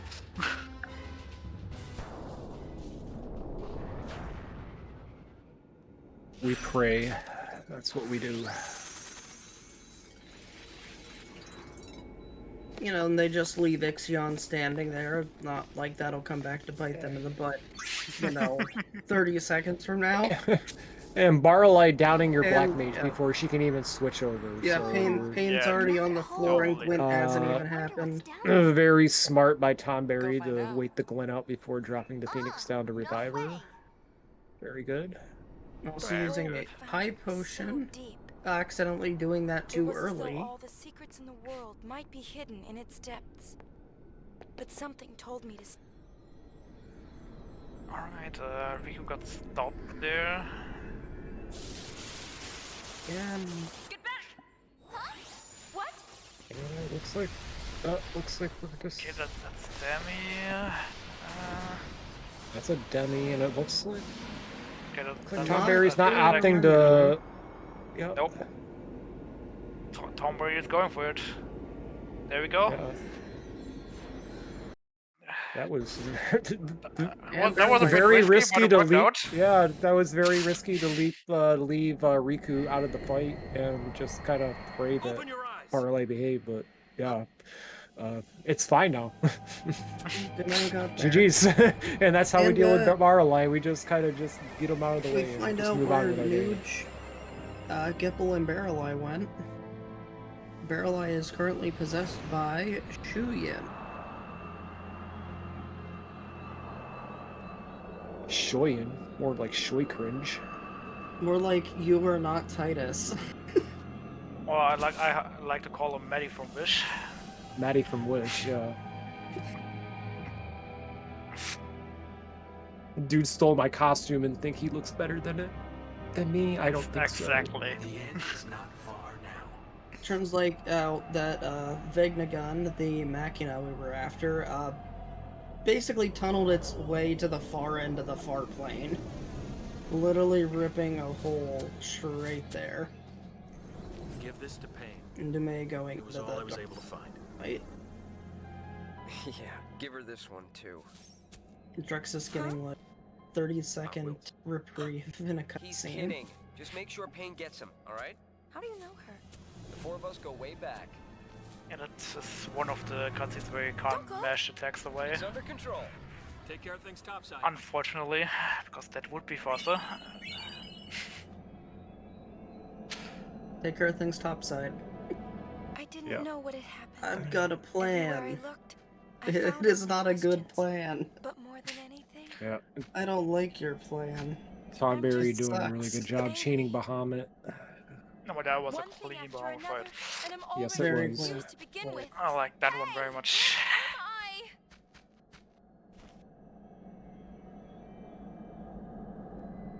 And Una screaming her head off.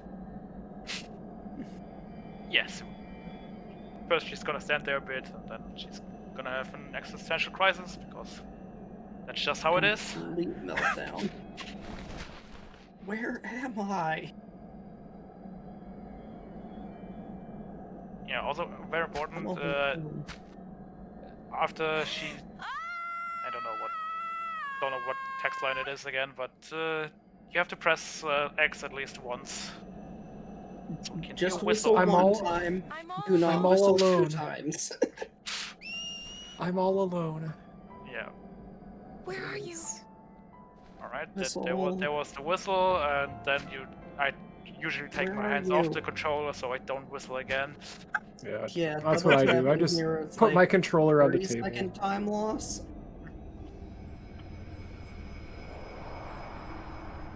I think Hundo, you have to whistle and do the full thing, right? You have to do it twice. Twice, yeah. 2 whistles. Because if you whistle 3 times, your 100 run is over. Come in, Una. Una. Just how It's it like is. you get the percentage, but it doesn't count as 100%. It's Una. weird. Doumeis with chapter 2 complete.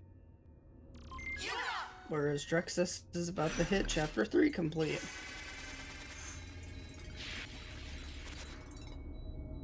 There it is.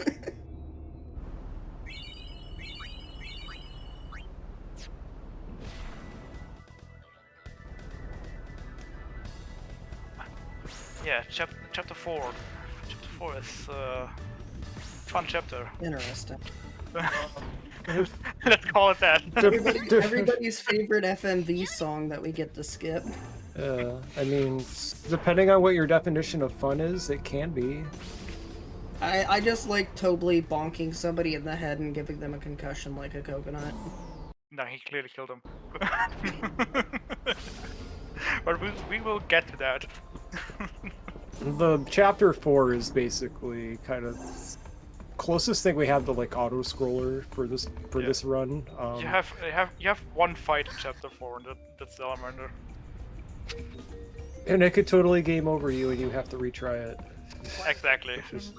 But before all that, we have to do some storyline stuff and setting up. also setting up the FMV skip. So here we use the reassembled sphere. It's like 15 to 30-second cutscene. And yeah, it's just set up the start at the end, so the skip's on screen when the sphere cuts out. And this will set up the FMV skip for 1,000 word. Sharley is into the bear life fight. Pain is still alive at the moment. Yeah, looks like getting through Black Mage before the glut and chaining the water gut spell, which is really good. chaining a Waterga before Glint even gets And involved. Glint did not hit pain at all, which is really she great. just out of range. That is like the that is perfect very Barrel-Eye fight. You really want That's that perfect fight. Barrel-Eye. That is the dream Barrel-Eye fight. That's gonna save Choco a good chunk of time right there in that fight.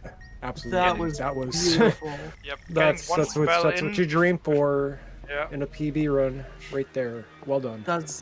You cannot get a better Barrel-Eye fight. Yeah. Oh, you one spell in can. Before the glint and then. Oh, not can you getting get a hit by double kill? glint. Can you kill him before the Glint? You can skip the Glint on PC. Yes, you can. It is a thing. I've done it once. There is one fight that is faster. You have to have like insta ATVs and just be quick with your inputs, but it can be done. Yeah, also Dreaxus is watching some comms right now, which I forgot why it's important to watch those, but I think it just progresses the story to let Buddy actually come up and walk, because Buddy won't change his position until after you watch. It's not like we're really watching them. The only thing we're watching is like Donna walking out through Kilika. The rest just gets skipped out immediately. Point of view, you're walking through Kilika. If you like more story, run Hundo, because then you have to watch a lot of comm spheres. Yeah, the any percent part, we're not visiting every area of the game, so we're not setting up comm spheres in every area, so we only have to watch the certain ones that we've already been to. I love how somebody threw one of them in the ocean. Yeah, that's the best place for comm spheres in the ocean. To be fair, Shinra threw one down a hole just to see where the hell it ended up. Pain just got cursed on Sharley's screen. Oh, that is, well, literally cursed. And well, at least she's not dead. You know, I think got such a good Barrel-Eye fight. There has to be a downside somewhere. Having 2 good fights in a row, not in 10-2. We have a little bit of a slow thing for Dreaxus's screen here, so he's just chasing down Tobley with these, I think, deck collectors, and I just said the word. This game is very unhinged with some of the language. Doumeis is Balfour fight, and Sharley just beat Bahamut. Yeah, this game is like circa 2004, so keep that in mind with some of the language. I'm pretty sure that got released earlier than that.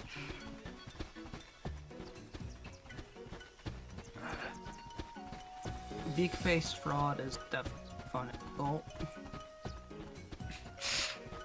Yeah.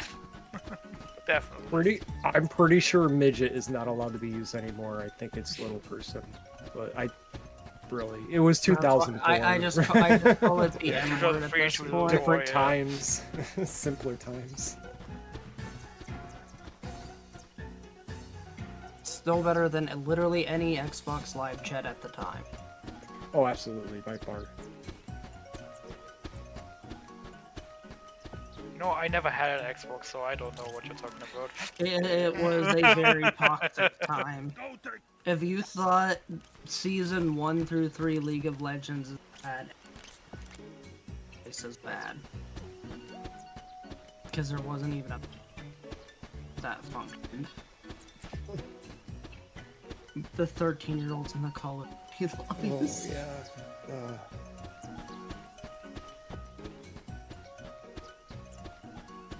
So, Valifor is done on Doumeis, Chapter 2 done on Sharley, Dreaxus still chasing Tobley.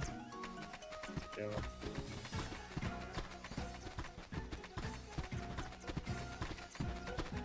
And he will be for a while. If you really don't like the section, run boosters. You just fly through it. We get to watch Tobley commit several felonies, and I mean, these guys did kind of deserve it. Leave it to commentary to plug the 10-2 boosters category. You know? I will get my record back one day. Okay, there we go. Anything else? You know, we might as well just let you have the floor. Anything else you'd like to say about the boosters run? Other than you're going to get world record back. That's the only thing I will say about boosters. I was distracted by Choco committing Grand. Dada. I'm sure Aranor heard you loud and clear. Thank you, commentary. She just doesn't want to learn the skips. She doesn't want to learn the skips yet.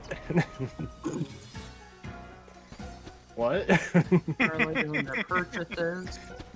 And Dark Knights. Nothing. Misa rambling on about boosters in your war. That's some very fast menu by Doumeis. Yeah, I don't know if he's using the new tech already. Also, ride Zishupa. Yes. That I can't explain because it was too complicated for me to read through it. This is literally the best part of the chase, and we have to skip the cutscene. That's sad. There it The is. one time In all in its the run, glory. we survived Zishupa. And now it's done. Yep.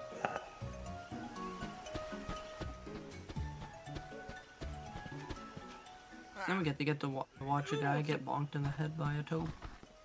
You get to watch a guy get murdered. I mean, this is murder. You go up and you try to interact with that dude, there's nothing. You can't. I'm pretty sure He's there's out no, cold. there's no pulse on him.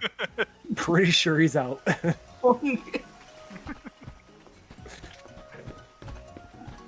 Yeah, if you want the best Moonflow experience ever, just turn on the boosters.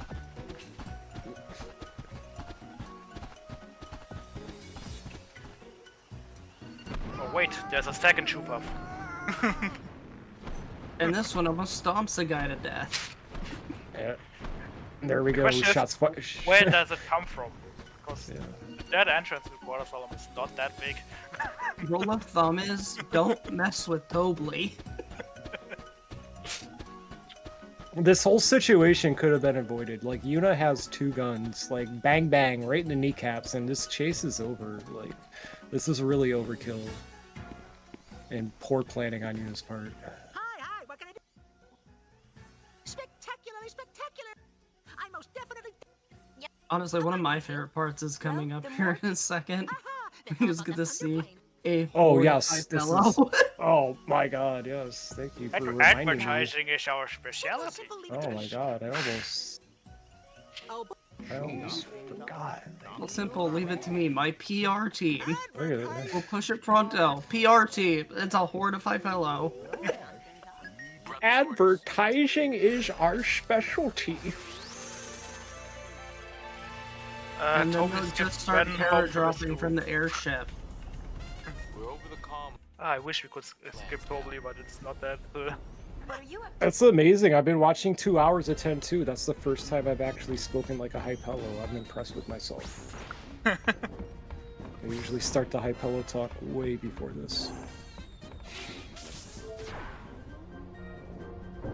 Yeah, we need more high pillow in Final Fantasy games, We do. obviously. Bring the high pillow back. Our goal is to marry a high pillow. A voice It line is. you'll never get to hear again as long as we do a Saruku skip. Oh, alright. Oh, and also the worst part of the run. No, this is the best. Destroying. No, the audio is on the best part, the best dance minigame ever. I literally have to take my headphones off this because it drives me. Although no one really knows how this minigame works, so we just mash buttons. And you get a high score usually. And if it's not over 800, your run is invalid and you have to reset. Yes. I have tried going along with the symbols on the screen for Riku's side. It doesn't do anything. It's just mash and you're good. Yeah, absolutely. Jam out to this. I mean, shake what your mama gave you. 690. Oh, I'm disappointed. Sharley. That's even worse than my mashing. Dreaxus has to something to do after the run. Do you think people will show up? Shailing. You betcha. The Thunder Plains will be packed. Yeah, only 690 words, 310 were missing. Smooth sailing is actually a required accessory used for exactly one fight later in the run. Yes. Yeah. Meanwhile, Team Tonberry is just blowing up over and over again, and that's just how the fight goes on there. I can hear it. You blow echoing one person inside up and revive the other one. Yep. I think so. Rinse and repeat. I don't know much about her, but I'm learning. That's more why we and call more. it the Boom Boom Room. Bits and pieces of her memories keep pouring in. It's And like if you're really lucky, you even get to skip haste, but Thus shall lens because these enemies will always cast haste first. song. They will do nothing else. Hey, You're always gonna outspeed them. We'll be arriving soon. After Buddy drops us off, he and the others will go pick up the spectators. So we won't be able to board for a while. You got it. Sadly, Yuna humming the beginning without.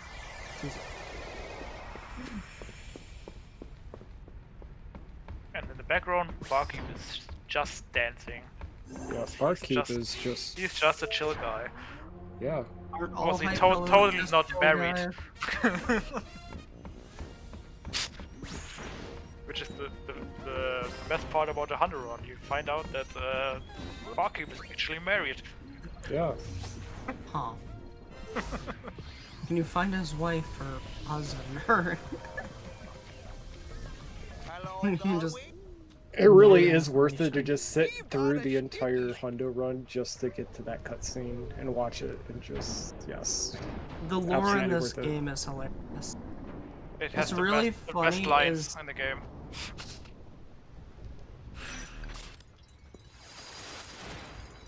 I wanted to try something for the hell of it in a run one time. So there's a different cutscene you can get for Uniform 1 where the characters actually go swimming in the hot spring. Oh yeah, we do that for Hundo, by the way. You still that- have to need that fight one. Ormy, but it reverses the fight. Or you fight the goons, then you fight. Yep, that gets reversed, but also the game really likes to crash there, so... And if you don't safety save there, you have to watch the hot screen cutscenes again because the autosave is before that. Yeah. Yeah, not good to find that out the hard way. Meanwhile, Doumeis going into the dog, and Dreaxus is about to go fight Salamander, aka a reused Flame Dragon sprite. Yep. Not like they do that 500 times in any Final Fantasy game. Couldn't be Square Enix. So yeah, Salamander is pretty straightforward. You can game over here pretty easily if things don't go your way, but because we spent basically we're blowing up Yuna. Now it is Riku's turn to switch and give Yuna some levels of experience, and Pain does have Sentinel, which will basically any physical attack on her will basically only deal 1 HP of damage, which keeps her safe for the fight. And we're just kind of working Riku around and hoping that our good buddy Zali here doesn't decide to wallop on Riku while she's trying to switch, because she has that lower HP levels during the switching. You just try to fast menu and hold 80 here. Yeah, it's totally random who Salamander attacks. You just pray it's not Riku. Once I get a mic in my hands, it's all over. This is usually where the attack would go off, and that is... I think that was on Pain. That was Pain. Okay, so yeah, it's totally safe fight here. It's fine. Yeah, if the attack goes on Pain, you should have gotten Sentinel off by that point, because This armor isn't just for show, you know. if you don't get Sentinel off at that point, you're really slow. Yeah. So something funny is I found out it's not like super necessary to micromanage some of the Sharon fights in the run when I've been playing, because I found different things to make up for. But it does make it easier. So the way that we share it and run here, Yuna's for the first fights, and then here is the first time you see Riku use Sharon other than Deva fights. You barely any. Yeah, also Dreaxus picked up another elixir that I didn't even know was there, so Oh, that's yeah, that's that... not a commonly picked up one. I don't know, I picked Oh, that yeah. one up every single time. It's such a quick pickup. As I said, I don't even know it was there because it's never mentioned anywhere. All of us learning new things about the run today. I So learned that's you on can jump top over the of thing the, in the different area. Yeah, that's on top of the one that he picked up in Xanarkand. So Dre has 2 backup elixirs for the rest of the run, which is, you know, when Chapter 5 rolls around, it's not necessarily a bad thing to have in your Alright, inventory. meanwhile Tonberry got the second pedestal. It was not the last one, sadly, but it was the one next to it, which was also the one Dreaxus had. Just Dreaxus got that to that one last, while Doumeis just started with the left and then went around. So yeah, that right there alone will bring Tonberry back some time just because they picked the right pedestal faster than the other team. Depends on how the X-2 fight goes. Assuming, yeah, that's assuming don't be fight crazy. goes according to plan. Yeah, that's right, because I've gotten first try pedestal and then had the worst Ixian fight, and it basically negated it negated the point I even got first try pedestal. Exactly. That's... And Dreaxus coming up to start 1,000 words and skip. 1,000 words is gone. That was the FMV skip. From here on out, no more FMV skips for Dreaxus. Well, intentional spear as FMV skips. They're still cutscenes.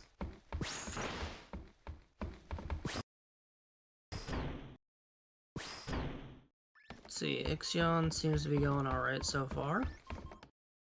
He got his water goes off, so yeah, that should just be the case. As long as nothing else goes wrong, yeah. which it shouldn't. But yep, that is there we Ixion go. run. Okay, and we got an early Thera that will definitely help in Chapter nice. 5. Yeah, definitely an advantage for the Shiva fight starting Chapter 5.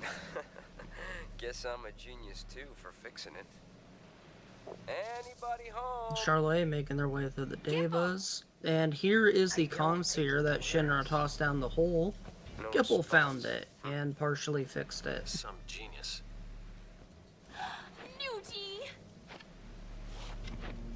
Sadly, they only have one-way audio. Alright, Sharley jumped over the gap. Hey, we're you can totally do in 10-2. Yeah. Yep. I wish you could in 10, but yeah, that's the new thing I learned today, is that you can jump over that gap. Yeah, I wish there were certain parts of 10 that had more platforming. Absolutely. Not gonna lie. Whatever, man. When a Death Seeker dies, that's no apology. One of my favorite and most annoying platforms in 10-2, on Mount Gagazet, there's this little rock that if you run up to it, it moves away from it. It's like a sentient rock. It knows when you're running, so you have to walk up slowly and jump to it. Just when he was getting to the juicy bits. Not required at all, just a fun little casual. Piece of junk. Forget it. I'll go ask him myself. Pain died on Ifrit. Yeah. You really hate to see it. Still a chance to get the AP. Oh no. No. No AP, but she got no revived AP. after I'm sure the he'll Jerem understand. went off, so no AP, but as long as you're through the fight, basically fine. Not just the later Faraga. You can technically just use Waterja the whole game. It's not fun on Vagnagun, but it is possible. Exactly. So we have a question about how long the run is.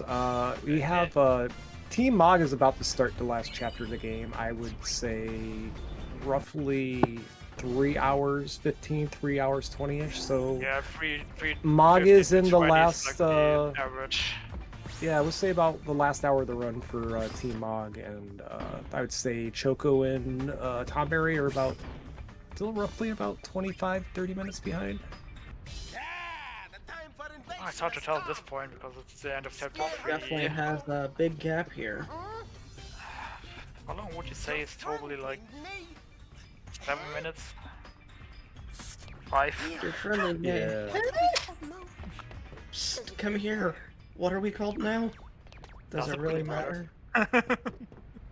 Good point. The unfortunate thing, though, is even though Mog is entering the last chapter of the game, Sir it's also James. it's the dreaded area of the game where boss fights can sometimes go sideways for It's no good definitely reason. the most fun chapter of the run. I can It's tell you the that. most. Aerolite was bad. I will tell you I run this game on PS2, and going for top times, you just don't have a memory card in your system. You're basically trying to first try these fights, and that is not an easy thing to do. Things just go wrong for I think the Mega Potion will... no good reason other than just to troll the runner. And we're about to get our first fight here. This is going to be a Dark Shiva fight for Team Mog. And also, the Mega Potion did not spawn at the pre-Shiva area. Ah, Sharley also went for the left pedestal first. Was not it. Now I'm disappointed because that's what I go for usually. No left pad.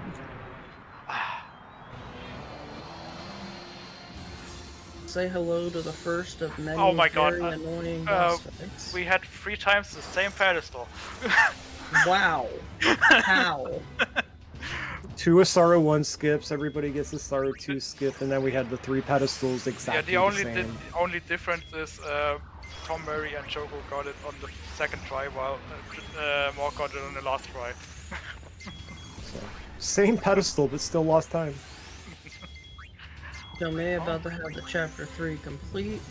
Sharley is going into the Ixion fight. And Dreaxus having fun with Dark Shiva right now.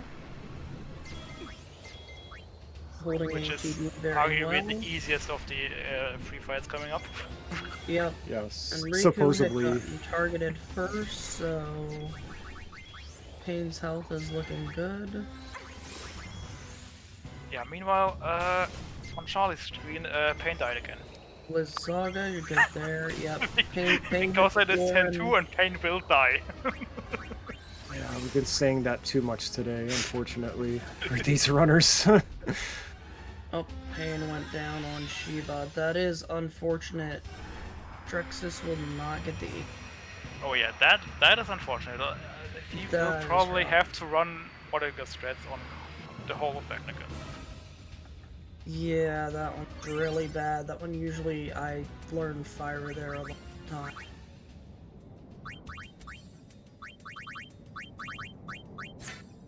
Alright, well, Team Mog is coming up to my favorite fight in Chapter 5, the Dark Sisters fight, and this is basically, that's basically everyone's favorite fight. Yeah, so it's a 3v3. Basically, there's an order in which you want to take down these girls. Basically, everybody is switching all at once, and we want to get Mindy. She has the lowest amount of HP. What you want to do, ideally, is get her down first with one of the girls, then their Karens, because that will instantly one-shot her, and then leave it a 2v2 with, Sandy and Mindy or Cindy? Cindy. Sandy and Cindy, yes. Sandy has the most HP. You're going to be using Water Goes to take down Sandy, and then basically using the last girl on Cindy to Karen her, and I believe it's 5 or 6 Water Go spells is what it takes to finish off the fight. But there's just the turn order in this fight is totally random. Things can happen for no reason. There's a move called Pasado that Cindy can get off that instantly like halves your HP on Dark Knights. That can be a nightmare. And we're about to see like what kind of fight Team Mog gets here. It's on a Dark Knight. Also, how you could see there, she was attacking and then instantly attacking again because for some reason ATB just doesn't really exist for the sisters fight. At least on the sisters themselves. It's like Minnie can get 4 Prasados in a row off without anything else happening. Yeah, even though we changed ATB to slow here, really never feels like it helped. But Yeah, it so does help. it does note that we do switch the ATB back to slow here for these fights just to make it a little bit easier to manage. Well, at least he's getting his water guns off so far, which is not too bad. Yeah, and sisters have exclusively focused on Riku for some reason. And I see a Pasado, that's gonna half damage your Dark Knight. See if Riku can get the Sharon off. Or there's still some Mighty Guard, which basically halves your water guns damage. Yeah. He got like 3 water guns off, which is pretty That's a very good amount. Another Pasado. Riku got Pasado twice. Again. But, it looks like she's gonna get the Karen off, so if she goes down, we still have Yuna at full health, which is we're still in good shape here. well, she gets the Karen off before like Minnie decides she wants to cast the spell she's charging. But it worked. Oh, Mindy is down, and now it's a 2v2, and yeah, we got everybody at full health. This is a really good We fight got a right now for. lot of damage in before with the water guns, so.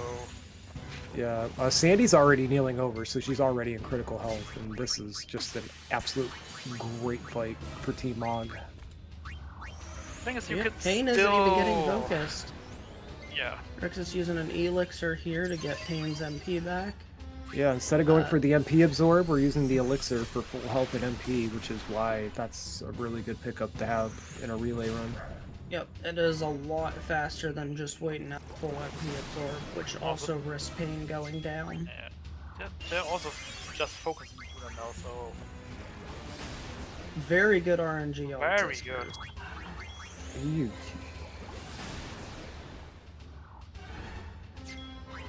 And Sandy is down, and now it's just down to, it's just down to Cindy, who is basically a Karen, and 5 water goes away. And this fight is basically free. Pain did not even get hit by Pain has more than enough MP to get off the 5, so you don't need to get any more MP with Pain, and this should just be, yeah. That was a very, very good fight for Team Mog. And Yuna's having a breakdown of Sharley's screen. Meanwhile, Doumeis is in the Totally Chickens. Where's my imaginary boyfriend from the first game? Pretty much. Where are you? I'm all alone. Did you just queue another item on Pain? Yeah, I don't think he was sure about the MP, so I think he just threw the elixir as a safety. Something else. And it was also in case, I mean, you guys threw an or it was an ether, yeah, just for the MP. Well, he's also behind on AP right now, but he's technically just building up with Terra at the moment because he fire up. Yep. So that won't help. He probably wasn't sure about the damage. Yeah, he's just making sure that Karen is gonna actually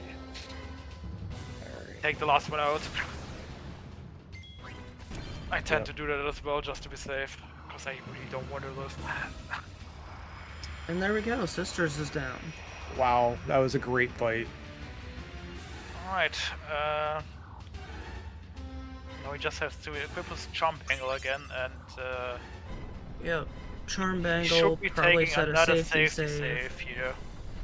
And then also he's gonna want to switch to Firaga in the abilities if he remembers too. So PC does have autosave, but in this part of the game, it only autosaves when you transition to a different screen, and this is the part of the game where you just don't transition between these boss fights. So even though we do have the luxury of autosave on PC, we do opt to make a save file in case Anima has any ideas of trolling. And that's just a marathon safety right now. Otherwise, Team he Mog, would have gone for that. Yes, he is absolutely doing the right thing here. And Team Mog is using the older strats with the gold hairpin, so I believe it's up to Tonberry to use Soul Tamasa when they get there. So we will be seeing both strats to the Anima fight for this. I did for this not relay. see him switch to Firaga. I don't know if he forgot to learn Firaga, which could he's just pulling something. on Matty. That's something I would. That was something I would never do in a run, sir. I don't know what you're talking about. I've done it I before. can't believe you would bring that up. I Totally cannot believe you're seen bringing that up right now. How dare you? But I think he knows he has to basically run on one of the threads, so he doesn't bother changing. I've beaten this game using only Wargos. It's Yeah, totally something so- you just so have to have do I. if you forget sometimes. It's definitely doable. Just his Vayne didn't get a lot of AP she was supposed to get, so... Yeah, those Chapter 3 Aeon fights are critical for Pain's AP as far as learning Fira and having what you need to learn Firaga for Chapter 5 as well. So, I mean, if you die to Valor and Ifrit, you could definitely be short on AP. Yeah, but the thing is he died to Valor and on Shiva. Exactly. So I think he's not bothering So, with Firaga. yeah, kind of a similar strat to the sisters. Everybody's going to switch around 3 times. Pain is going to focus 3 times here to buff up her her magic stat, and then it's going to be. She gets hit as you say that. It's great. Yeah. A normal attack is fine. If Pain, if Anima hits Pain on Pain, it basically gives her every every negative spell you could possibly imagine onto your Black Mage, and you have to remedy her to get her out of it, and you have to refocus after that. So this is where you lose time on this fight. Yep, and she got pained. And that fight is great. As I'm explaining what could go wrong, I think, yeah, that was a Pain on Pain. So he has to focus one more time probably, otherwise he won't have enough damage. If the girls get hit in with Pain and Dark Knight, it's a simple fix. You just have to swap in and swap out of a different dress sphere. They get inflict with Itchy, which basically allows you not to do anything. Alright, that is the third focus. So he's starting the Waterjos. Yep, so it's going to be 13 Wargas and then basically two Karens to kill, but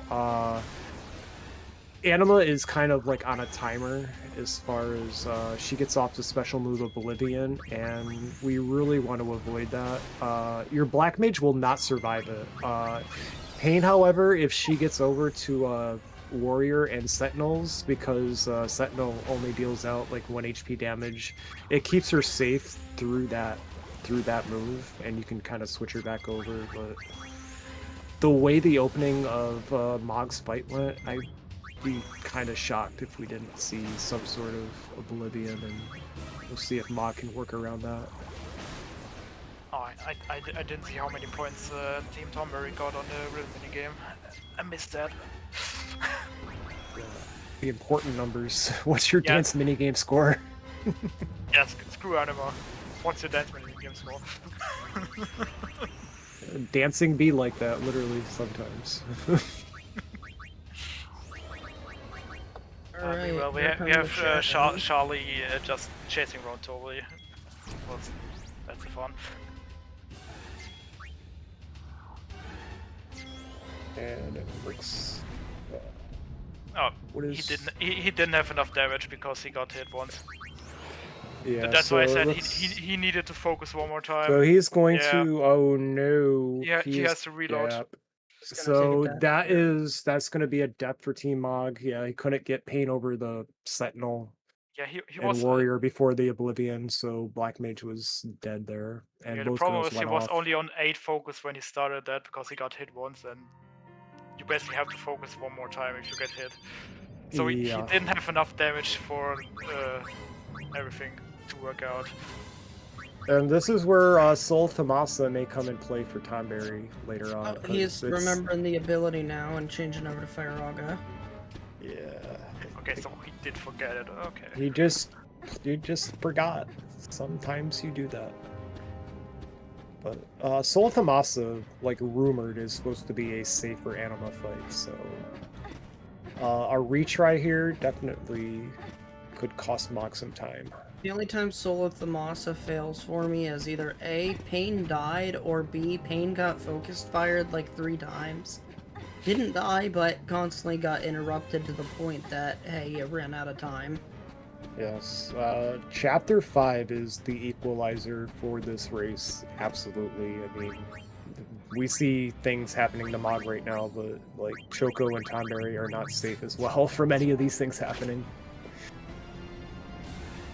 Yeah, Sisters and Anima are definitely the worst too. So Dreaxus had a great Sisters fight, but already 1 death on Anima, which could continue. This is a very frustrating fight. You never know. Yeah, it's like decent starting ATBs to start the switches. ATBs are great.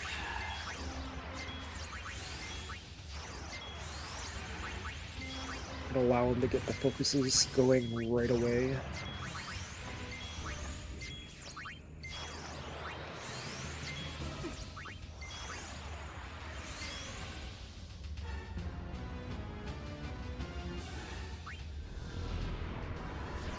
Tonberry about to do battle with Salamander.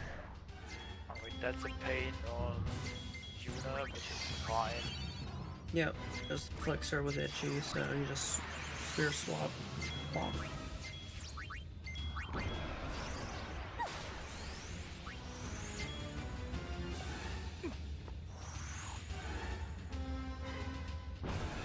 Focus it up, Salamander fight for Doumeis. And totally murdering a guy. For Sharley. So much excitement.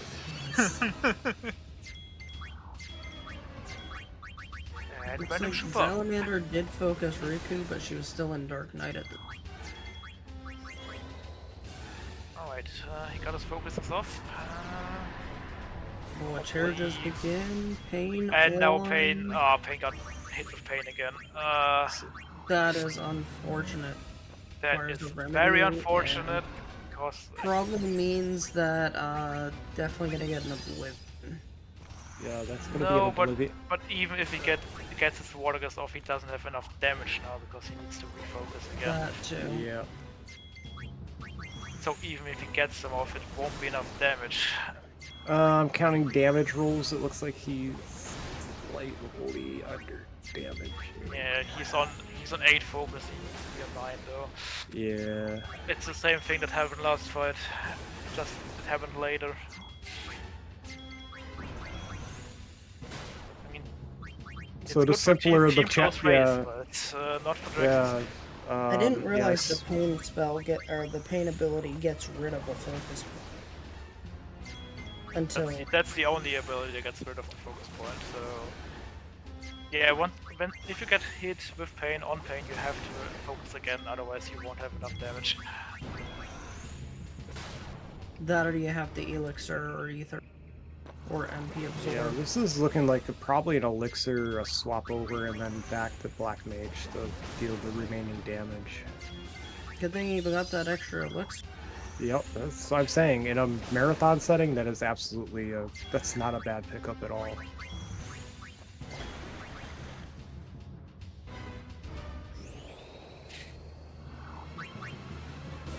We don't want to chain. We want to keep both girls' ATVs available so they can send off the Karens when necessary. Yep. Okay. Alright. So yep, he's gonna switch. Yep, he got the Sentinel off. Don't worry. Okay, Sentinel's off, so he's totally safe now. And Dark Knights will always survive this, so everybody's gonna survive. They're tanky. Quite aren't they like the highest HP in the game? For classes other than the special, the Dark Knights for the spears. Yes. Yeah, other than the special, yes.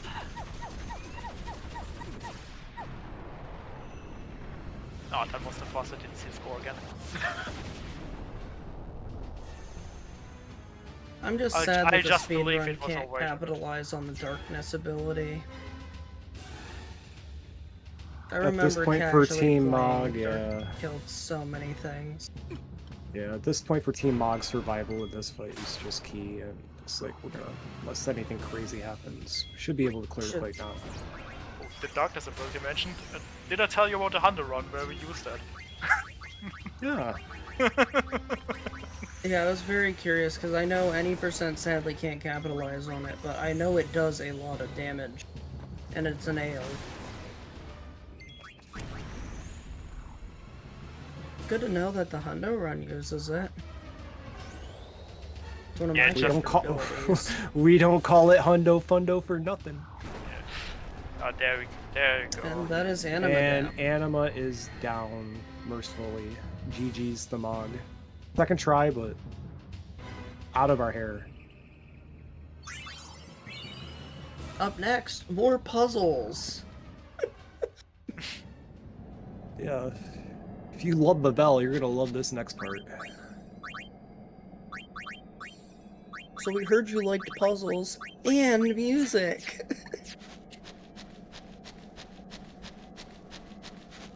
And yep, Dre swipping back to the charm angle to avoid any random encounters. We're just about done with random encounters for the remainder of the game once we get to a certain My question point. is, will he accidentally run into the gate?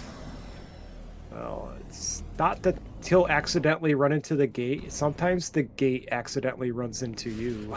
Yeah. Sometimes it's just not your fault. And he tried to YOLO it, just run straight through. And yeah, no, this unfortunately, this is just, we call this troll gate in the 10-2 That usually community. doesn't work if you just run. Yeah. This is Omega Weapon. Why they put it here of all places, I don't know.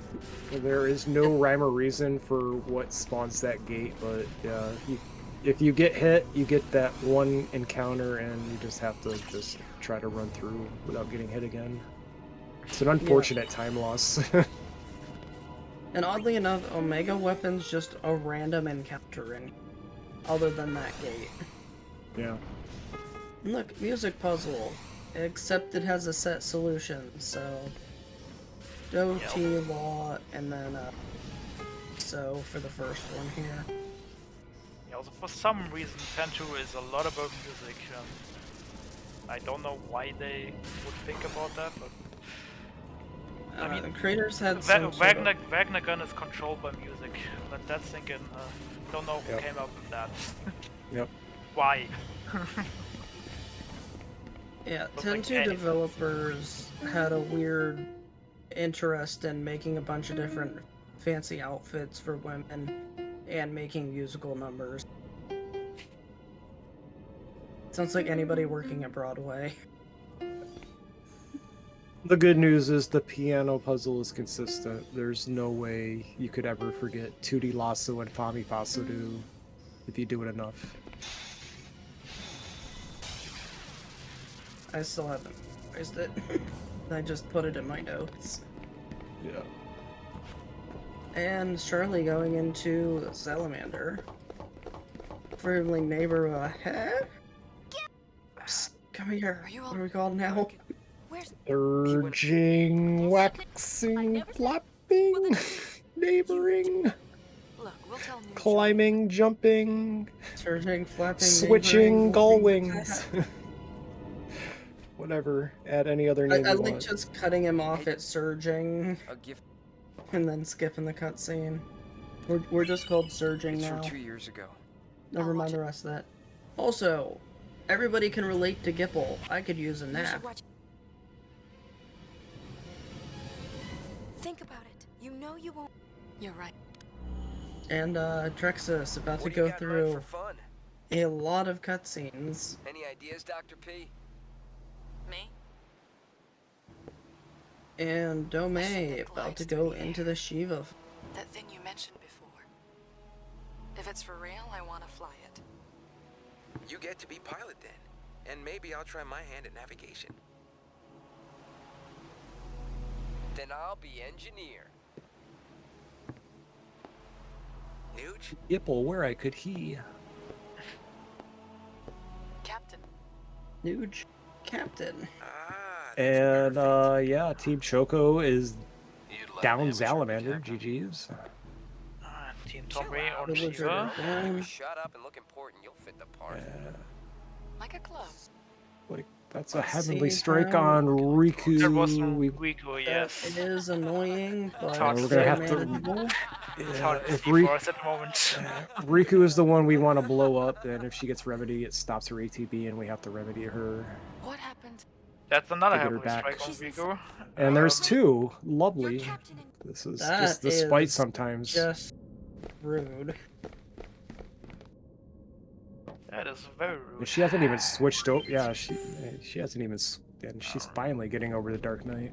Ah, that was a Blizzagon pain. So, need to Phoenix down that. It's just a very trolly Shiva, but he Yeah. did get all his Fire Augurs off. Normally the Shiva fight is the one Alright, that and trolls Dreaxus the going least. through yet but, another music puzzle. Looks like Riku's gonna get the Karen off, and it looks like I think one. Nope, we got it. Yeah, That we is got it. Shiva Alright. down. That was a That was a little fight. Monka S. That But was a yeah, bit trolly, but- Tonberry is down Shiva. That's a good recovery. Dreaxus doing the moving platforms music puzzle. This one has a set order. Basically, you have to jump from platform to platform. You hit a note, which stacks. It shows you the order in the little kind of cutscene-ish style screen with the flying Machina guy. But it's a set order. You just follow a set path.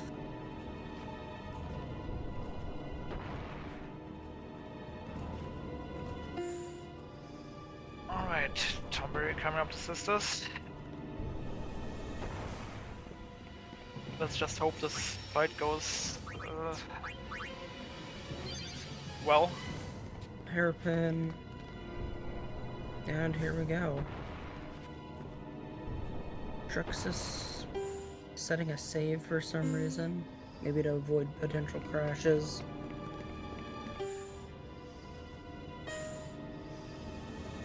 That could also be. I don't know why. And Honestly, I don't know why you would save there, but you heal, but you normally don't yeah, save. Yeah. Because if you go through Team that immediately portal blasted there. by Braga. Alright, he got the music puzzle correct. Yes. Because Yep. we know you got it correct when it plays a second time. And that just opens It's this big gate. gonna be leading up very to the big difficult gate. anyway, in a way.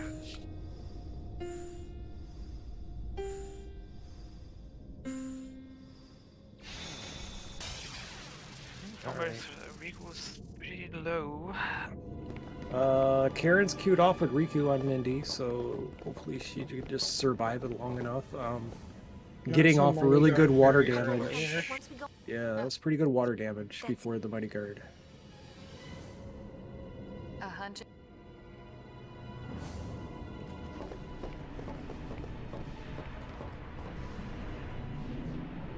Meanwhile, Not Dreaxus is seen any trained. Posadas. Yeah, nope, Sardis is good.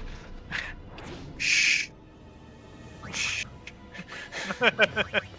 Wait until she's dead. No, just... the curse is not real. Shush. There we go. And yeah, I think now it's safe. I think we're gonna be fine. Yep, I there we didn't go. think Okay. she was charged up. I was pretty sure she couldn't get that off. Yep, no Posada up there. I think he accidentally attacked on Yuna there, so those Yeah. ATB bars filled That up was- a bit.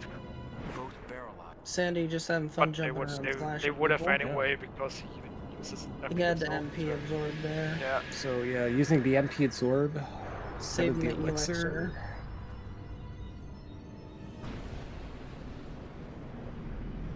Meanwhile, we get to see a possessed Verily playing some music to activate Vayne. I have a plan. What's he acts through another's. I'll shoot. And here's Nooch. His body will be useless, but if we're lucky, I'll shoot Barrel Eye, and now we have like a minute and a half of cutscenes that are completely unskippable, so Dreaxus gets a short break. What then? I will die. And My body has already been rigged. Mr. I'm taking shooting Spite, with me. Sandy is almost down. Full health state, kneeling. You're our captain. Exactly. And one more should do it. One or two more? Well, that's a Razia. But before I leave, I'm gonna hit you with a Razia. Yeah. At least it was on Yuna. I don't like your plan. Oh, and she got an attack off. Oh, cool. Like, because why Sister's not? ATB is just unfair. no. It's no different than Whoever what I did programmed 2 years ago. that hopefully got fired for that. Safety with Terra heal. Because that's horrible. Yeah, who and had fought yeah, to Sandy's save us on our down. side. Yep, Yeah, it's he- the 5 water goes and a Karen to believe clear that he fight. needs more MP though, so. Yeah, I'll probably use another MP absorb. You know what it felt like to watch them die. Especially since Cindy just decides to absorb some of the MP. It was the only thing we could do. It was the only choice we had. I gave in. I accepted. I believed. I allowed it to be true. Yeah, while he was at it, he queued up a high potion pain as well, just to be safe. But Always good to be safe with this fight. At this you point, know what's it's gonna happen. you basically have one, but Forgive you us. never know. So that was pure safety. Yeah, it's And better Sharley safe is at this going point. into You're the just fight. Yeah. Great job, Yuna. You did. Alright, just You saved us all. Karen queued up, and There were Charlie is on his too many Shiva fight. smiles to count. And Pain dies. And I know that I was smiling He enters too. the fight, Pain dies. Immediately. Just immediately. What is wrong with Shiva today? Everything. I swear, Pain has hit the floor more times than Mario in it. And that was the last water girl on the sisters fight. Very good. Yep. And now we're gonna see Tonberry probably imply the Soul Thamasa strats for the animal fight. No, that's a heavenly. Yeah, hopefully he goes back to for the safety save first. We had no choice. Oh, that is a reset on Shiva. Those are our magic words. We repeat them to ourselves again and again, but you know, That the was magic very never worked. unfortunate. The only thing we're left with is regret. Yuna. Well, at least Shiva is the shortest fight to reset. No. I don't want this anymore. So it doesn't use you as much time as the other resets. Yeah, at least you get an auto save there. Yeah, just have to do one equip menu again, and then you're back in again. I don't want friends to die or fade away. Alright, there's I safety don't save want for battles Team where we have to Tonberry. lose in order Yes, to very win. smart. Before going into Anima.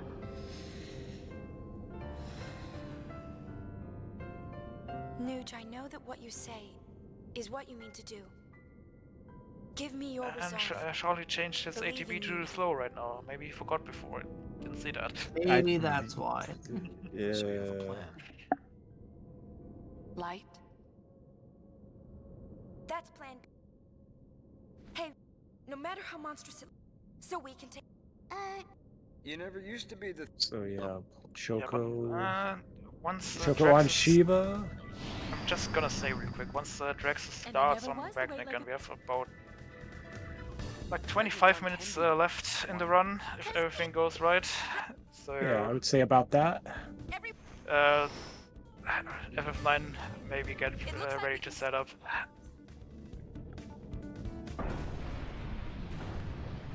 I mean, it could take longer than half an hour, but it hopefully it doesn't.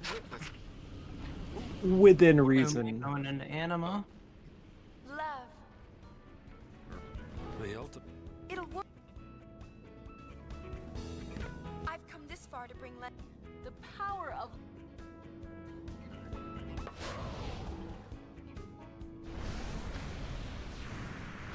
And here comes the mana tablet. Ooh, that was a Heavenly Strike on Riku, so we got a Need to remedy remedy. again. Look! Oh, I actually have notes here on the Soul of the Mossa strat. I was trying to see how many MP heals you need to do with Vayne. And for, Alright, that's Shiva down for Choco. Nice. For Anima, I had to use 1 Elixir and 1 Ether. I still did the 3 times focus with a mana tab. And that got me through fairly consistently.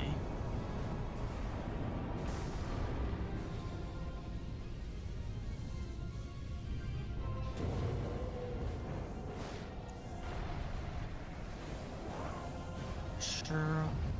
That is, I mean, just because I use the old strat, that's wild. Just seeing 1800 damage. Yeah. It's beefy. I mean, it's a beefy buff. It really is. There's the Elixir. Sharley coming into sisters meanwhile. And Dreaxus is about to start his last boss rush. Yes, this is basically the final climb to the end of the run.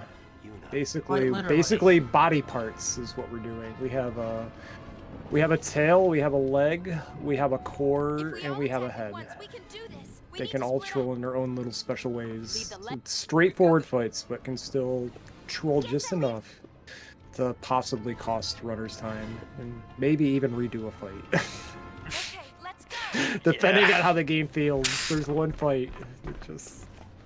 Yeah, we'll talk about it when we get there. Yeah, there's one special fight where you shouldn't make one simple mistake.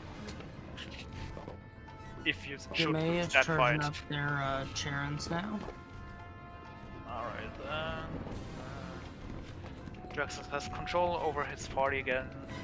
So he is now at his final split, which is Wagner gun. So everything went right. Anima should die right after in here.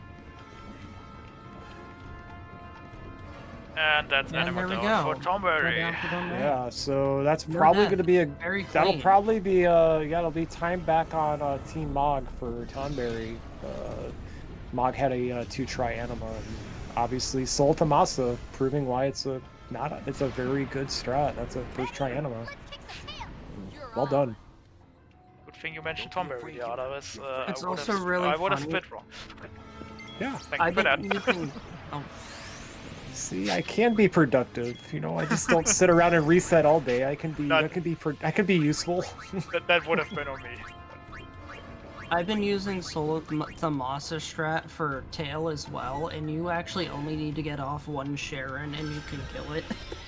Oh, that's interesting. You can actually keep a party member alive. I've done it by accident like 3 times now, thinking I need more damage when it literally it dies. I'm learning all sorts of cool stuff today. So I get like a level 25 Riku or Yuna at that time, and I'm like, okay, I have this now. It is swapped to Pain wrong. He changed back to Warrior, so he has to change 2 more times. Oh yeah. Not the worst thing in the world, just a slight little time loss. I mean, if you're really slow there, you can die to tail. Sharley. Because you gotta focus up first, and that takes some time. Yeah, I mean, you can game over to any boss in this game. It's not uncommon. This is probably for endgame the tail we would consider like the safest of all the final boss fights. It's a pretty straightforward sequence. Tail always opens with a tail swipe, and then you basically want to swap the girls around, get full HP, revive Pain, and then use a Mega Elixir to fully heal your party, and then focus Pain and start dealing your larger damage. Oh, I use the Mega Potions from the Shiva area. I've never used a Mega Elixir. Yeah. So there's a chest before the first piano puzzle that you pick up, and that's where you would use it. I think I usually use those Mega after the fight. Also a I use Mega Phoenix, Mega Elixir, Mega Elixir, or Mega Phoenix, Mega Elixir after the leg. So I don't have an extra. So that's where the Mega Potions tend to come in. Alright, Sharley has only one sister left. Tail just brutally murdering Yuna. Oh, Dreaxus doing a reset. Crap. That was a game crash, I believe. of all the times. That's a late game crash then, because normally That is a very, very late crash. Normally, if your game crashes there, it crashes right at the beginning of Tail, so... Yeah, he was at the end of Tail. That is a lot of time loss. That's unfortunate. Like, I mean, if Mog's losing time today, it's definitely because of the crashes. Like, the crash bug has plagued Mog. I think that's 4 now. 4? I believe that's 4 now. Yes. For Team Mog for the run, and that's just... counter. That's why I have a crash counter in my splits. For that reason. Maybe we should have listened to chat. I used to have text on screen, but I changed it to my splits because that was just easier. Sandy's down though, so probably Sharley home. Yeah, that were some clean sisters as far as I could see that. It's unfortunate. It's just one of those things that it's unfortunate that it happens, but it's just a thing that can happen, and there's nothing you can really do about it, unfortunately. Yeah. Well, as far as I could see the sister fight on Choco's screen, that was pretty clean. Vayne got hit a few times, but I didn't see her die. Yeah, I'm not going to try to... might have just missed it, but I didn't see it, so never happened. I'm not going to share bias with chat, but this would never happen on console. Yeah, on console your run would be just over if you die to anything.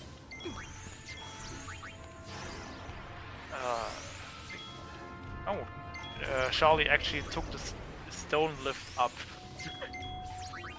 I haven't even considered that before. Somebody made a patch for this game that's supposed to help deal with crashes, but like it still doesn't. It doesn't. Deal. Not even close. It'll fix your green screens and FMVs, but there's nothing that fixes crashes in this game, unfortunately. So yeah, if you want to run 10 or 10.2, there is a certain 4 GB patch that you probably need to avoid the green screens, but you can't avoid crashes. Right, I forgot it helps the green screens mostly. When it comes to Final Fantasy X, like it does a way better job of cleaning up all the little bugs, but 10.2 is just 10.2 is just a bugged game in general. I mean, Vayne Gun's just a giant bug. It's got the like weird not legs, wrong there. It's got a tail, it's got an exoskeleton, it's just a giant bug. Plays music. Vayne got a cricket.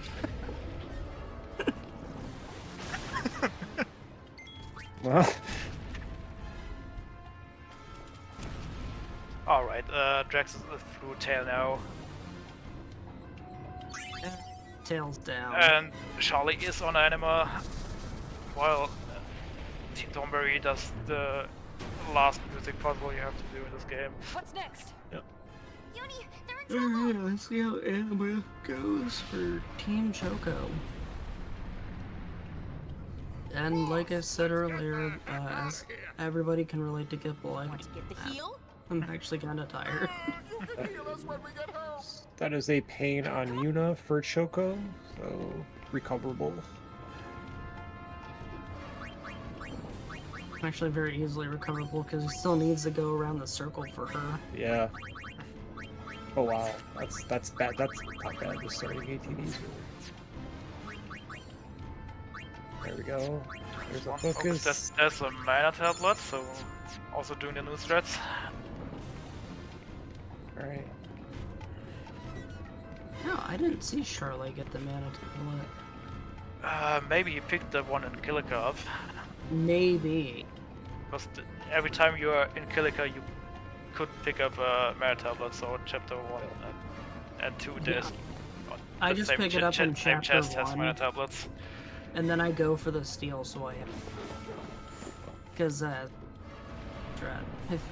what I don't like right now is how low Pain actually is right now. Yeah, he even potion Pain with Yes, there's the Alexa. I'll let you have this one. I'm going to go to your new Pain's genome. up. Team Mog. Team Mog about to do the leg fight, which is a pretty straightforward fight here. We want to switch both girls in Dark Knight around 3 times and set the Karen off, and that ends the fight. However, leg can just kind of do whatever it feels like doing, and if Pain happens to go down after the Karens get off, it's a game over, and you have to like retry the fight. And if you notice, Pain has slow right now. That's because we changed Pain to Warrior with the smooth sailing equipment, and forget what the other. Alright, Choco is full anima. Yeah. First Registers, first her anima. Just death on Shiva was a bit unfortunate, but that's like the slowest, the quickest death you can have, so it's totally fine. Team Mog also opting to use the high potion on Pain to try and keep her HP at max before the Sharons go off, which basically guarantees your way through. That looks like, oh my god, no more extra that is a shenanigans. flare, but still plenty of HP to spare there. Yeah, if you're on Warrior and that is full leg. HP, you should live at that every time. I'm going. Yeah, so with Moonbracer and smooth sailing on that, it also creates a shell effect that helps Pain kind of survive Doumeis that. into the several minute cut break. Sharley is waiting 2 times before a troll gate just to make sure it doesn't troll him. No troll gate for Team Choco. Yeah. Literally, a little electric fence like that can Yeah. mentally get into your psyche, like right at the end of the run. He even waited for the second time to go up just so he doesn't run into it. Embrace Still the high faster pelo. than running away from the fight. Yeah. Everybody knows I'm actually- half high pelo. I have game overed 1 time to that fence, by the way, because I had a bad ATB on a Pain that I didn't heal after the fight. It was the dumbest game over I've ever had. Dumbest game over so far. That's what So we say when far. we run 10-2. It's the dumbest game over so far. There's always going to be a better, dumber game over. I mean, I've been tail swiped a bunch of times, I died to the gate once, or some other dumb deaths I've had. Or the tail swipe happens all the time. Oh, 50 different deaths. Nothing special at this point. I had like 50 different deaths to uniform 1 Ormy trying to find a strategy to make my Festivalist route work. Thing like getting bodied by him so many times until I found a working strategy. Funny thing, the thief strategy of stun locking and having physical attack also comes and works somewhat with Festivalist. I can keep a partial stun lock up. But also a lot of it is, if I can just hit tier 3 spells with Festivalist, I get through all fights. Yeah, D-Sharper has a point. Just run into different without doing the heal menu. Can't, Yeah. can't get much dumber than that. Exactly. Yeah, Totally I've done that before. Yeah, just go in Wow, with, never. you know, just go in there with one of your Dark Knights just completely down. Good luck. Right now, we're on the core fight for Team Mog, using Laterga strats because Team Mog did not get to learn Firaga due to the couple deaths that blocked Pain from her. Normally you would have Firaga here to do damage if everything went well. It just saves having to take Pain around the Spear Grid. So we take out the right bulwark because it casts some nasty stuff we don't want it to, like, you know, shell. Focus up, I believe it's 3 times, and then focus down the core itself.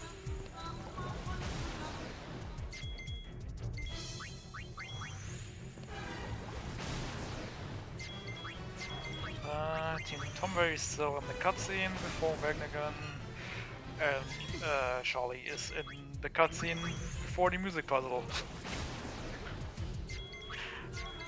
And those Lots of are cutscenes not being skippable, unfortunately. Yes.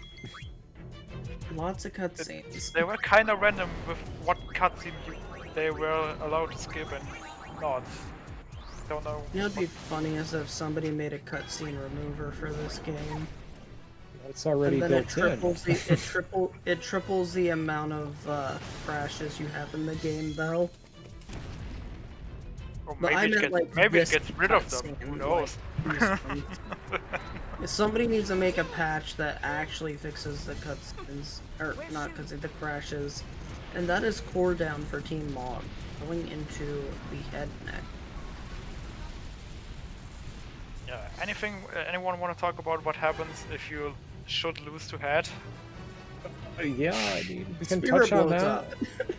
Yeah, there's a way you could game over that fight, and you get this call it an alternate ending, where Vegnagun just shoots a laser beam, and you literally blow up Spira. Like, people start flying, and you feel awfully bad. And the problem is, if you should lose and don't quit out immediately after it, an autosave kicks in and your run is over. Yeah, we're still. I'm personally, I am still working with the mods, the 10.2 mods, to make blow up Spirit percent an official category for the leaderboards. So stay tuned. It's just the same exact run, I except think I it's almost have the here. mods convinced. There might be a couple listening to this right now. But, Don't worry, Konyo. I have been there as well. I think even on I was there on a Hunter run, so that's like 12 hours wasted because I didn't quit out enough early enough. If you couldn't sense any sarcasm, just don't blow up Spira and don't hang your head in shame and just keep your run alive. Don't do that. Even though it can just happen and it's not your fault. Yeah, it's just not your fault sometimes. But don't do that. End it now. He's got a plan B too, but Oren says he's panicking. I love how just Oren and Jet and all them are just here talking. Oh, I mean, and it's they're in the far plane. Not in the least annoying because it stops your ATB bars when they do that mid-fight. And Vegnagun has a literal gun. Yeah, I mean, he is panicking. I mean, look at him. He's kind of... That's a big gun. It's not the size that counts, buddy, you know, so... Clearly making up for something. Like, clearly. Someone's making up for his lack of body. personality and kindness. Alright, and Like how he just going into the looks head over now. like, what the hell are you doing up here?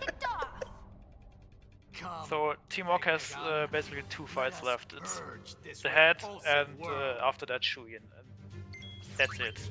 And totally nothing can go wrong in both fights. And this one works similarly to the core fight. If you don't have Firaga, you switch around here. You break down the right one, focus up, but this one you have to kill the left one as well before the head is exposed. So we kill the right one because of this move here, Paladamor's. It does a lot of damage, and it'll keep spamming it over and over as long as the right readout is alive. Alright, and Team Choco is getting into the pre-Vegnagun cutscene. So that's basically the only break you have in the run. Yep, and Tonberry coming up on the tail fight. So we're coming up on the very back end of the run.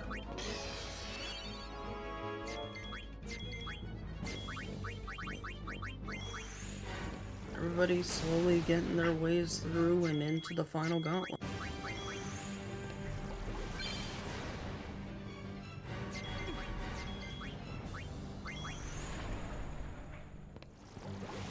And Dreaxus has finally learned Firaga. Right before the Shuyin fight.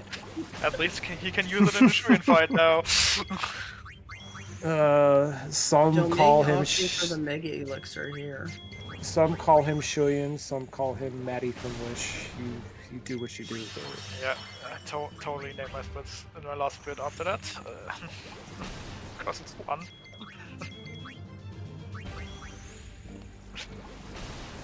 Alright. Alright, let's hope Dreaxus can count his water ghosts.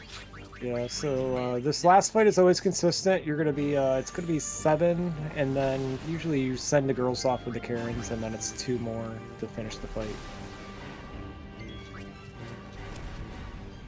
There goes one.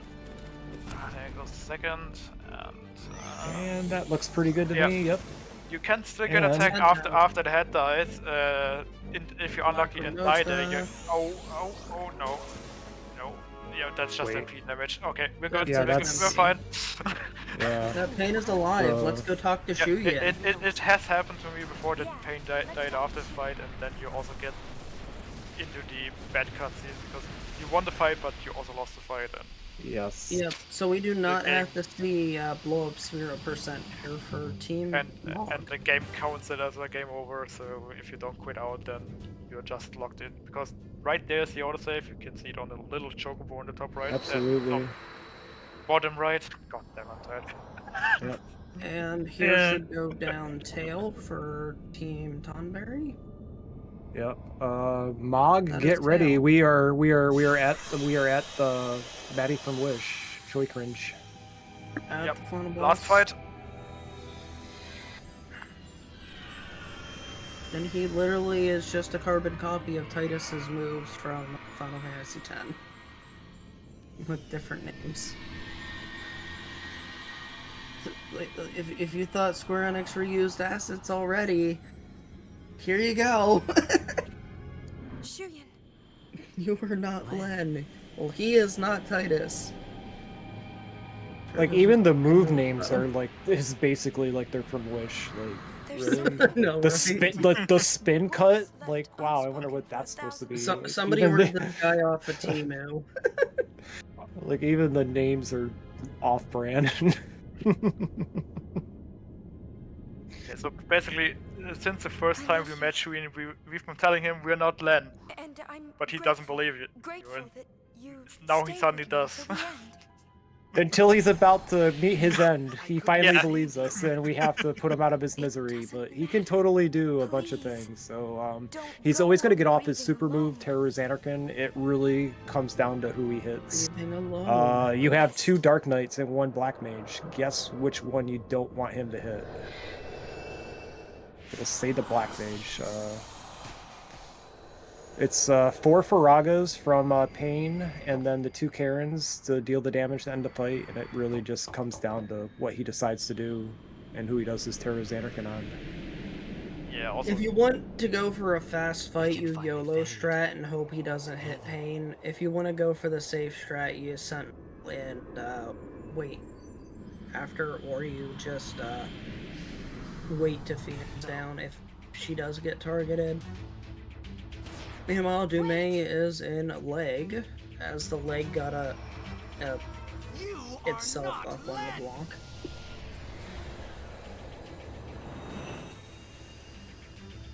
Alright, that was the cutscene for the fight, and we're into the fight. Yep, and let's check the starting ATBs on Team Mog. Those are really good starting ATBs. That's a good sign for this fight. Very generous. So, yep. So he's going to opt to get 1 Faraga off and switch the other girls around while holding ATB. Or no, he's just going to go for it. Wow, he's just going 4 Faragas and then switching. That's risky. Yeah. Risky, very risky. Okay, let's see how this plays out. I wasn't expecting this. Alright, he's... looks like he's got the Terror Xanarkin queued up. I don't understand. Oh, man. Like, this is... I'm trying to understand what... Oh, okay. He's fine. It is fine. It is fine now. Yeah. Oh, it is fine now. Riku died. Or Riku did die. Maybe it's not fine. Do we have elixirs ready? I mean, all he has to do now is, I mean, just say he has to switch Pain over to Sentinel, and it's like just revive and Karen. He already did. I think he's just switching now and then reviving Riku. Yeah, he's gonna do that and then revive. The problem now is he's gonna get energy rain off. Probably. Unless he's got to switch Riku around as well. Yeah. Yeah, that's gonna be close on Energy Marine. And if he's Like, really unlucky. the spin that's kind of. Okay, He's getting some lucky on with the pay. damages. Oh, it Yeah. didn't hit Riku. This is, oh my god, this is so bunka for the end.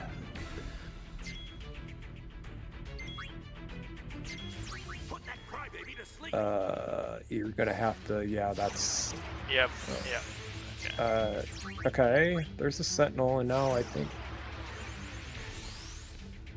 Now we're getting. I don't. Yeah, and now he's charging up with the energy rain though, so. That's, yeah. Riku's not gonna survive that.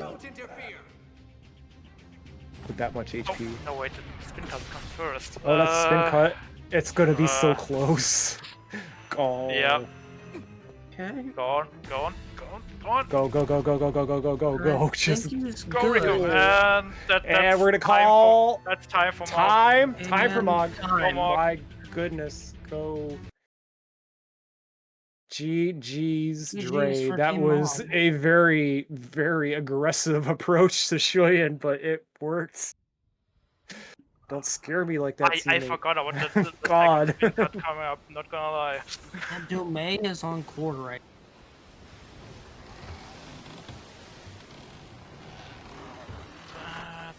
Team Choco is starting Vagnagun now. Do we have a second? Do we have FF9? I want to come in to say something real quick before we wrap things up. Yeah, sure thing. We can jump in here. Welcome to Final Fantasy IX. We got Nico starting. That was a really tense end to that Shuyan fight as well. But yeah, welcome in FF9. We got our runners Almagus, Pete Swanson, and Nicolon 1. All running Petros around here, the standard stuff. They're just starting out. And I'm sorry, I'll be joined by Dakota, aka Super Handy, one of my dearest friends, and also Mutski, another dear friend. Hello, I'm glad to be your dear friend. The feeling is so mutual. But we're gonna just chill out for a little while the FF10-2 runs kind of start to wind up and wrap up a bit, and then you'll get to hear our dulcet tones for several hours afterwards. So thanks for inviting us in. Very slow start, very slow half hour. So we got plenty of time for FF10-2. You lot to finish up and do your thing, and then we'll all jump in. But thank you. All right. We'll see you in a bit. Absolutely. Yeah, we are not too much longer now. Absolutely. So what we have, looks like we have Choco doing tail and Tonberry's on core. Yes. So once he's done with core, only 2 fights left. Fortunately, Yuna got stoned. That's awkward. Normally you have stone proof here. You can sometimes miss it. That's why I said usually. Usually. Yeah, right. Pain completely ran out of MP. Should.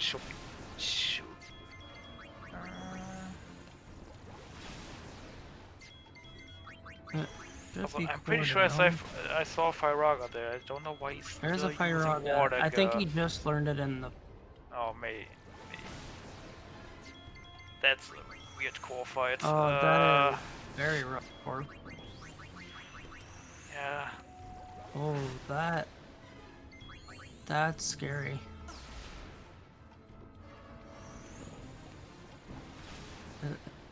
Yeah, the shell also doesn't The really shell help. is so bad, it halves the damage.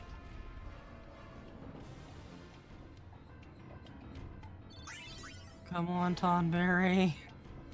Oh, he's out of MP again. Oh my goodness. Oh, that is so rough. What's next?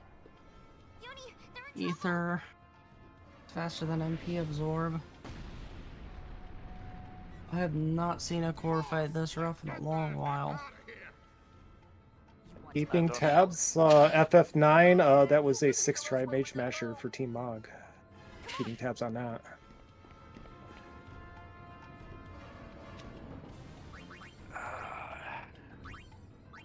Doom.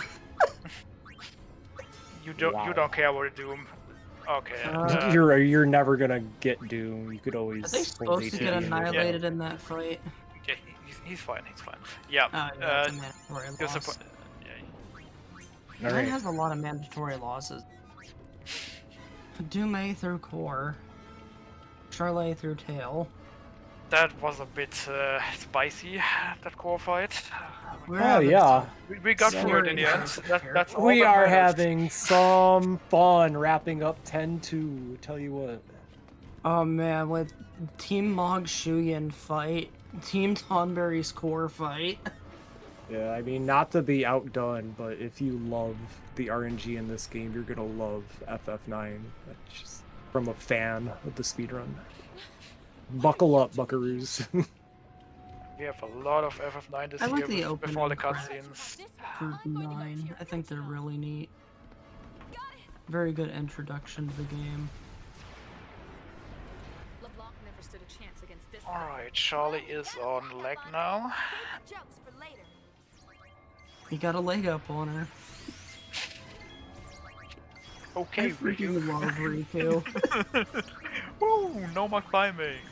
She just says so many different random puns. Oh, Pain is getting all the good lines. Why does Pain get the good lines? Pain's just quips and insults. Riku's just non-stop puns, and Yuna's just Yuna.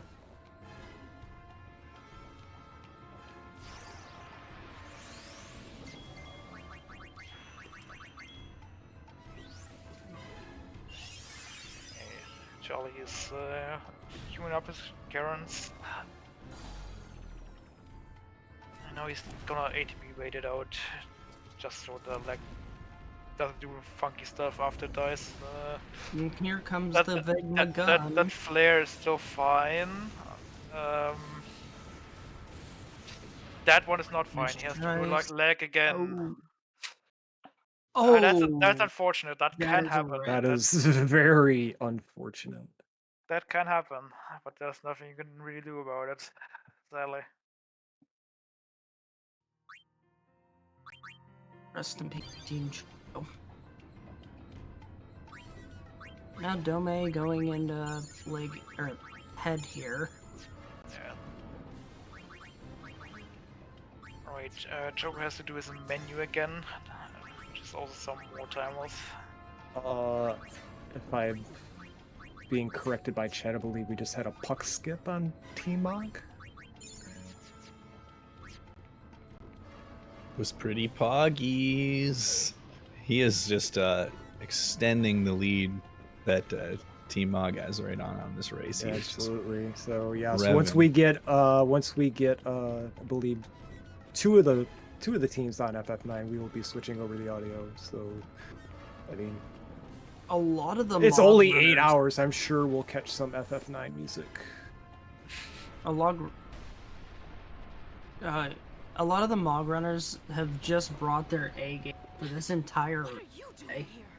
I mean, all around. I mean, you just look at the relay in whole. We've had every team with a world record, every team with a lead at some point. It's just a typical relay. Like, it's just all over the place, and we have all amazing runners, and just this is the difference. Sometimes these games can just do things that are just not necessarily fair.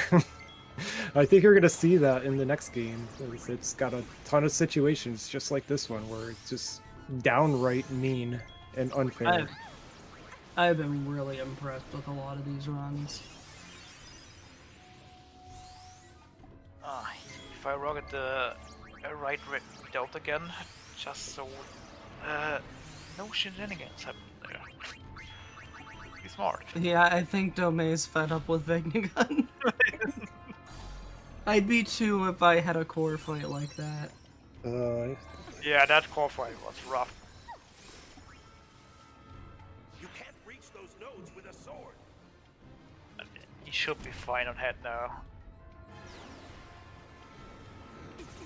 And let's see if Sharley can get through like this time. One turn, the second turn. And that Get should off be it. the That's the fight floor. right there. That's it. And we have Surely it's her leg. Tonberry is now on their final fight. Let's go talk to Shuyan. But I don't want to talk to Shuyan. Nobody wants to talk to Shuyan. Nobody wants to talk to Matty from Wish. Yeah, I prefer the real Matty. You won't have to talk to me much longer, I promise. I'm almost out of here. I gotta go get ready to play a game. I used to have some time till 15. Yeah. It's a nice little cozy 12-hour break, you know? Yeah. It was actually really good timing.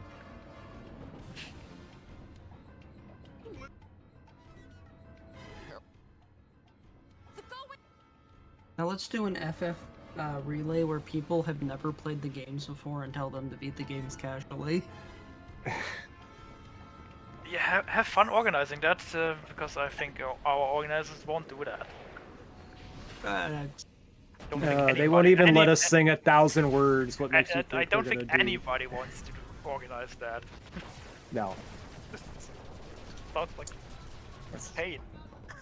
This thing just keeps on ticking. What about a coach? We'll finish it. I've seen a lot of those for games.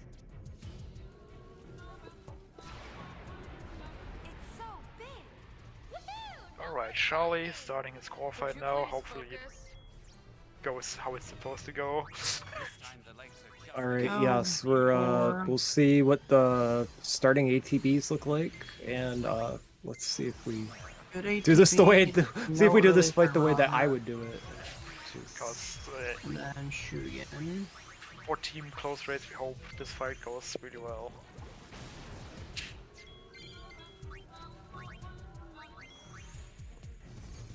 Because who doesn't love a good close race in the end? It's all about team close race. We all agree on that one.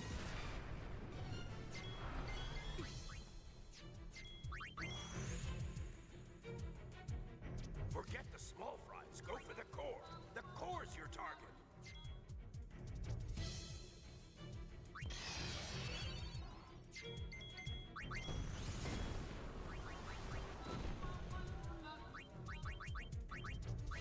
Oh, Sharley did learn. Here. Are not Len.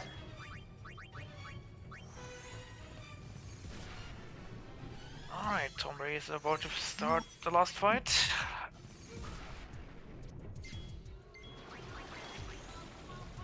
And here comes Shuyan. Starting ATBs not too shabby. Yeah, they could be a bit better, but they're not We're not beggars. They're not yeah. terrible. It's the last fight. Beggars can't be choosers here. So yes, we're doing things the way we should do. Yes, this is what ideally we want the girls to have max HP before we even see Terra's Anarchin, and then we can kind of did start firing things off. I accidentally switched backwards on. Yeah, he accidentally switched backwards. He's still got plenty of time. Yeah, he'll have plenty of time. Yeah, it's fine now. He's getting the Firagas off without bleeding ATB.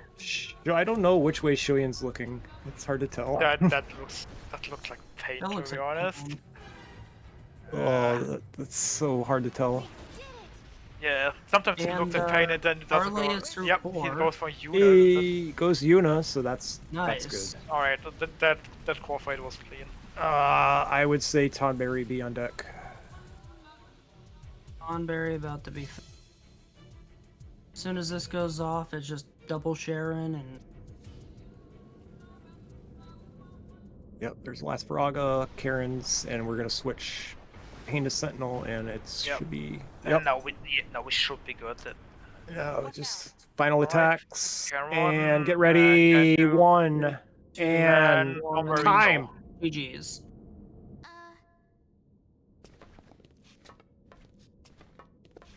Maybe we're finished. Well done, Tonberry.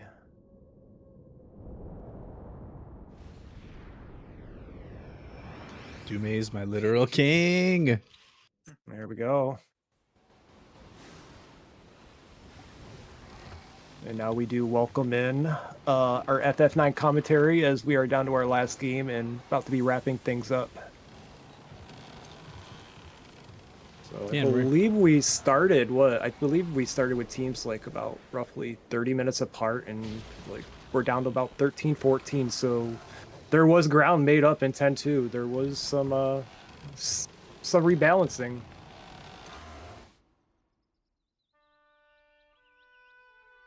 Especially heading into a game with FF9 that has absolutely no time variance whatsoever. So totally fair and consistent from what I've seen over the years. Certainly won't be the great equalizer for any teams today. Never. I can take a nap before my run knowing that this is a totally safe run. Unfortunately, it looks like Nico missed an input about 2/3 of the way through there, so he's probably going to get like in the 70s or 80s, but he did not unfortunately get the 10,000 gil from the 100 noble impressions that you can get on that fight. He got 470 something, which is perfectly fine. Yeah, it's totally enough money. There's, especially with how much time he has of elite anyway, he deserves to have to pick up all of the chests after the quick relay mage masher, the puck skip. He's due for some time wasting anyway. Are those inputs always different, or are they the same for that sequence? So it begins that it can only be one of 3 things for the first like 10 or 15 inputs ish, and that is that it can only be X, triangle, left, and right. And then after you do so many, then it throws in all of the other buttons on both the D-pad for up and down and the other 2 face buttons. But it is random every time. So there's like some predictability to what the patterns can kind of be, because early on it can only be X and triangle, and there are only 2 positions on the field. So if you always go right and then left, so that always alternates. So you can kind of predict some of them, but it's for the most part just entirely random at a certain point. Oh, good to know. Yeah, so like if you go right, I just hover my left thumb over the left arrow, because I know if it's a left or right, I don't have to actually register which one it is, because it can only be one. So you can kind of save like a fraction of a second by hovering over the alternating left and right D-pad buttons. It's kind of interesting. That's something that I know that I knew and I would do it, but I've not really thought about it any longer than, a fraction of a second before. It's kind of like one of those like, oh yeah, that is something that that is how it works kind of moments. Yeah, whenever I was like bad at it, because when I started speedrunning this game, I didn't have a CRT, so I played it on like a flat screen, so I had some pretty bad input delay. So I was like trying to get good at it so that I could actually get the 100 nobles on the LCD. So I would put a piece of construction paper over the screen and just cut out a hole of where the box pops up. So that's the only thing that I would see. So I wasn't distracted by the background shifting back and forth. And it was actually pretty helpful. And then just kind of figured out like, different ways to anticipate what can be next.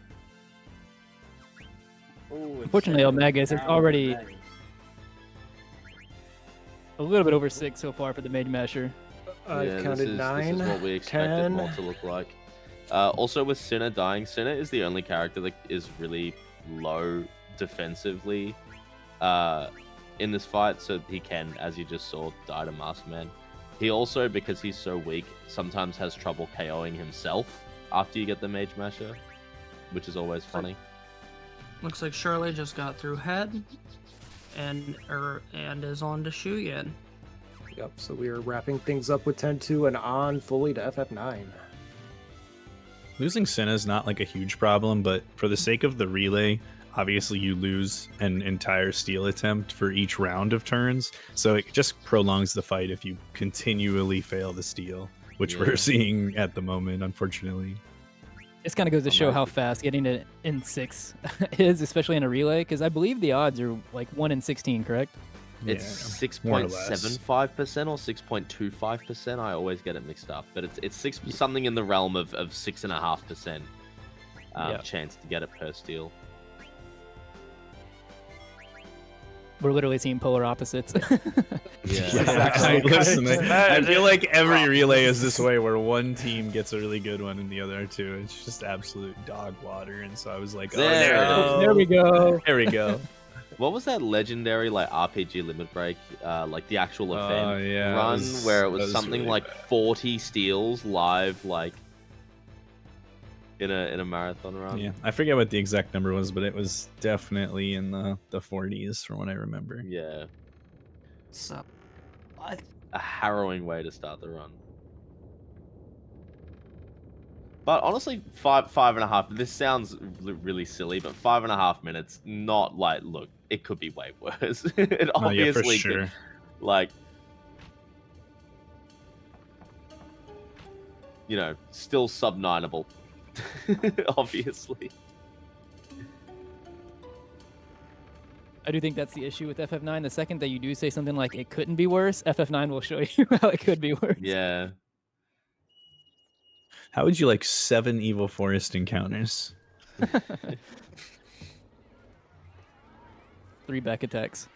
Yeah, one thing we should note kind of heading into this game as the third runner is wrapping up 10-2. To note with this is version-wise is that they're playing the PS1 version of Final Fantasy IX, which has a relatively high encounter rate, insanely high encounter rate relative to the HD or PC ported version of this game. So there will probably be between 50, 55, 60 even if someone gets a really bad run encounters in this run, and each encounter with the PS1 load times can be pretty long. I think it's in the range of like 35 to 40 seconds, depending on when Zidane can flee. Yeah. Alright, Sharley is starting his last fight, so we're gonna take over for the last fight again. Yep, and then sounds good. You can have whatever you need. Yeah. We got our last You Are Not Len as It's a really good starting ATBs. These starting ATBs today are really good. Yeah. So got one off and good ATB, one Firaga off, and switching up here, looking clean so far. Yeah, really, as long as it doesn't hit pain, there should be. Looks pretty standard. All swaps are done. Yep, there's number 2. Second Firaga. Number 3 on the Firaga. And one more for good luck. And actually got him off before the Terra's Anarchan. Very nice. And just going for the YOLO strat. Yeah, that was maybe not the best idea. He's lucky that it hit you. I just. Yeah. Yeah. But this is fine though. That still saves a little bit of time. Just got really lucky. That was really risky. That's what you do in PB attempts normally. All right. Yep. Switch hasn't happened yet. Now. Yo, while we get that Sentinel off. Now we're fine. And Choco, get ready. And time. And time. Now time. All right, that's it for 10-2. Yes. GG's GG's we'll be everybody. signing out now. Yep. And good luck to the 9 runners and the rest of the relay run. And for my first biased commentary all day, go Mog.